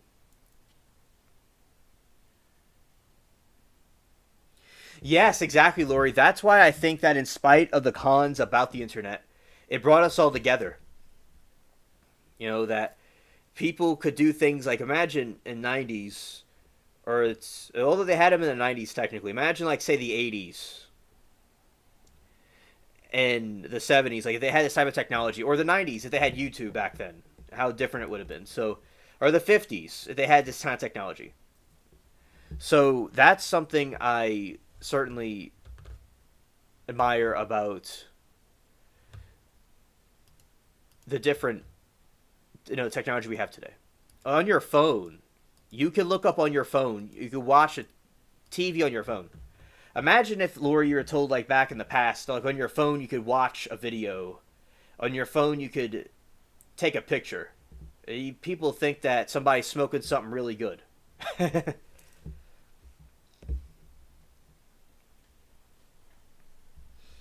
All right, Lori says, Lori says, my gram had an old antique manual and my dad could type well on it, but it was a workout. Hit that like button, my peeps, for our alien. Yeah, probe that like button. Absolutely.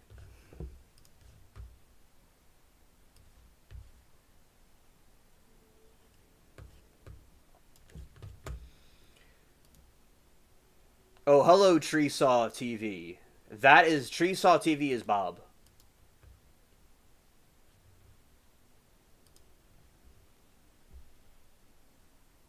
Moki said, I like taking typing, and the skill has served me well. Well, that's good to know.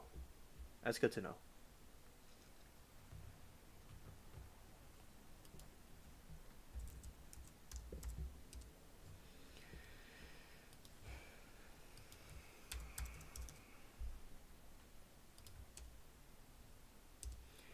Yeah, and that's why I'm glad that, I'm always on the internet typing to people. So that's why, I'm also glad to learn about it.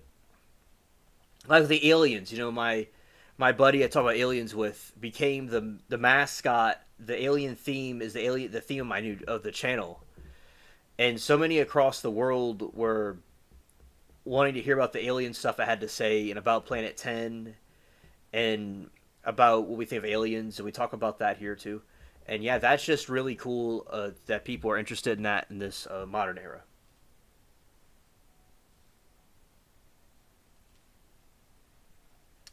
G said, I used to be frustrated. It took a year of me typing with one finger, looking at the keyboard. But back at my time, you had to take typing exams to get any job, even in marketing. Well, I was a Star Trek fan, so I was just waiting for the tech to show up. Ah, nice. You had enthusiasm. Facts. Yes, that is true. And I learned about the keys and how to put your hands on the keyboard. There is a video of Woz in a museum in a computer. Tree says, "Bro looks like a cone head. I'm sure they're corn head somewhere." Yeah, that's Tellus. He is a murderer. Yeah, so that is very cool. Waiting for the technology to come up. Yes.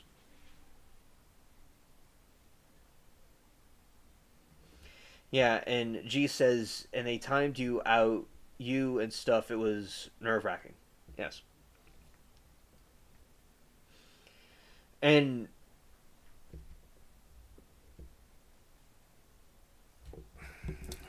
with the UFOs, I mean, there's certainly something out there, and there's lots of, Congress is talking about it, and it's not as well hidden as it used to be. And they are confirming about the 10th planet. They're saying it's likely out there. But they switched the wording around. They say it's called Planet 9 now. But it's the same planet that was there before. They're just rewording it a certain way. So people, they can't admit that they did something wrong and didn't tell people there's some rogue planet that kind of orbits our planet at some point in the future. So yeah, definitely the extraterrestrials, the aliens. I feel is something that is out there, and I'm glad it's getting more recognition. You know, because people have had all kinds of strange experiences with them. Some men look great with no hair, but this guy, nope. Yeah. And they timed you and stuff like that. Yeah, gee, that'd be very annoying when they try to time you. That'd be very annoying.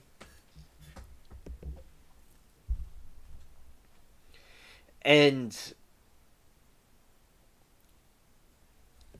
I, certainly put you under pressure, but I'm glad that you're, as I said, what you inspired me to learn it. And another thing that is true is that I love Star Wars. If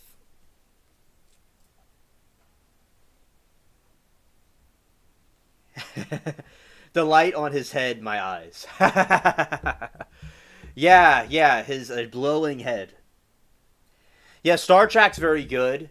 Now, one of the actors in it was also in the Mission Impossible TV show that I like to watch on MeTV. Now, I've watched Star Trek or Mary Toodles before, but the time that it would come on, I would not really be in the house. I'd be outside doing my evening walk. So I didn't always see it as much, but I do like Star Trek, and I've seen it before. I really like Voyage to the Bottom of the Sea, and to me, that is a lot like the Star Trek but underwater. His thoughts are on fire. Yeah, but I like Star Trek too. That's a very good one. And as I said, for Halloween, we're going to be doing a mystery games and trivia. And I do want to, either right before Halloween or something like that, I want to show you all the garden, my backyard, and the decorations I have up also. Yeah. So it's going to be exciting to do that.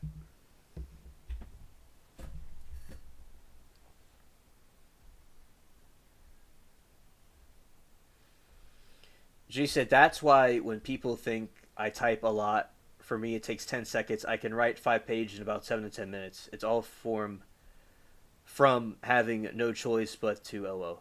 They forced us. Yeah, I mean, and that's what happens when your life, and this is something else, is that a lot of people don't try their hardest. And if your life depends on it, look what people could do. The chat is without parallel. Scared. So it's not because anyone is better, it's just what we had to do to get jobs back then. Oh, thank you, Moki, for the information. Everything is learned through practice. Nothing comes easy to anyone, really.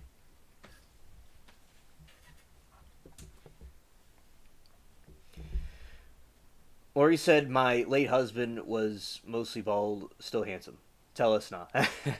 Yeah, no, a lot of guys can look really cool with it. But not tell us. He looks like an alien. Like, he looks like a terrestrial. He looks like a Temu terrestrial. And I just want to say I am very blessed beyond measure for all of you and all of you being here.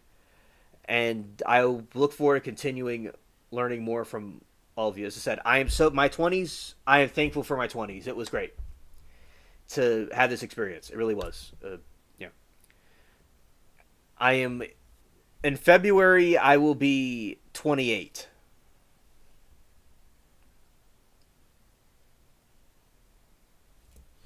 When they communicated via in the monitors on the original Star Trek, I felt that we would do that someday, and I was a little kid.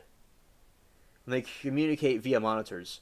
Oh, okay. So, like, this is like Star Trek right now. Like, we're like in Star Trek. So, Lori, I'm glad you had faith that one day it was going to happen. Because here we are. Scared. Scared. Yeah. So, yeah, absolutely. All right, we're going to watch some more of Temu Tell Us.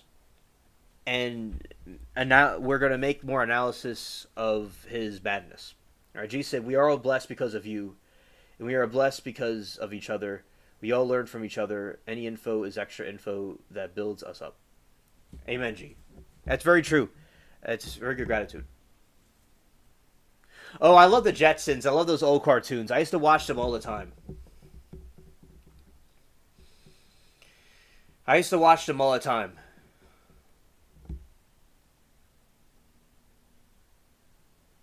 And I liked the...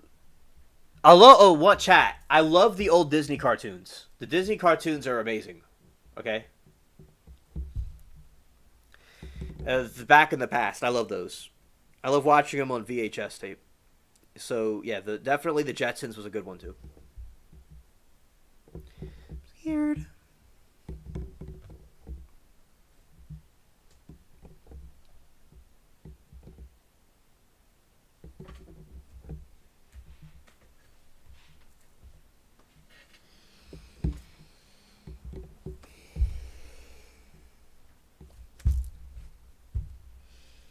Yes, absolutely.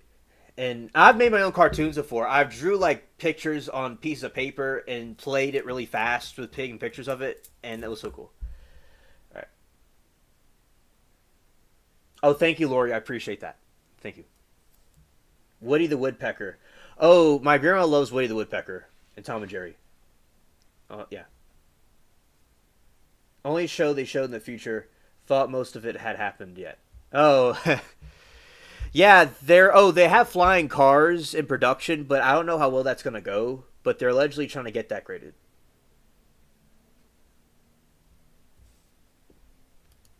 All right. Oh, look at Tellus. That freeze frame is great.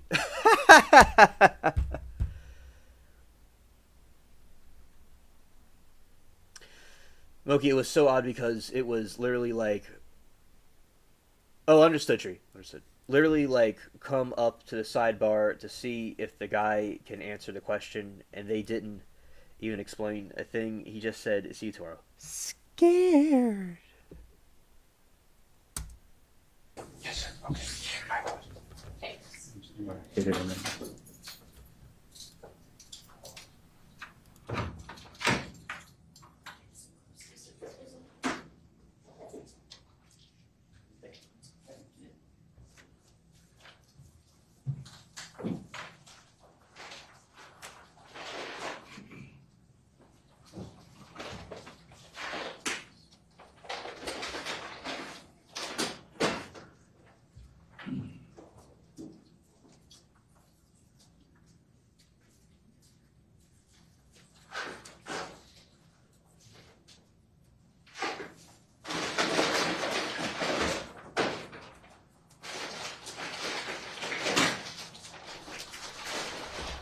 You know, Atellus looks like a villain from an old 50s horror movie or 40s horror movie.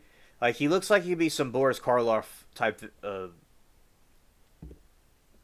not victim, no, like a Boris Karloff type villain. Like one of those type of monsters. Yeah, G, they certainly do believe their own lies. Meet George Jetson, Jane, his wife. Yeah. Yeah, he does believe his own lies. He believes his Temu Sheen lies. And that's all that goes in his head. Yeah, they convince themselves of their own lies, absolutely. And that's how they try to convince other people of them. Yeah. Scared. She's gonna stand up here. Sure. Thank you. Yeah, you are right, G. I'm giving him ideas. Because all he is he's the egg from... He's a cracked egg that got spoiled from Humpty Dumpty. Alright? He's not Humpty Dumpty himself, but he's the doppelganger, the twin of Humpty Dumpty. And he's sitting there with his eyebrows Temu ventilating. Yes, that is true, G. That is true. Now, I will say that certainly he is a grotesque villain, indeed. He wouldn't be able to be in a horror movie because he will cause the camera to malfunction, and he couldn't even be in it. They would not hire him because of his bad breath. Because he smells like rotten eggs. They would be so grotesque by him, the cast would have to get would have to get counseling from viewing his face. It's a little bit too much. So yeah, that's why he couldn't be in a movie, in spite of his villain persona he has. He's definitely Humpty Dumpty, but a dirty criminal version. That is true. No, he's the recalled eggs you mentioned earlier. Yeah, that is true. He is the eggs that I mentioned earlier, the rotten eggs that need to be recalled. He wants to be in a movie star because he knows he's an ugly, disgraceful monster, but no one would ever hire him, and no one would ever want to be with him either. He just constantly loses, no matter how much he hopes. Okay, Moki. Good night to you. See you tomorrow, Angel. Thank you for being here with us. All right. Good night. Yeah, so he is certainly a rotten egg. He is the mold on the walls from Hurricane Katrina. He is an STD. His head is the reason why sun cancer exists, because his head was shining too much. Yeah, his eyebrows looks like bushes of evil, rotten, demonic caterpillars that were deformed. He is excrement from roaches itself. Roaches envy his hideousness. Alright? Maggots say, it's free real estate. I'm going to go inside this rotten egg. Cell Block 8, he's the favorite. Because his head looks like a small deke. Because that's what he is. Alright? That's the truth about Tellus. He would look better in Among Us costume. Scared. Yep, absolutely, Lori. So yeah, as I said, Tellus, I roast him like this because he is a murderer, and it was atrocious action.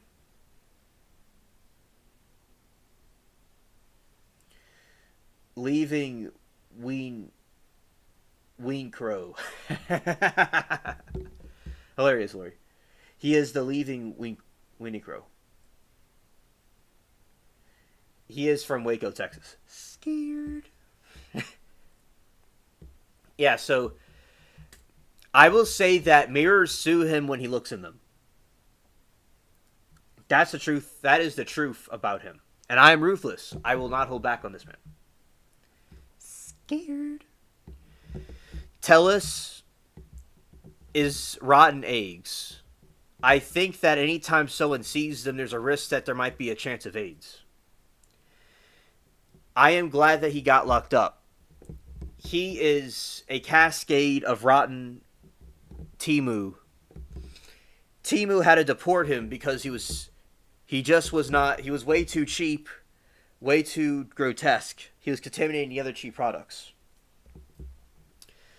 Tellus, the complete menace. Oh, okay. Tellus, the complete menace. Hi, it is Tellus. It is Humpty Dumpty's obligator. His eyebrows are so thick with bushes that he has to charge extra when he gets them cut with a lawnmower. The lawnmower breaks when they try to cut over it. He is so hairy indeed, that caterpillars envy him when they see his sight. I think that Tellus has been completely roasted, but I'm not going to just drop the mic. Oh, no. So what happened with my name, it wasn't shortened. It was because of the YouTube thing. It's showing my handled name instead of the regular name. Oh, okay.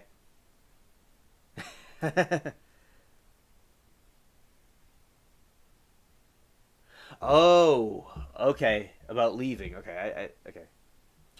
Yeah, Tellus. I call Winko Weenie Crow. He is a weasel. I will tell you a story about Tellus. There was once upon a time, there was a bunch of weasels hanging out and eating fruits and vegetables. One time, a demonic entity came and impregnated a weasel. The weasel came out all deformed. Oh no, people got angry and upset because they saw the ugly weasel in their garden. It was bald head. Looks like any time that he tried to lay in his nest in his bed, the bed sued him inside the nest. He was disowned by the tribe of weasels. He tried to achoo and sneeze. He kept on sneezing. He had maggots and lice and fleas. Oh no, please, stay away, the people say. Garden gnomes roast him on a daily basis. Call him out for his ugly teeth from Temu.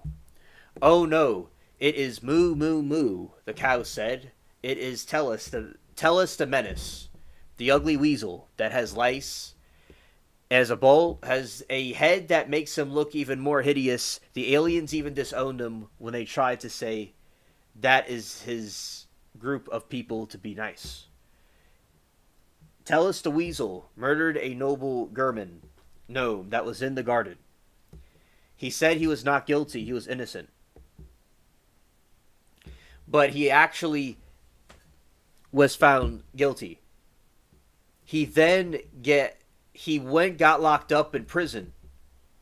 All the other weasels attacked him and pounced on him with no mercy. He was beat up. The truth is that any girl he had was cheating on him because he couldn't get a girlfriend, but he could only go with the gentleman instead. But they didn't like him either. He got nobody. He is so lonely. He's a dark void. He has full of STDs. Call him Young Hemorrhoid. He's going for Alien. What a poem. You should publish it. LMAO, yes. Kids book, what? Not because when you grow up, an ugly rotten egg. Sorry, I'm so tired of Will. It's okay. Tell us a story, Tellus. Tellus says he's innocent for murdering Gerben. He is so hideous that anytime a woman sees him, she slaps him across the face and does not want him. He got lonely and wanted friends, but he got none. He is so stupid. He shot up some crack. It was supposed to make him high, but it made him more low. Then he started to get more slow. He had to pay back. He had to pay back the drug lords and the plug. But he decided to go away and get unplugged. And then he went into the abyss. He was sent down the rabbit hole because he was deleted in that state. Forevermore he'll be in peril. And that is what his well-deserved fate. And that is a roast of Tellus. With his complete hideousness that he has. All right. So now we'll be continuing with watching this cringer right here. Thank you, sir. The defense is publishing to the jury Exhibit A. I'd like to show the two, my jeans versus the killer's pants. I personally don't believe. I will also mention, Tellus is the ugly on the ape. The ape had to disown his own ugliness because of this piece of shit. I'm a superhero saving the day. Here's my cape. When you mix up your personal messenger and messages with chat, scared. Oh look, his attorney. His attorney needs to get checked for from STDs after being around this guy. Because he's touching his stuff. Scared. Rumor has it that his attorney needed to get a disinfection shower for nuclear radiation from touching Tellus's things. G said, why doesn't he opine as to who else wanted the guy deleted? Dude, you are the only one who wanted him deleted. Tellus is so stupid that his IQ went into negative digits. Tellus is so stupid. He looked into his ass and thought it was the hole in the ground. Tellus is so stupid is that he put his small deek inside of a electrical cord inside the wall because he thought that was the right hole to go into. Tellus is so dumb. He sagged his pants in prison because he thought that the cell block boss would leave him alone. Scared. Yeah, G. I don't know what Temu law school he went to, but he surely didn't go to a good one. Or he went to a good one and he just had his stupid reasoning. Yeah. That they look the same. His opinion is irrelevant. Right, sustained.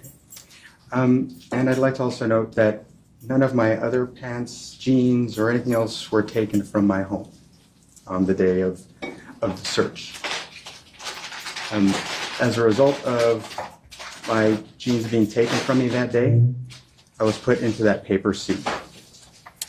And you've seen the photo of the paper suit. And the room was cold. I asked, well,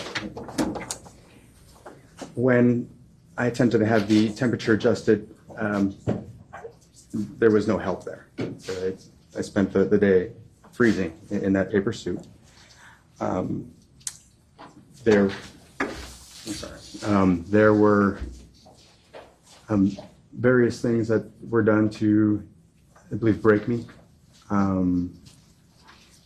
I had conveyed concern all along about my family, and as time went on during this detention, interrogation, whatever, I learned of various things that I believe would tend to, and did for me, break someone's spirit.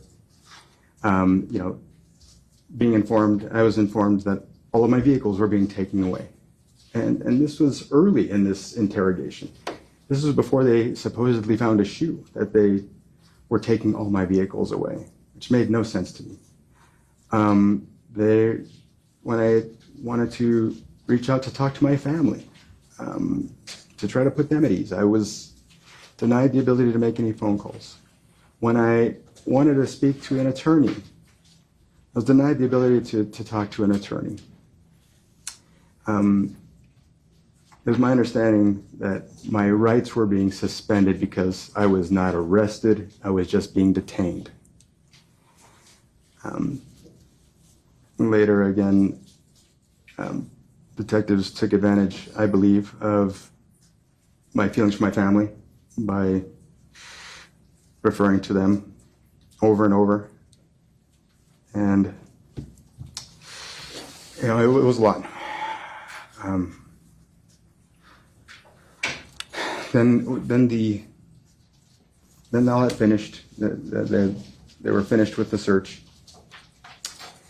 and they took me back home. And the media was outside my house, and somebody followed me all the way to my garage door with a microphone in hand. I don't know if I'd say chasing me per se, but she was walking pretty briskly all the way up to my house. And well, that was, I'm sure, her right. I wasn't. It didn't help the situation. To know that the media had been tipped off and they were swarming around the house. Then I walked into the house, and what I saw hit me even harder. I'd like to share the photos of my house after Metro finished their search. I think it's A2 to maybe S2.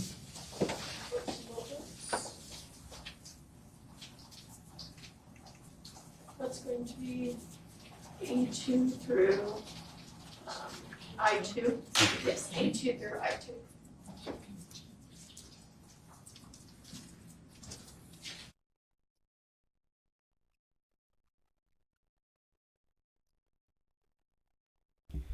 He looks so perplexed. I mean, he's really in deep thought right there.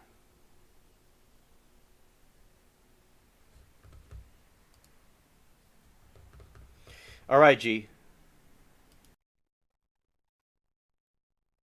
Do you want to publish? I would, if you wouldn't mind, could you take maybe 10 seconds of photo and flip them for me? Thank you, sir.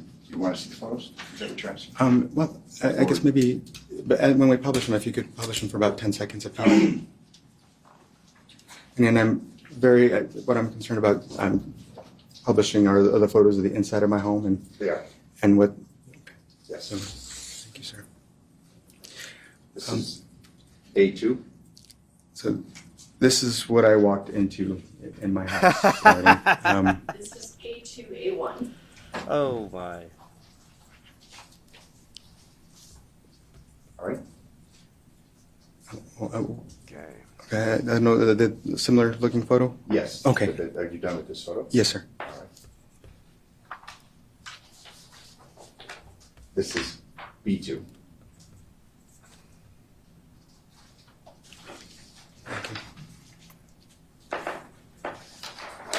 And coincidentally, I was led to believe that All right, chat.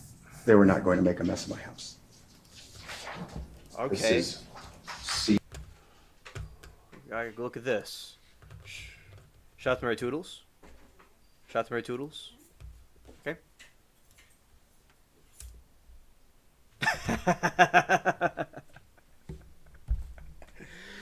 Okay, this is the file to. Do you want me to show all of you?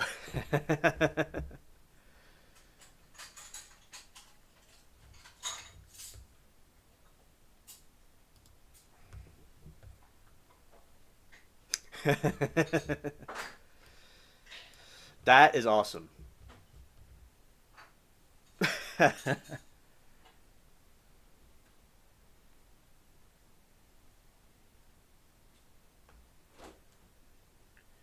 Oh, okay, understood. All right, so those that are looking at this, this is Tellus, the Humpty Dumpty.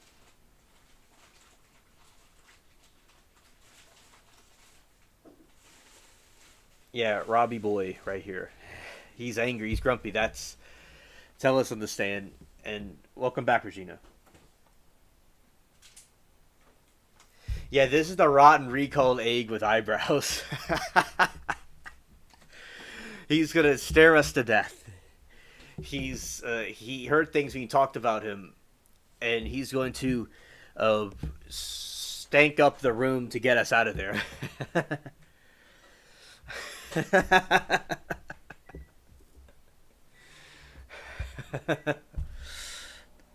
Awesome, G. Great. Great. All right. So those that are like listening, it's this rotten egg with Tellus's eyebrows, and he's not looking happy about what I'm saying about him, and he has no comeback.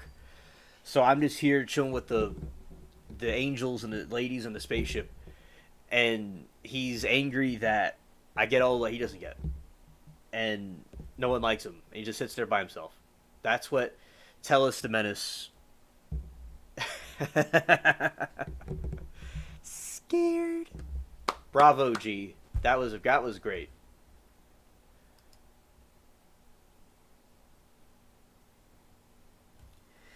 G said, anytime you show his trial, start with this. People will be like, what is going on? Say we are watching this guy's trial, have a funny chat, and at least a couple of times. People not here can see it next time. Okay. Yes, that is true. Understood. All right, now we are continuing.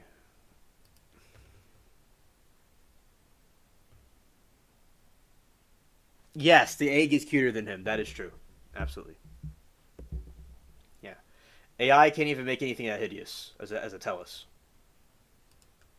D2.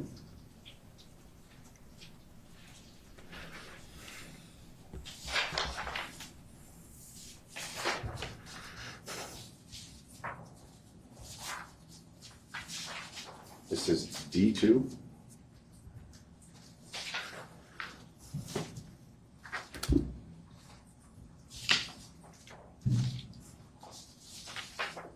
This is E2.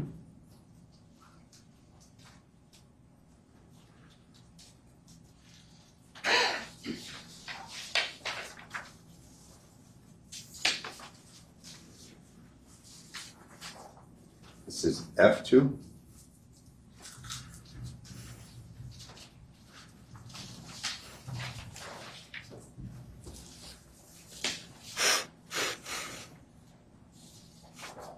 This is G2. He's crying now.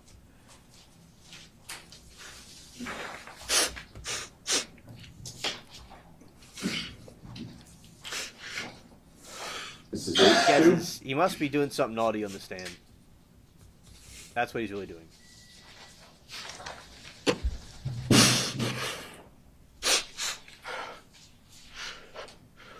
This is I2.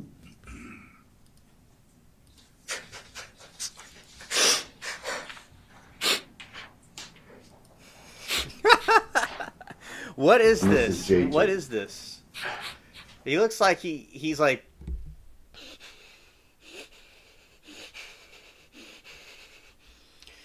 he's enjoying the memories of Cell Block 8. Yeah, fake as a $9 bill.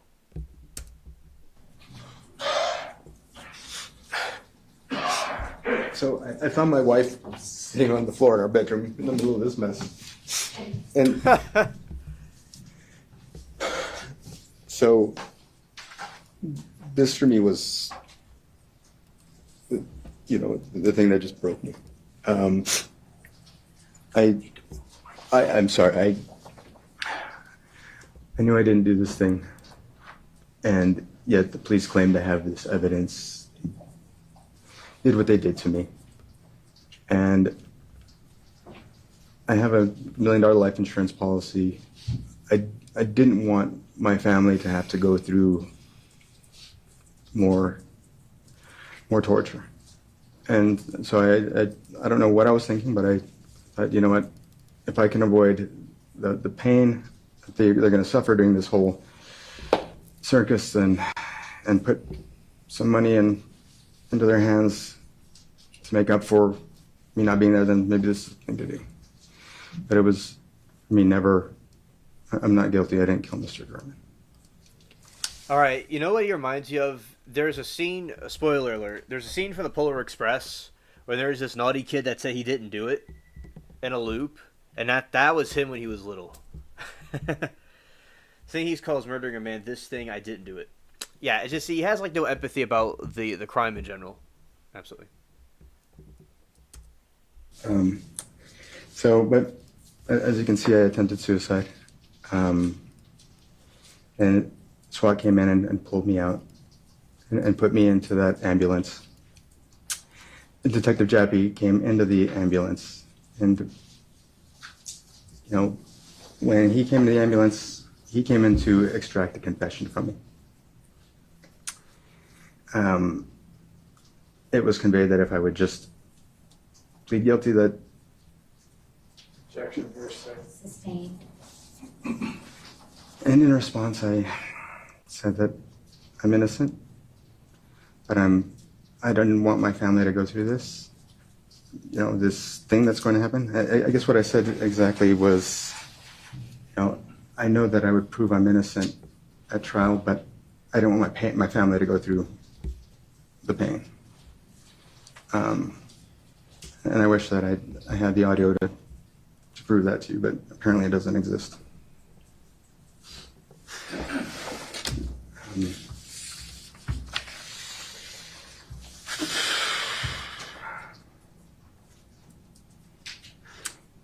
I'm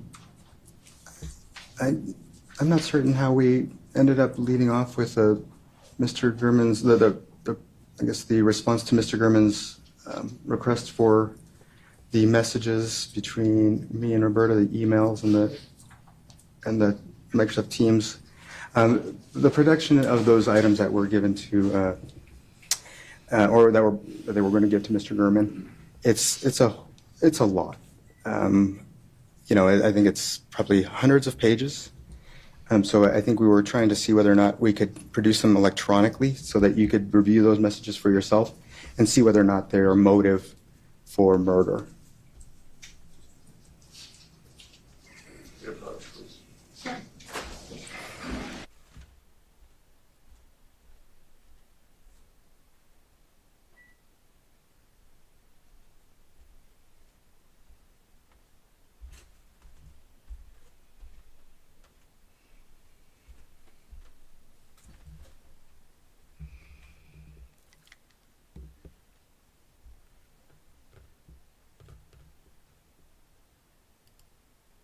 Mr. Mogg taking his photos.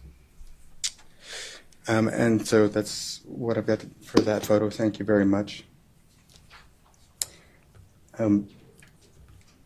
The cameras that are in the corner of my house, I did install those on September 5th after my wife and I heard what we thought was a gunshot in the neighborhood. If, you know, and I think that it'd be pretty easy to, you know, well, I know that I said that to Detective Gaddis in my interview, and also it was previously discussed that those cameras were not there during the surveillance on the 1st. So Mr. Mogg would not have found videos for the 2nd, for the 3rd, for the 4th. Personally, I believe that when there's no videos for all those days, I'm not sure how it could be so. Sustained. Sure, no problem. Testify regarding your observations. Of course, Your Honor. Like that, sir? Is that okay? Okay, thank you. And so, I believe both, well, again, I can't tell you what other people testified to, but I will say that that day, on September 2nd, at 8:50 a.m., I did make a text message from my house. And I did not leave my house. And I'm just going to hit this one point really quickly. Through 9:10 a.m. at the very earliest. Okay. As I testify later, it was much later that I left my home, but again, that's, I believe, an important point. So, 8:50 sent a text message, 9:10 I was still home.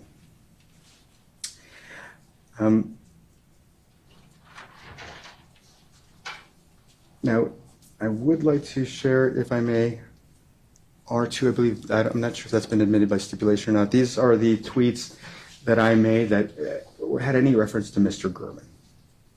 It's not yet been admitted. It's marked as R2. The state had produced a Twitter file that was not in, you know, your typical web browser format. And so when we went to review this, this is how those tweets came up.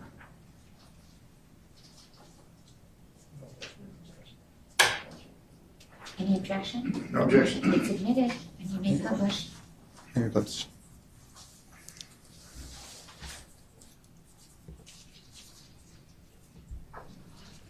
Damn.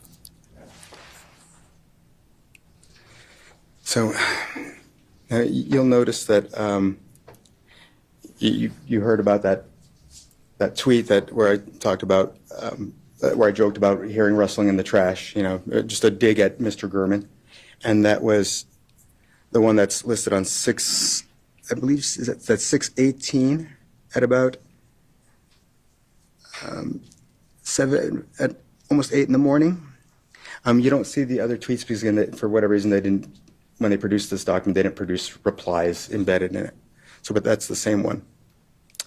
And you see that my last tweet regarding Mr. Gurman is on 6/19. And there I say, at @JGurmanRJ, at Review Journal. Actually, it wasn't lashing out so much as making sure that you finish the story about the website and maybe poking a little fun. A winky face emoji. You know, I had created, and you'll see that, as has already been admitted, I created this portion of my campaign website that talked about the stuff that was different things that I disputed. And so I wanted to draw attention to that, so that's why I goaded Mr. Gurman into that a little bit. About the same time, it was actually June 16th, I had sent a text message to a friend who had reached out to me about, because he was, you know, he just wanted to check in on me. And on the 16th, I conveyed to him that it's all good. I'm not actually mad at it. At this point, I was over it. You know, I'm happy to move on. You know, And I said, although, Gurman says he's going to do a third article, one about the website. I don't give a damn. LOL. I don't know if that's something that we can, thank you, sir, that we can admit, this text message.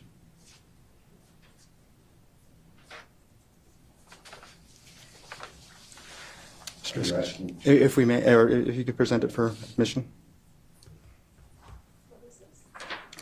This is a, he wishes to offer. We can make this as a proposal. Yes. This is going to be J3.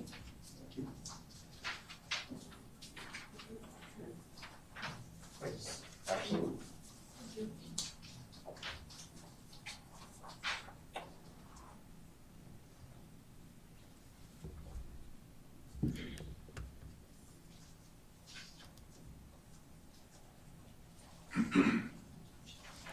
No objection. There being no objection, it's admitted and being published.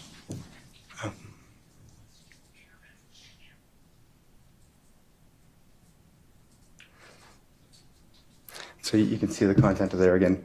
3 days before I sent that last tweet. So again, there were never any messages where I would threaten Mr. Gurman.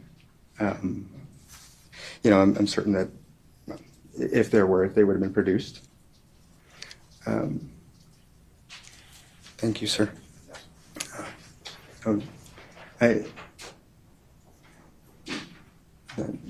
The way that I handle things is I figure out ways to do things legal. And I'll discuss that in a little bit as to what I was planning.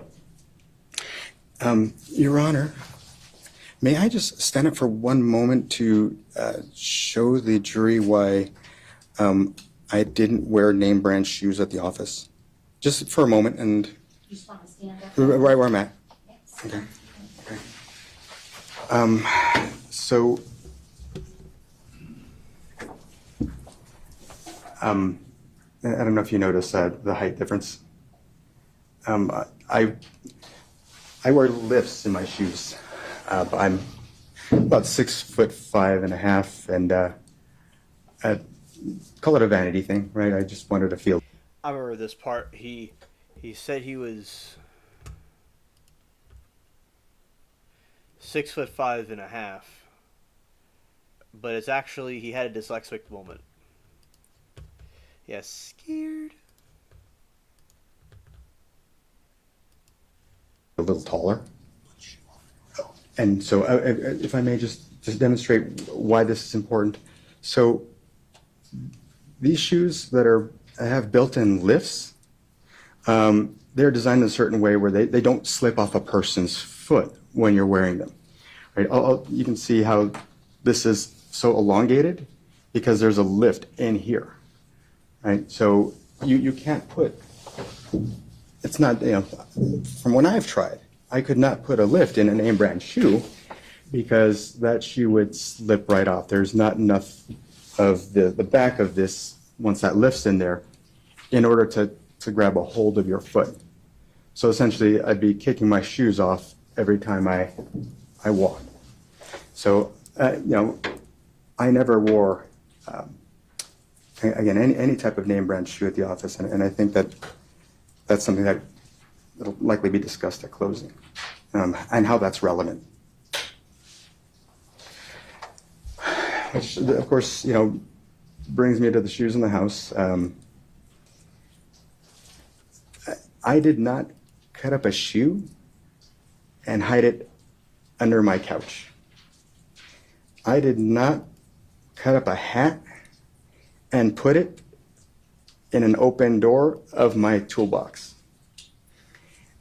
I did not kill Mr. Gurman, so I did not take a bag with my children's basketball and football out of the bin and use it during the commission of a murder.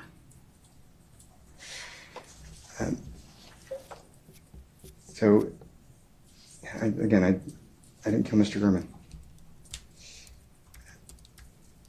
I was, I guess, my next statement would have been argument, so let me skip that.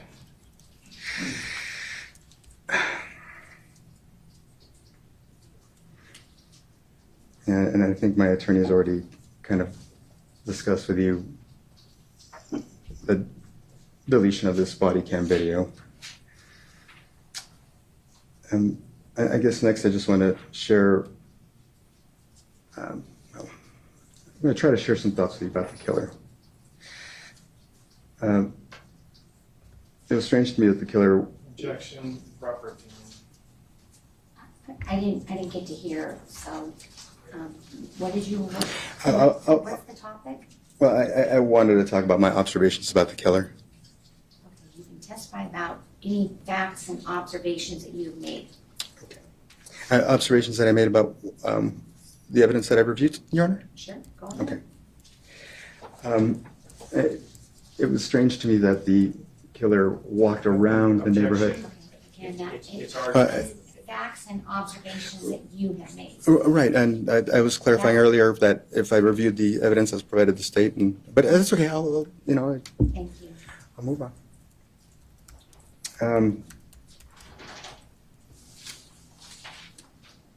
So I did not. Make sure I get my order right here. So you saw a document with certain searches that said Jeff Gurman, Las Vegas, Jeff Gurman, Las Vegas, Rob for AV, those type of things. I'd like, and my apologies, I should have actually sought this out earlier. I don't know if we can, it's a state's exhibit, if we can dig that up. What is it? It was a list of searches for Mr. Gurman that was provided by the state, a lump of Cellbrite items. Celebrate? Is that an extraction report? Yeah, it would be an extraction.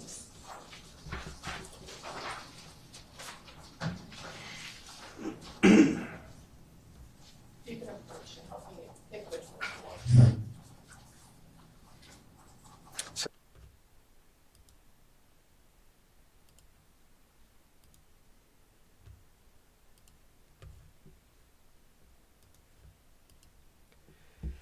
Hello, Hamilton. Welcome to chat.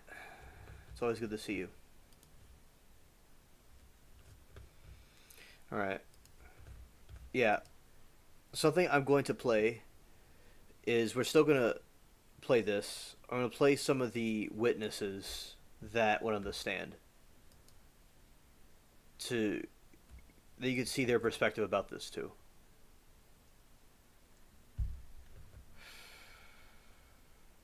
That's not what I meant to put.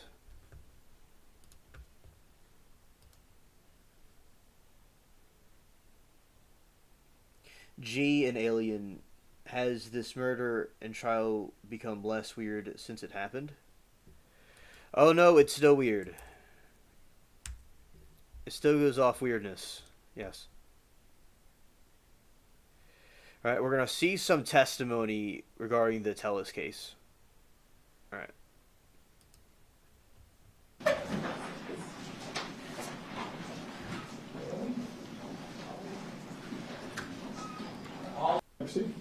Thank you very much.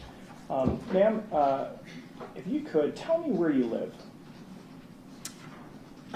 Northwest area, Brown Circle. On Brown Circle. Who do you live there with? Okay, G. Well, thank you for hanging out with us tonight. It's always a pleasure. Good night, take care, and thank you for hanging out with us tonight. It was great. All right.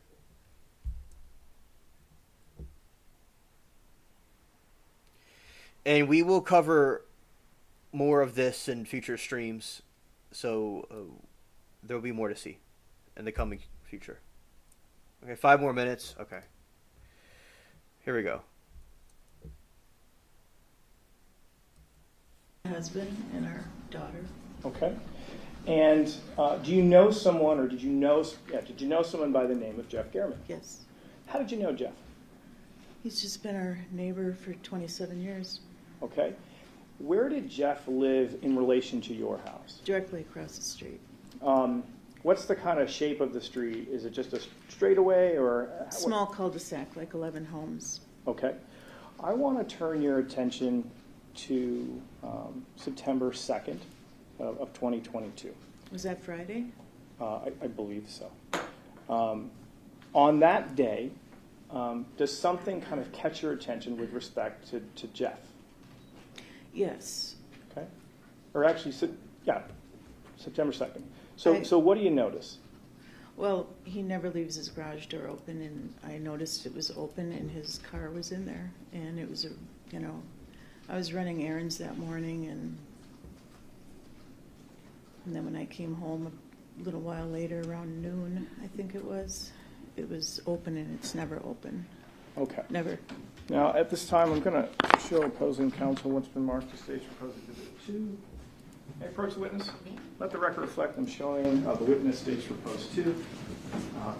Ma'am, take a look at that. Do you recognize what you're looking at there? Yes. Is that, what is that? That's his home. Okay. Is that roughly kind of from a perspective facing from your home, kind of looking over in that direction? Directly across the street. Okay. At this time, we're going to ask permission to admit Stage Proposed 2. No objection. It's admitted. May I have permission to publish? Amen. Thank you so much. Publishing Stage 2. So you mentioned that on that morning, you noticed that his garage was up. It was closer to noon Okay. because I was running errands that morning. I dropped off at school and then I had errands and I was home around noon or before, a little before that. And you mentioned you've lived next to this guy for how long? How many Across the street, 27 years, almost 30. years? And does he keep kind of a regular routine? Yes. And so this really stuck out to you?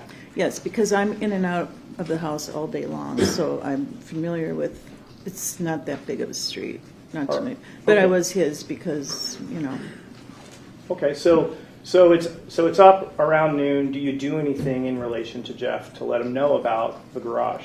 No, but I was busy, and Okay. but I had that feeling of angst, like something was wrong. Okay, so a little more time goes by. Right. Do you see that house a little bit later in the day? All day, up until I left to leave at 2:30. So at 2:30, is the garage still up? Yes, Do you decide to do anything at that point? did it when I came home. Okay, when did you come home? It was around anywhere between 3:30 and 4. Okay, so now... And so I started, I believe it was texting, or I was texting him. So you're texting it. Is the car in the garage? Is Jeff's car in the garage? Yes. All right. So now you're texting around 3:30, something like that. Do Yeah. you get any response back? No. So what do you do at that point? So I'm really busy, so I just continued on. I spoke with my neighbor. She told me, it's strange. I said, I know I already called him or texted him. I can't remember what it was. And Do you remember which neighbor it was? her name is Debbie. Okay.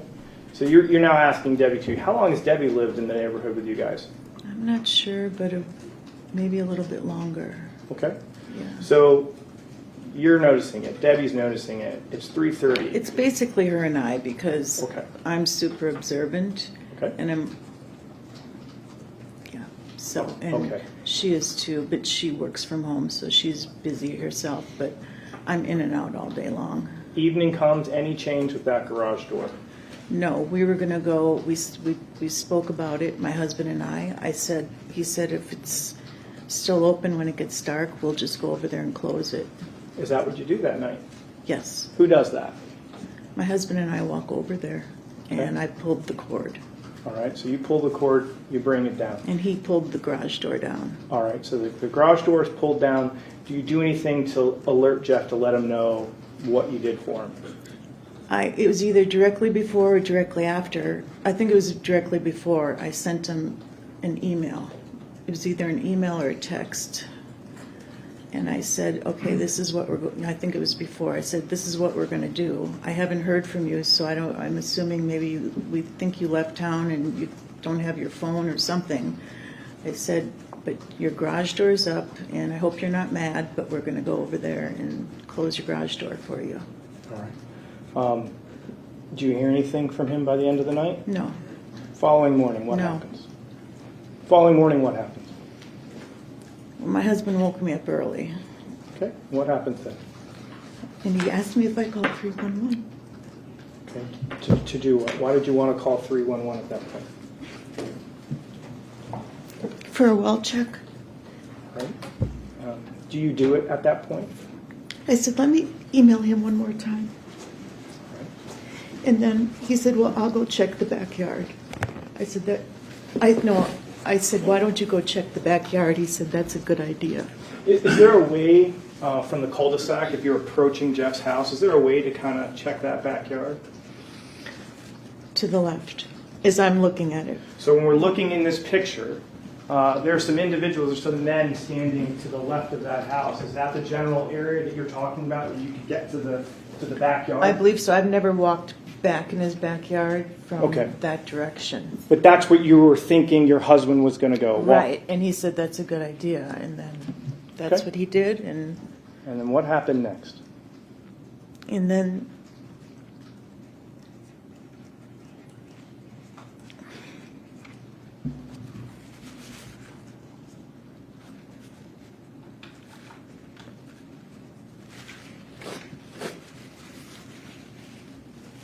she came running in the house sobbing and screaming. And I said, what's going on? You know, what happened? And I ran out there to my husband, and he was on the phone with 911. And he was in shock, and I went into shock. And he was having a hard time Your husband was. getting to the 911 operator to understand him. What happens after? Does your husband eventually get on the phone with 911? He just kept saying, we know he's dead. What he didn't say, we know he's dead. I heard him being very, like, to a point of arguing because, you know, just get the police over here. And she wanted to know, well, is he breathing? What, you know, questions about how do you know he's dead? And he said, what is taking so long, or something to that effect? Why can't you just get the police over here? I know he's dead.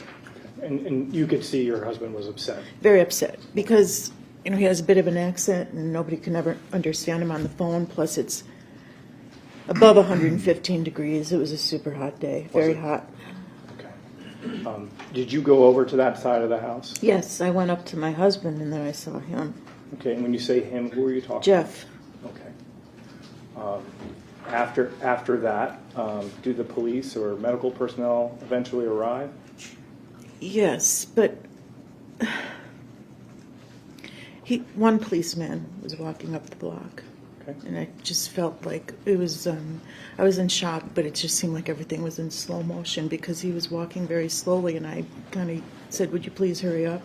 Okay. And he says, do you have a medical emergency? I said, no, it's not a medical emergency. I said, you can see. Okay. And you directed him over to Jeff? And then I saw a fire truck at the end of the cul-de-sac, but they wouldn't come up. Okay. Nobody came up the block. All right. Did you remain outside and kind of watch as Yes, I was praying over him, talking to him. and so it was you there kind of just praying for Jeff? I was, because I just didn't seem, it was just very not natural. Okay. And you didn't... And it just couldn't understand, I mean, didn't look like a natural death, I could tell you that right now. As time goes on, do more emergency personnel and police arrive to the scene? Of course. Okay. And do you stay out there generally and kind of watch what's happening? Yes, I just stayed, you know, I stayed across the street. My gate, my side gate would look directly on him. Okay. And so you But watched... through a semi-sheer bush, you know. Okay. And so you watched them kind of set up, you know, crime scene tape with this, that, and the other. Correct. You stayed out there. Court's indulgence. Thank you. I have no further questions. I have no questions for this witness. Thank you, ma'am. Thank you very much for your testimony here today. You may step down. You're excused from your subpoena. You may call your next witness. Next witness, Your Honor, is Roy Bailey.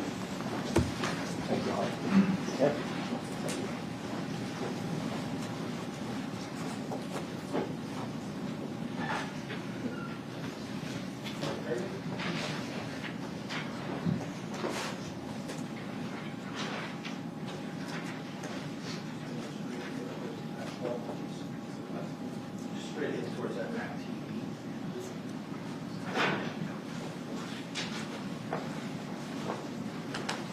If you please watch your step and your step up into the witness stand. Remain standing, raise your right hand, face the court, please. You do solemnly swear the testimony you're about to give in this action shall be the truth, the whole truth, and nothing but the truth, so help you God? I do. You may be seated. Please state and spell your first and last name for the record. Roy, R-O-W, Bailey, B-A-I-L-E-Y. May I proceed, Your Honor? Good afternoon, sir. In September of 2022, what street were you living on? Bronze Circle. Bronze Circle?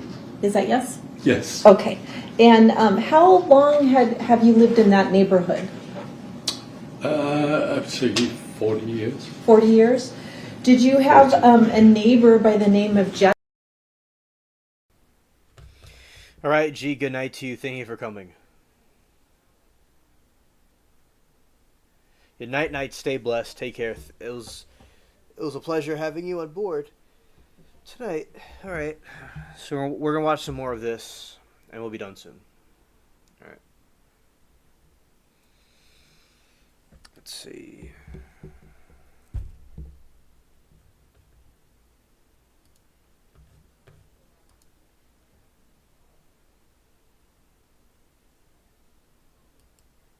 Beth Gehrman? One thing I want to point out here is, yeah, see you tomorrow, G. One thing I want to point out here is that our boy Tellis is fake crying. He is being very over exaggerated, and people that actually are emotional over the situations, you could see the difference.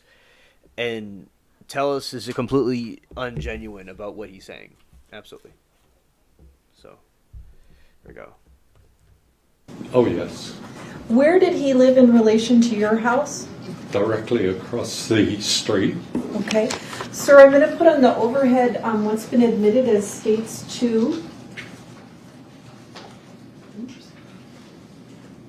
It's just had a delay. Oh, there we go. Can you see that on your screen in front of you? Yes. Do you recognize that residence? Yes, I do. Whose house is that? That is Jeff's house. Okay. And you said you've been in the neighborhood about 40 years. Do you have an estimate of how long he lived there? Yes, 26 years. 26 years? Mm-hmm. Over the years or decades there, did you kind of get familiar with when he would come and go from his house? Oh, yeah. Yes. How would you describe his daily routine? Excuse me. He would, in the mornings, I was working outside my house, and Jeff would come out around 8 o'clock or something, and I assumed he went and got his coffee or whatever and came back, and a lot of times, he would acknowledge me, I'd acknowledge him. So he had kind of a routine of going to get coffee in the morning? Yeah, quite And then often. you'd see him when he'd come back? Yes, Okay. absolutely. On the 2nd of September of 2022, did you notice something strange at his house? At his house? Yeah, or how his house looked, I guess. This was on the Friday, correct? Yes, yeah. I noticed the garage door was open. Could you tell whether or not his car was there? No. Okay. No, I couldn't see that low. Okay. Was it unusual for him to have his garage door open? Yes, he would come and go, but always close it. Because you saw that, did you take note of it throughout the day? Yes.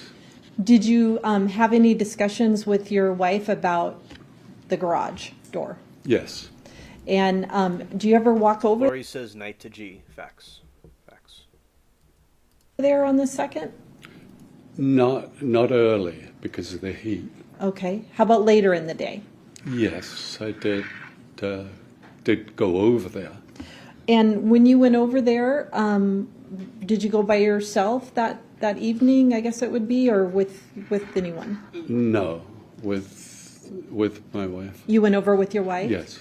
At that time when you went over, do you remember if his car was there or not? Yes, it was there. It was there. Did that strike you as unusual? No. Okay. Did you and your wife do anything to the house when you went over that evening? Closed the door. Were you aware of whether or not your wife had attempted to contact Jeff during the day? Yes, throughout the day. And to your knowledge, was contact ever made? No. And when You're welcome, Hamilton. I'm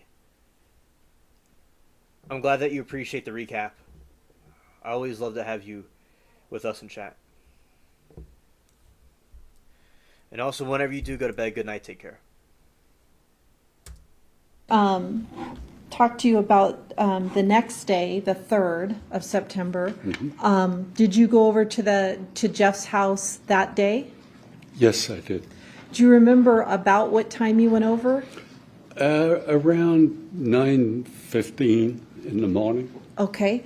And I assume you just walked over yourself? Well, my granddaughter your was behind me. Okay, so she kind of was following behind you?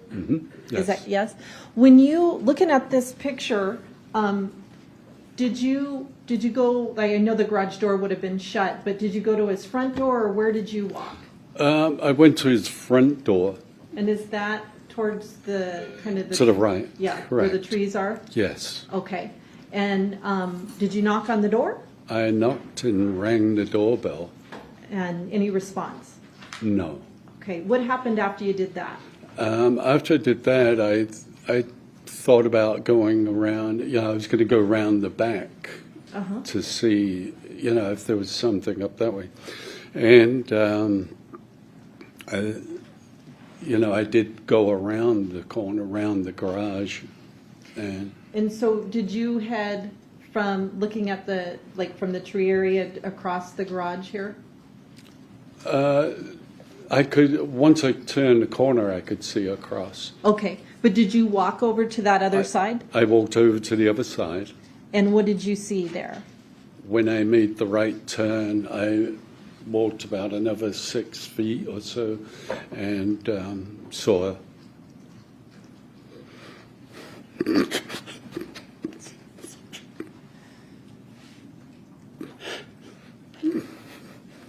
Sorry. It's okay. Do you need any water? Or? I saw Jeff. You saw Jeff. Was he on the ground? You see, that's real crying. It's not the fake crying that Tellus does. Yes, he was. Okay. So you saw him, and based on that, what did you do? I called 911. Did you have your cell phone with you? Yes. Okay. Were you standing there calling? Yes. Okay. And then at some point after you called 911, did police and other people arrive at the residence? Yes, there was a patrol officer that came by. Okay. Within a very short time, actually. So the patrol guy comes first, and then were there a lot more people that came to the That house? followed, yes. Do you remember if you were interviewed by officers about what you saw? Oh, yes. Yeah. Okay. And how about, did officers ask you about whether or not you had a video surveillance system on your house? Yes, they did. Did they ask for permission to download that from you? Yes, they did. And I assume you gave permission? Absolutely. Thank you, sir. I'll pass the witness, Your Honor. Just briefly, thank you, Mr. Bailey. When you were interviewed, was it a formal interview where you went into the police department, a detective's office to give an interview? No, they were in the house. I mean, the detectives were around all day. Okay. So it was just when they arrived on the scene. Is that the interview that you were referring to? Yes. Do you know if they recorded your interview or not? I believe so, yes. Thank you. I have no further questions. No, Your Honor. Thank you. Thank you very much for your testimony here today. You may step down, and you are excused from your subpoena. Thank you very much.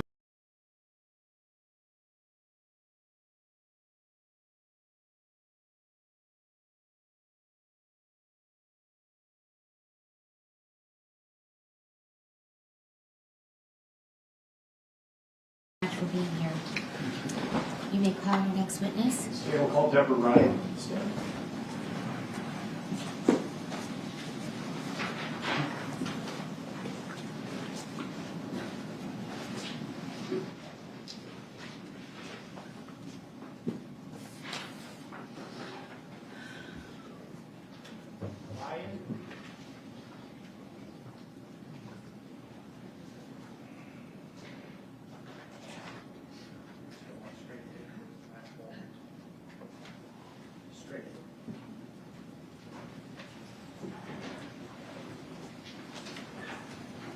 Please watch your step, and if you step up to the witness stand, remain standing, raise your right hand and face clerk.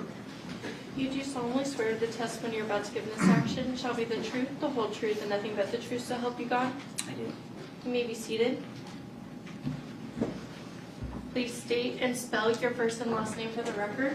Debbie, D-E-B-B-I-E, Ryan, R-Y-A-N. Thank you. May I proceed? Thank you. Ms. Ryan, if you could, do you know someone by the name of Jeff Garrett? I do. Okay. What was your relationship to him? How'd you know Jeff? Neighbors, or lives right across the street from me for 27 or 28 years. All right. What was the street that you and Jeff lived on? Bronze Circle. Okay. Do you know a couple by the name of Roy and Holly Bailey? I do. And how do you know Roy and Holly? Been our neighbors since we've lived there for 33 years, right beside us. Okay. So I want to show you what's been already admitted to stage 2. You look at that monitor over the, well, you can look at the monitor even just to your right, that helps. Or you can look at the big one behind No, you. this is better. Is that better? Okay. Do you recognize what you're looking at there? Yes. Whose house is that? Jeff's. All right. So I just want to orient the jury for a minute. So Jeff lives there. Where do the Baileys live in relation to Jeff? Straight across the street. Okay. Is that in a cul-de-sac? We're in a cul-de-sac. All right. And if we're at the Bailey's house, all right, if we're in the Bailey's house, do you live to the left of the Bailey's house, or you live to the right? To the right. Okay, so you live right next door to the right. So you're also facing Jeff. Yes. All right. So I want to turn your attention to September 2nd of 2022. On that day, do you notice something in relation to Jeff's home that catches your attention? I did. The garage door was open. Okay. Why did that, of all things, catch your attention? Because unless he's outside, was working on the lawn or something, it was always closed. Okay, so it's always closed. So you look over, garage is open, but Jeff's not there. I didn't notice him, no. Okay, was his car there? Yes. All right. So around what time do you remember roughly? I'm going to say 11:30, 12. Okay, sometime in the afternoon, right, or midday. Yes. Yeah. So do you do anything at that point, or do you just kind of go about your business? I didn't. I thought maybe he was working on the side of the house or something. I was getting lunch. I work remote. Went back to work. So you go back to work. A little later in the day, is that garage door still open? It is.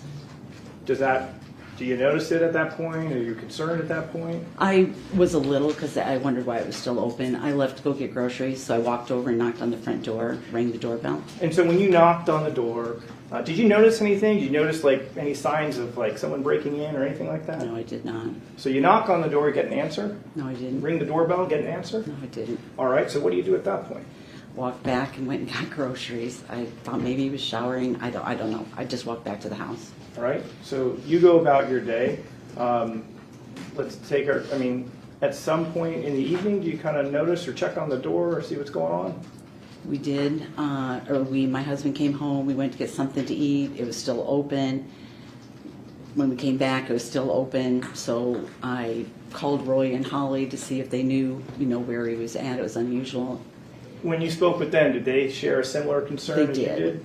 Okay. Yes. So what do you decide to do at that point? We walked over. Roy pulled the cord in the garage so that the door would go down. At least we knew it was shut. We thought maybe, I don't know, he'd left on vacation or something and the door opened. Okay. Do you hear from Jeff that night at all? No. All right. So let's get to the following morning. Let's talk about September 3rd.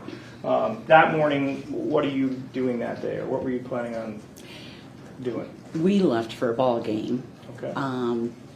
We were at the ball game, and I'm not sure what time it was. I'll say 9:30 or so. I don't know. It was in the morning. We'd just gotten to the game, and I got a call from Holly.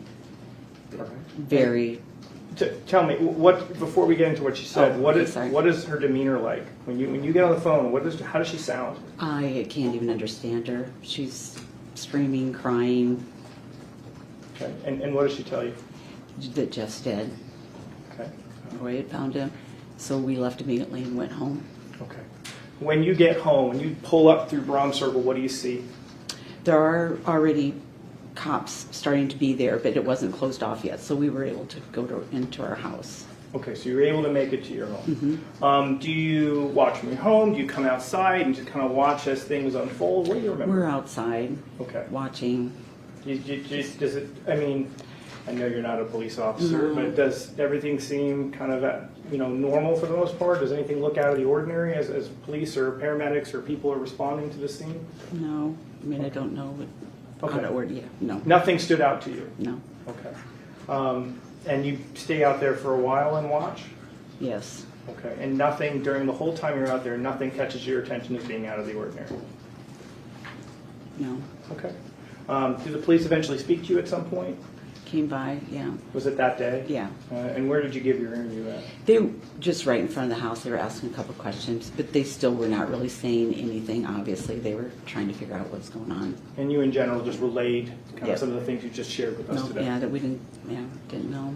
All right. Well, listen. Thank you so much. No further questions. Cross-examination? Just briefly, thank you, Ms. Ryan. When you were interviewed, was it by patrol officers, detectives? It wasn't really an interview. They were just kind of in the neighborhood, going around trying to calm people. I think more than anything, they weren't asking a lot of questions. Okay, but you did come in contact with officers. Were they uniformed? Yes. Okay. Are you aware if they recorded your conversation with them? I don't know. Okay. Thank you. I have no further questions. Any redirect? Oh, no, Your Honor. Okay, thank you very much for your testimony here today. You may step down, you are excused. Thank you for being here. You may call your next witness. Thank you, Your Honor. The state calls Clara Browning.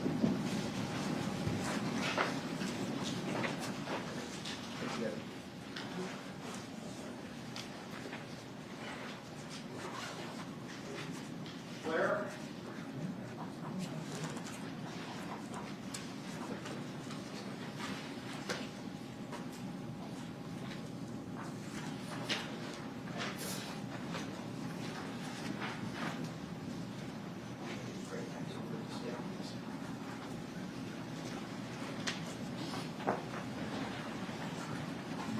Please step up from the witness stand. Remain standing. Raise your right hand. Face forward. You do solemnly swear the testimony you're about to give in this action shall be the truth, the whole truth, and nothing but the truth, so help you God? I do. You may be seated. Please state and spell your first and last name for the record. My name is Claire Browning. First name is C-L-A-I-R-E. Last name is B-R-O-W-N-I-N-G. May I proceed? You may. How are you employed? I'm a senior crime scene analyst with Las Vegas Metropolitan Police Department. How long have you worked as a crime scene analyst? A little over 9 years now. Okay.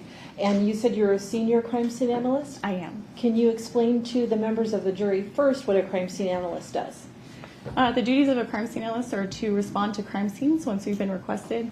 We document the scene through notes, photography, a diagram if necessary, process for any latent prints, and collecting the evidence as it pertains to the crime. And do you undergo training with Metro before you're allowed to work as a crime scene analyst? Yes, we do. And can you just give us an overview of that?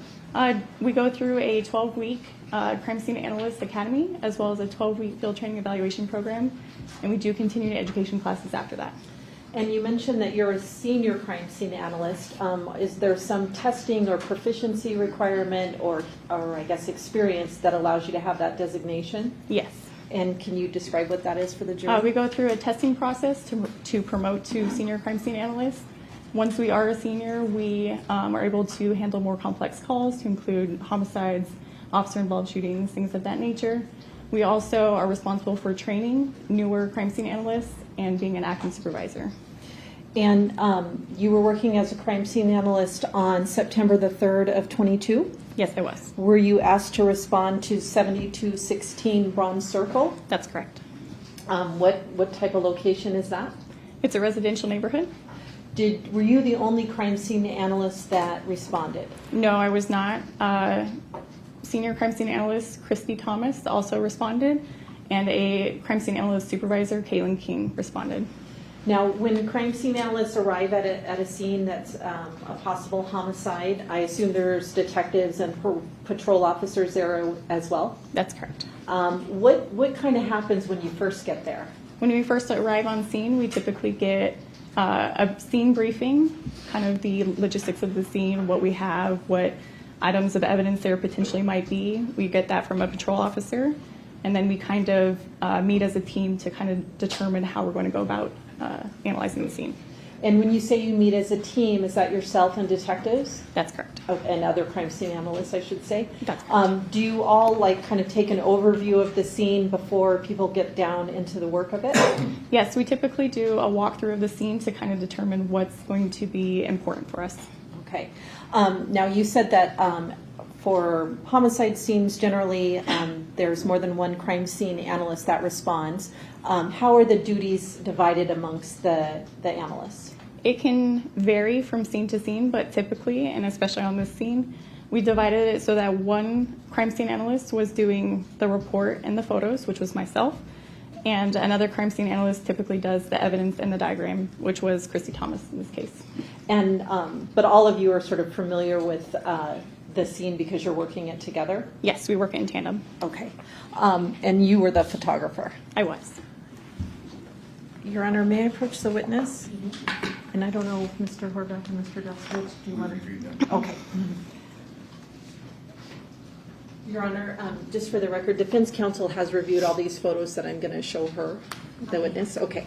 I'm going to ask you just to look through these in groups, and this is states proposed 1 through 51. If you can just let me know if you recognize those photographs.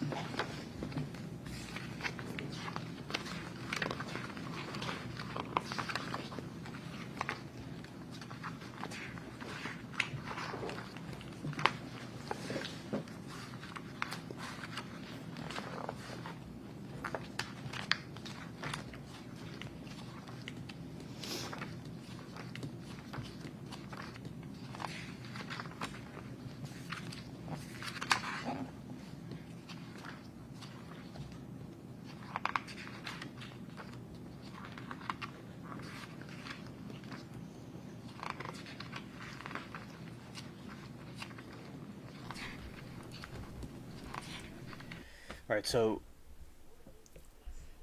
that was not Gurman. No, wait. I'll redact my statement. Let's see. The person that was on the stand crying a moment ago. Oh, this was the nice older man. No, that was a neighbor. That Gurman, he was the one that saw Gurman get murdered. That was not Gurman.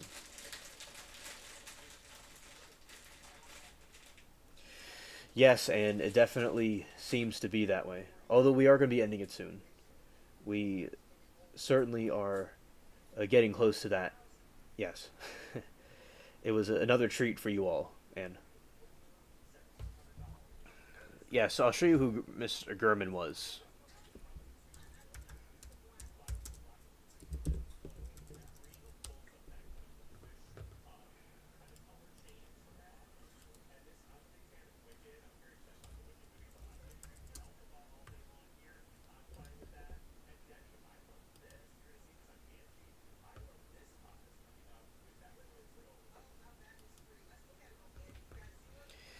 This is the person that was murdered.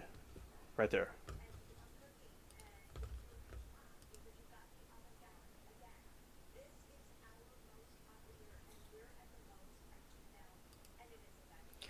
Right there, he was known to be pretty cool. I've heard people that have known him, he was nice.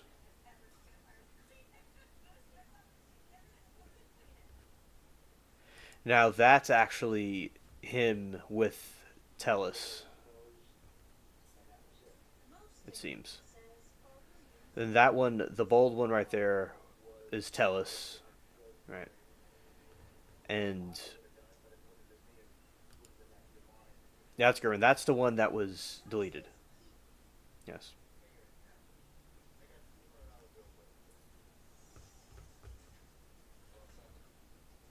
All right, so here we will continue.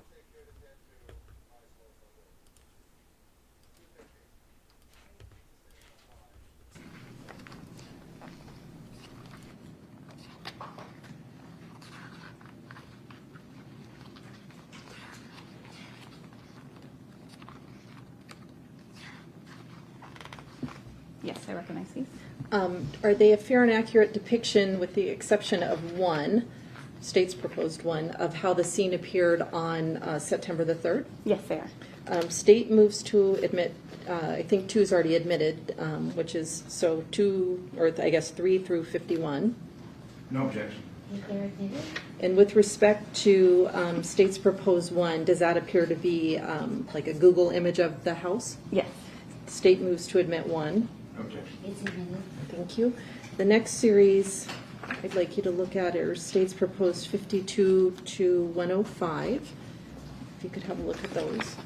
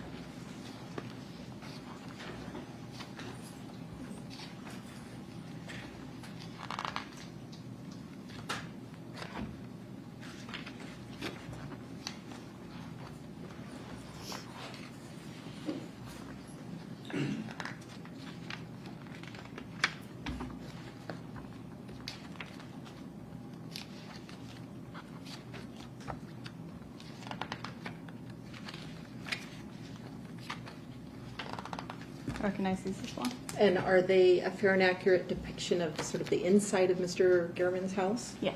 State moves to admit 52 to 105. No objection. They're admitted. Next group is 53 to 134.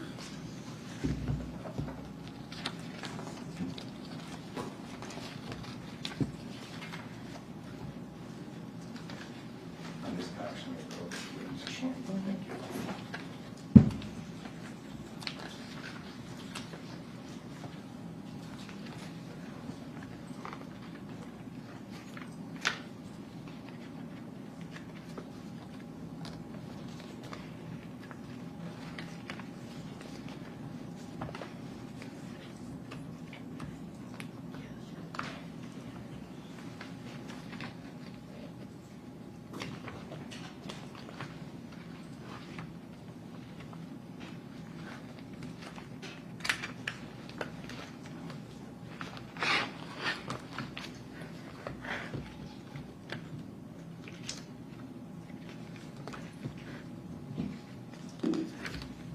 Recognize these. And are they a fair and accurate depiction of the outside and backyard area of Mr. Gehrman's house? Yes. State moves to admit 106 through 134. No objection. They're admitted.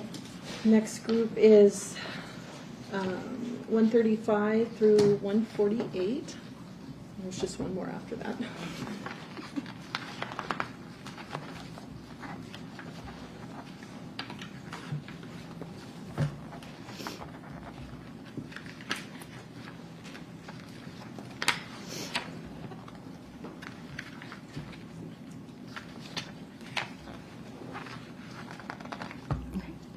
Recognize those? Those appear to be the garage area and Mr. Gehrman's vehicle. Yes.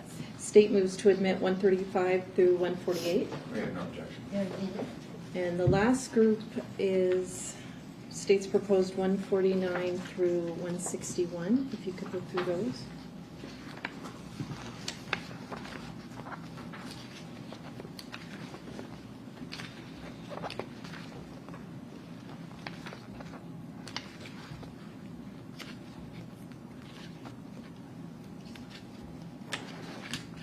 recognize this as well. Okay, and for the record, state's proposed 149 is a diagram of the crime scene, is that correct? That's correct. And the remaining up to 161 are photographs that were taken on the 3rd?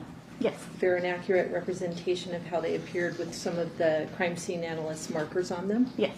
State moves to admit 149 to 161. We have no objection. May I publish these, Your Honor? Thank you.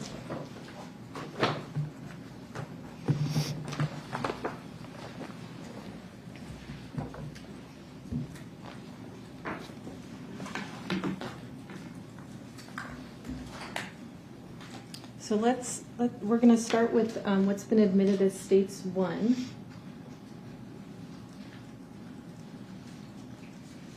What are we looking at in that photograph? This is the front of the residence with a Google Street View. Okay. And this is what's been admitted as States 2. And what are we looking at in that one? This is the front of the residence on September 3rd. Okay. Now, as we see it here, it looks like there's some crime scene tape on there. Is that fair? That's correct. Who puts the crime scene tape up? It's usually going to be the first responding officers. Okay. And that was in place by the time you got there? That's correct. I'm going to put on the overhead States 5. What are we looking at in that photograph? This is the west side yard of that same residence. Okay.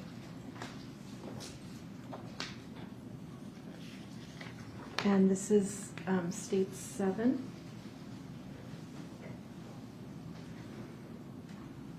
What are we looking at in that photograph? This is, again, the west side yard of that same residence. The gate in the back leads to the backyard, and in front of that gate, you can see the decedent. Okay.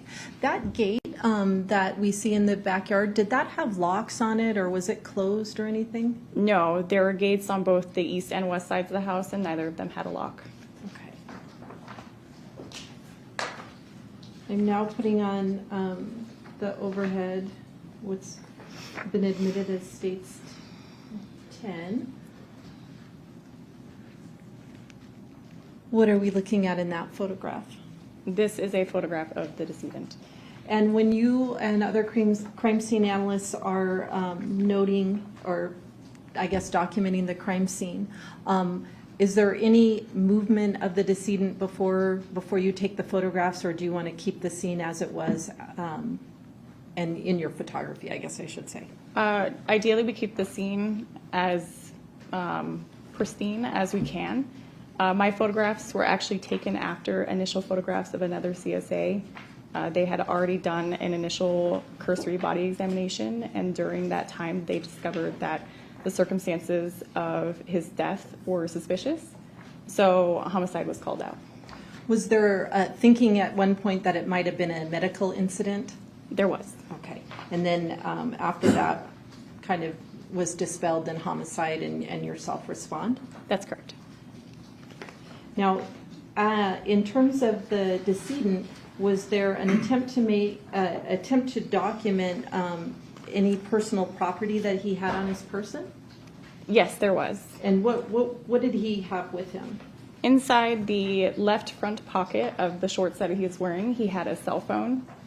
Protruding from the left rear pocket of those same shorts was a wallet with cards and identification in the name Jeffrey Gehrman, as well as several US dollar bills in cash.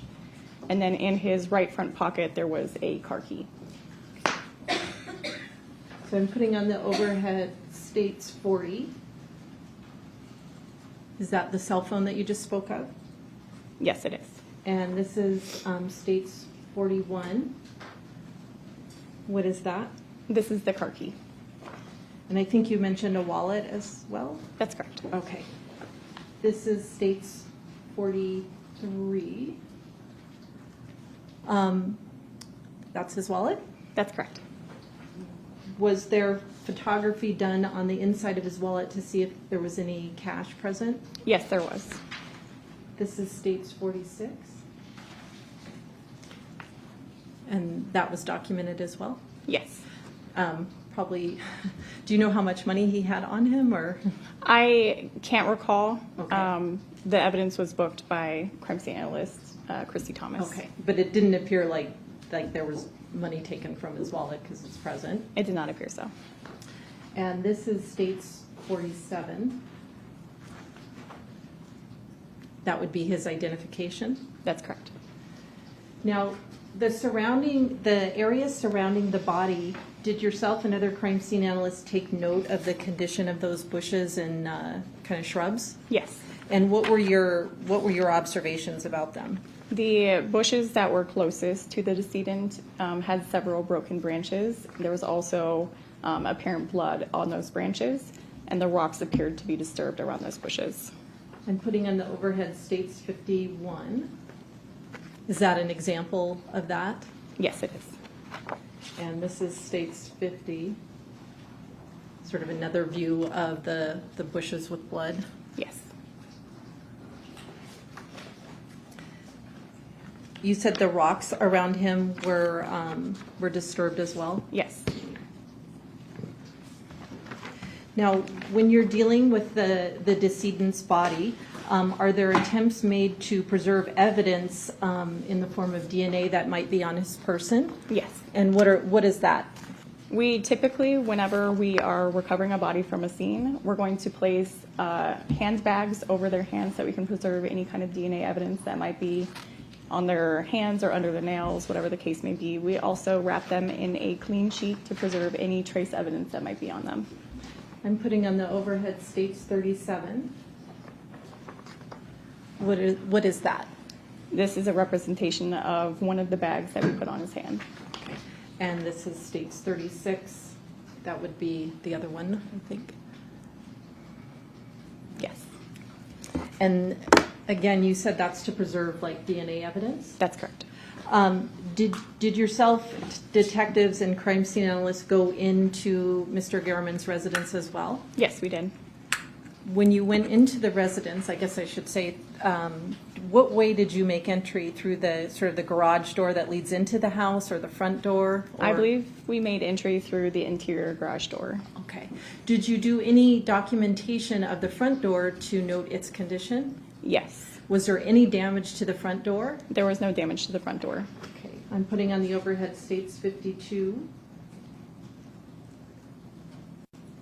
Is that the front door? Yes, it is. And the photograph is to document that it hasn't been kicked in or there's no damage to the frame? That's correct. How about the interior of the residence? How would you describe it? The interior of the residence was actually very clean, very orderly. Everything was essentially in its place. Have you been to residences where places have been ransacked or items have been taken? Yes, I have. Did this residence look like that at all? No, it did not. Did it look like there was any area of disturbance inside the residence? No. This is states 53.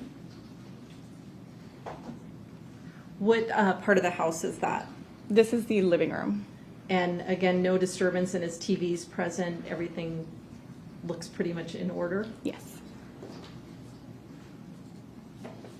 This is states 54. Is that just another view of the living room? Yes, it is.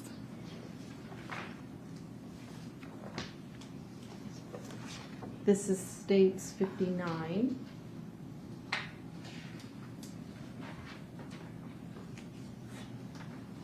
What are we looking at in that photograph? This is the bedroom inside the residence. And again, no sign of disturbance? That's correct. This is state 60. And we're looking at...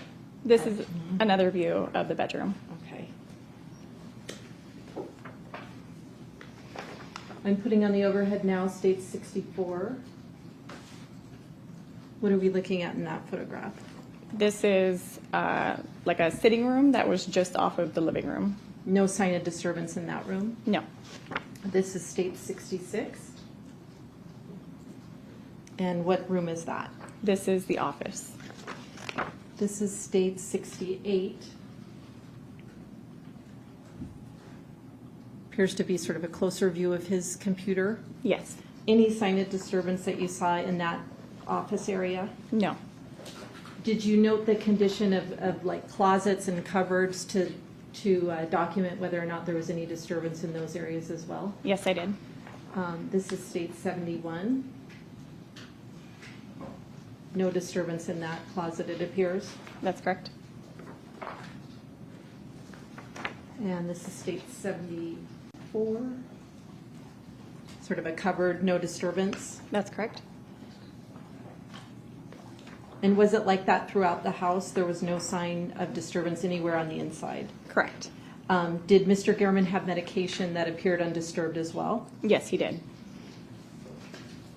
I want to move to, this is states 81, you can tell me. What are we looking at in that photograph? This is the dining room area inside the residence. Okay. And this is states 83. That dining room area to the right of it is a kitchen? Yes. And I see like a butcher block on the counter there. Did you document whether any knives were missing or anything like that? There were no knives missing from the block. Okay.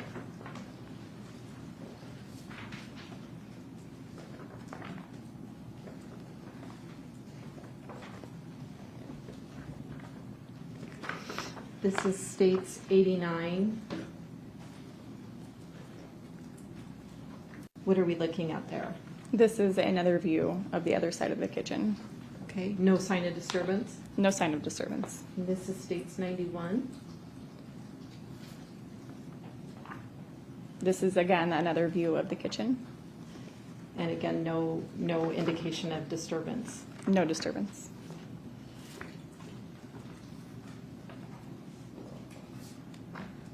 I'm showing you now states 100, and it appears to be a trash bag. What was done with that?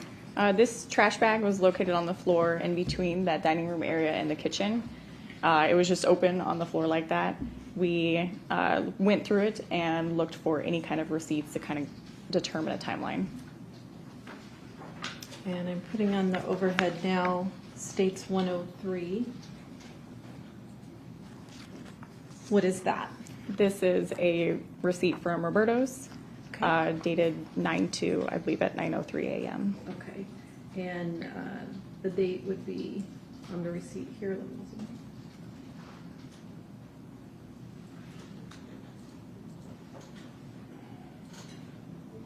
Can you see it? Oh, I know.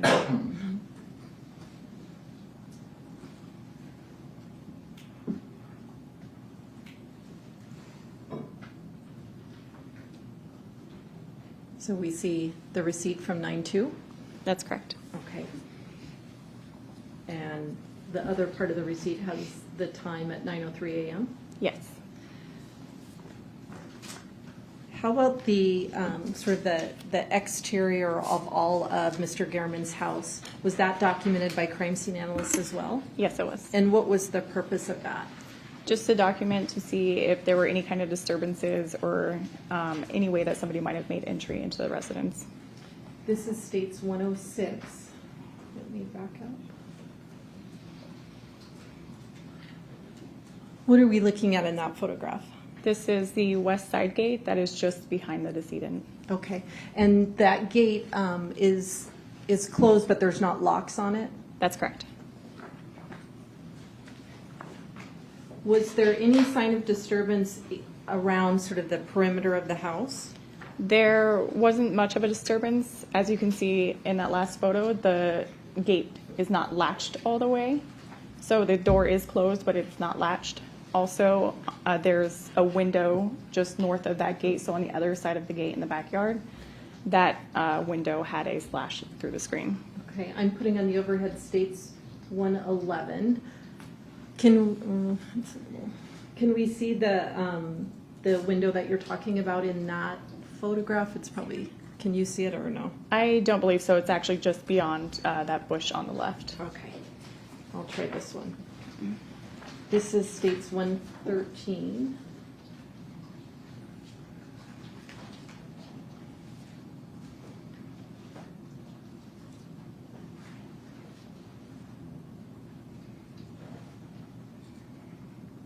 Can you see the looking at 113, can you see the slash mark on the window? If I'm not mistaken, I believe it's the linear line. Can you, there's a mouse up there? Yeah. I believe that this is the slash. Okay, I'm going to approach just so you're sure.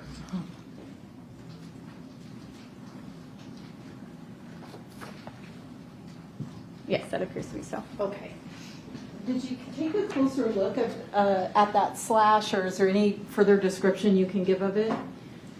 There's just a tear in the screen. In the screen. Okay. This is States 114. It might be a better picture of it.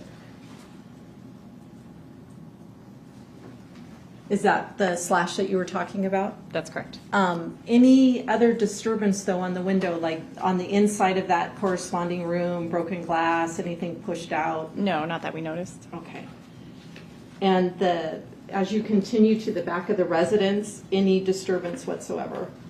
Not that I recall. Okay. This is States 117. That appear to be the back of the residence? Yes. And then the back door that leads, I assume, into the kitchen area, no, that wasn't broken or any sign of disturbance to that as well? No. Mr. Gehrman's car was present at the scene? Yes, it was. This is States 135. And the keys were in his pocket, right?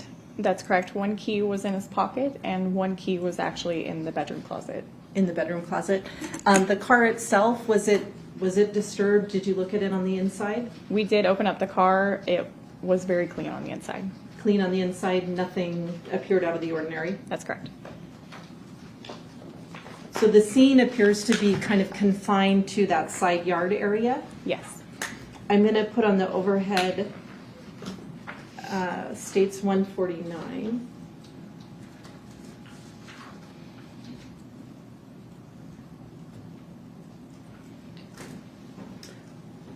What are we looking at in this exhibit? This is a diagram of the crime scene. Okay. Now on this diagram, I see AB6, AB5, 15, AB4, and AB3, 2, and 1. What are those designations? The AB1 through, I believe it's 6, is apparent blood. So apparent blood stain 1 through 6. There are different locations around the body. Number 15 is actually a broken branch that we located near the body that also had apparent blood on it. Were swabs taken of these areas? Yes. And how do you guys do that at a scene? Whenever we take swabs of apparent blood, especially in this case, AB1 and AB2 are actually going to just be the physical surface that the blood was on, so it's 2 rocks. 15, like I said, is a branch that had apparent blood on it, so that was booked just as a branch. However, I believe it's AB3 through AB6. We take a cotton swab, so think of it like a Q-tip. We put molecular water on it, which is just essentially clean water. And then we swab the stain and secure it in an envelope and submit it for evidence.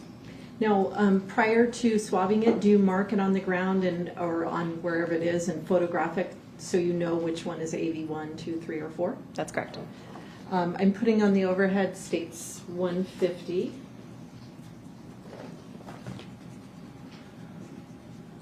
And can you see the crime scene analyst markers on there? Yes, you can. And where should the jury be looking for those? If you look here on the rocks, this is AB1 and AB2, I believe. The rocks themselves were collected. And then one of the designators is actually right here in the bush on the branch. Okay. This is States 151.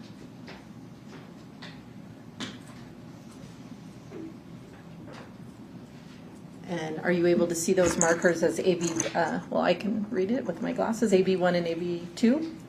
Yes, AB1, AB2 are on the ground, AB3 is on the branch. Okay, and those correspond to where they were on the diagram? That's correct.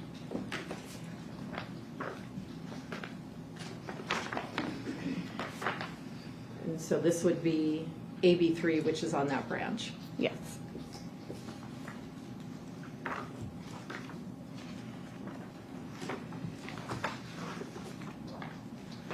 Now I'm putting on the overhead states 158. Appears to be like a outside decorative butterfly and a bird bath. Is that correct? That's correct. And were swabs taken from those items as well? Yes. And those would have been impounded the same way that you previously described? That's correct. And then are you, as a crime scene analyst, the person who does DNA testing or forensic testing on the item? No, I do not. Okay. I think that's all I have, Your Honor. Thank you. I'll pass the witness. Cross-examination? Yes, thank you.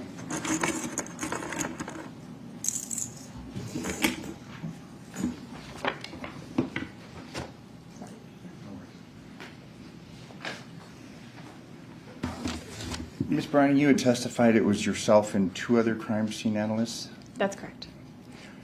The other two analysts were Thomas and King. That's correct.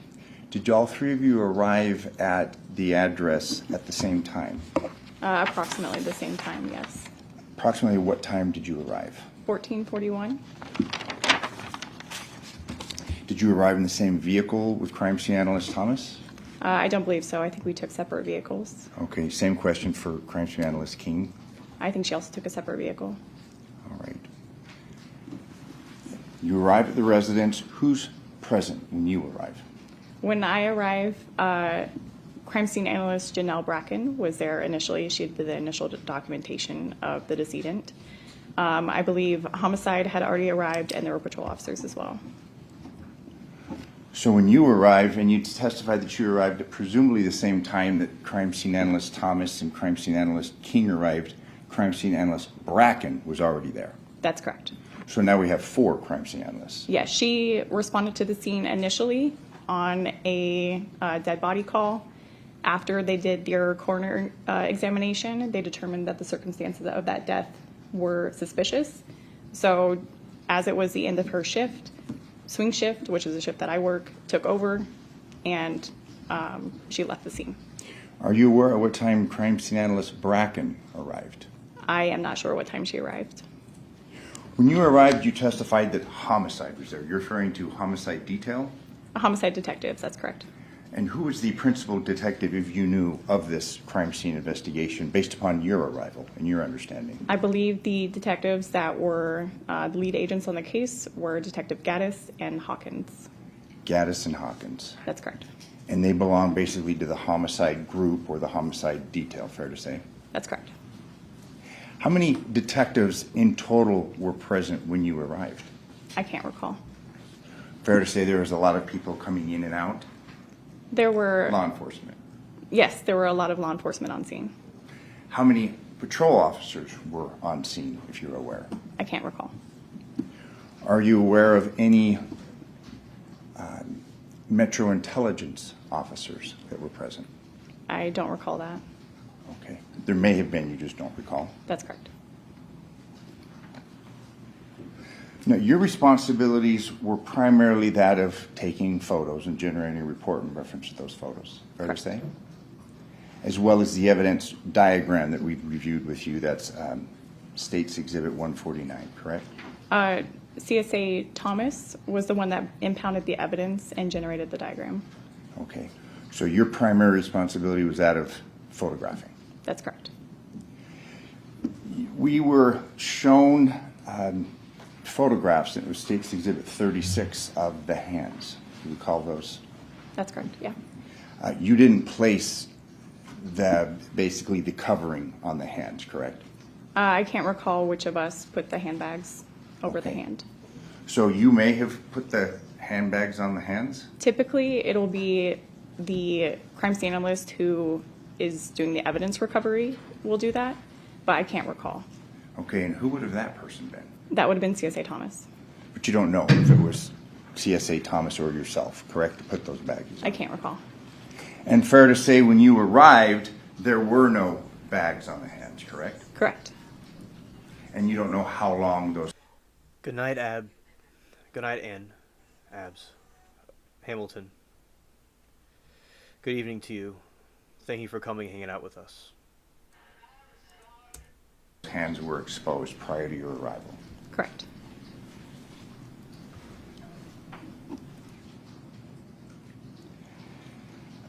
You had given testimony concerning this knife block inside Mr. Gehrman's residence, Yes, and you had testified that no knives were missing from that particular block, correct?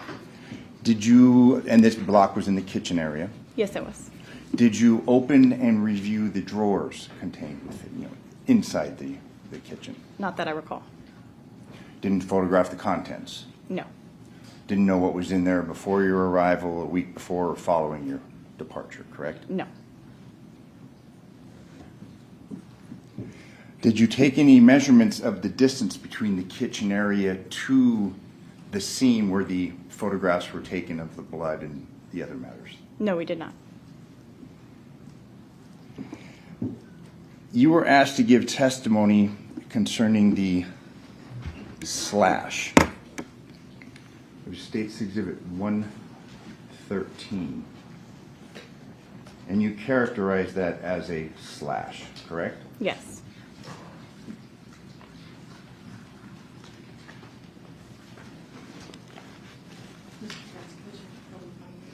I'm sorry? You probably, I don't want to mess up your stack. I have 113, but actually I have it. Thank you very much. Can you see it? This was a delay. This is the slash that was referred to, correct? On Yes. the window? And that was on the other side of the gate where Mr. Gehrman was found, correct? correct. And then a close-up of this slash is in Exhibit 115, correct? Yes, Now, you use the word slash, but you don't know whether or not that was slashed by a knife or was even cut, correct? no, it's a defect. A defect. So, I mean, the idea of slash, that's something that doesn't necessarily fit that photograph, does it? It could potentially, but it is a defect in the screen. It could have been a fray. It could have been. And are you aware of what level, what height this slash or this fray was from the ground? I don't recall. Thank you. I have no further questions. Ms. Browning, when crime scene analysts are working scenes, it looks like you're on duty now, right? Is that what you would wear? Yes, Do you wear gloves? yes, we do. What's the purpose of crime scene analysts wearing gloves? It's to prevent any contamination or cross-contamination of the scene. Okay, and do all crime scene analysts at murder scenes wear gloves in order to avoid that contamination? Yes, we do. We actually double glove anytime that DNA is a concern. Okay, and so whoever bagged the hands of Mr. Gehrman would have been double gloved? That's correct. Okay. When you got to the scene, I think you, we talked about there being crime scene tape up. That's correct. Okay. What's the purpose of the tape? The tape is to keep any non-law enforcement personnel out of the scene. When you've been at murder scenes in your work at Metro, in a murder scene, if you're law enforcement, is everybody allowed to go in the scene where the decedent is? No. What are the rules on that? Typically, it's going to be people that are actively investigating the scene. Okay, so anyone who happens to be standing around can't go into the scene? Correct. And are there steps taken by patrol officers, analysts, and detectives, everybody, to preserve scenes? Yes. And that's in order to preserve any possible evidence that might be present? Yes. Thank you. Yes, and follow up. You were part of a second group that arrived. There was a crime scene analyst, Bracken, who had arrived prior to you, correct? Correct. Initially, this wasn't treated as a homicide scene, was it? Not initially. So these concerns regarding preserving evidence and contamination obviously would have followed. Fair to say? Anytime that a decedent is on scene, we do our best to lock down the scene. We have patrol officers on scene. We put tape up. We take all the precautions as necessary. But you weren't present. were I you? was not present for that. Thank you. I have no further questions. No other questions, Renee? Thank you very much for your testimony here today. You may step down. You are excused from your subpoena. Thank you for being here. And you may call your next witness.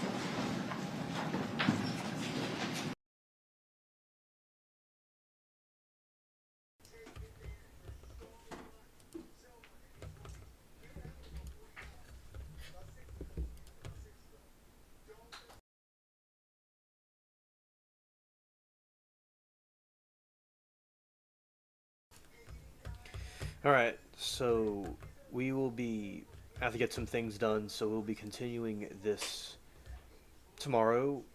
And I want to thank you all for hanging out with me and being here. We had a very great stream. And thank you for all your questions, and I appreciate the interest in these trials that we've watched over the past few years. So everybody have a good night, take care, and peace.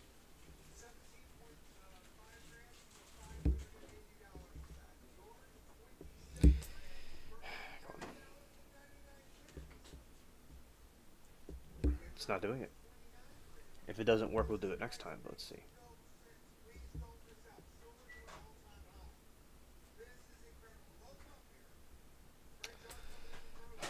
Well, okay, so balloons at the moment from Temu are not cooperating. We'll try it again.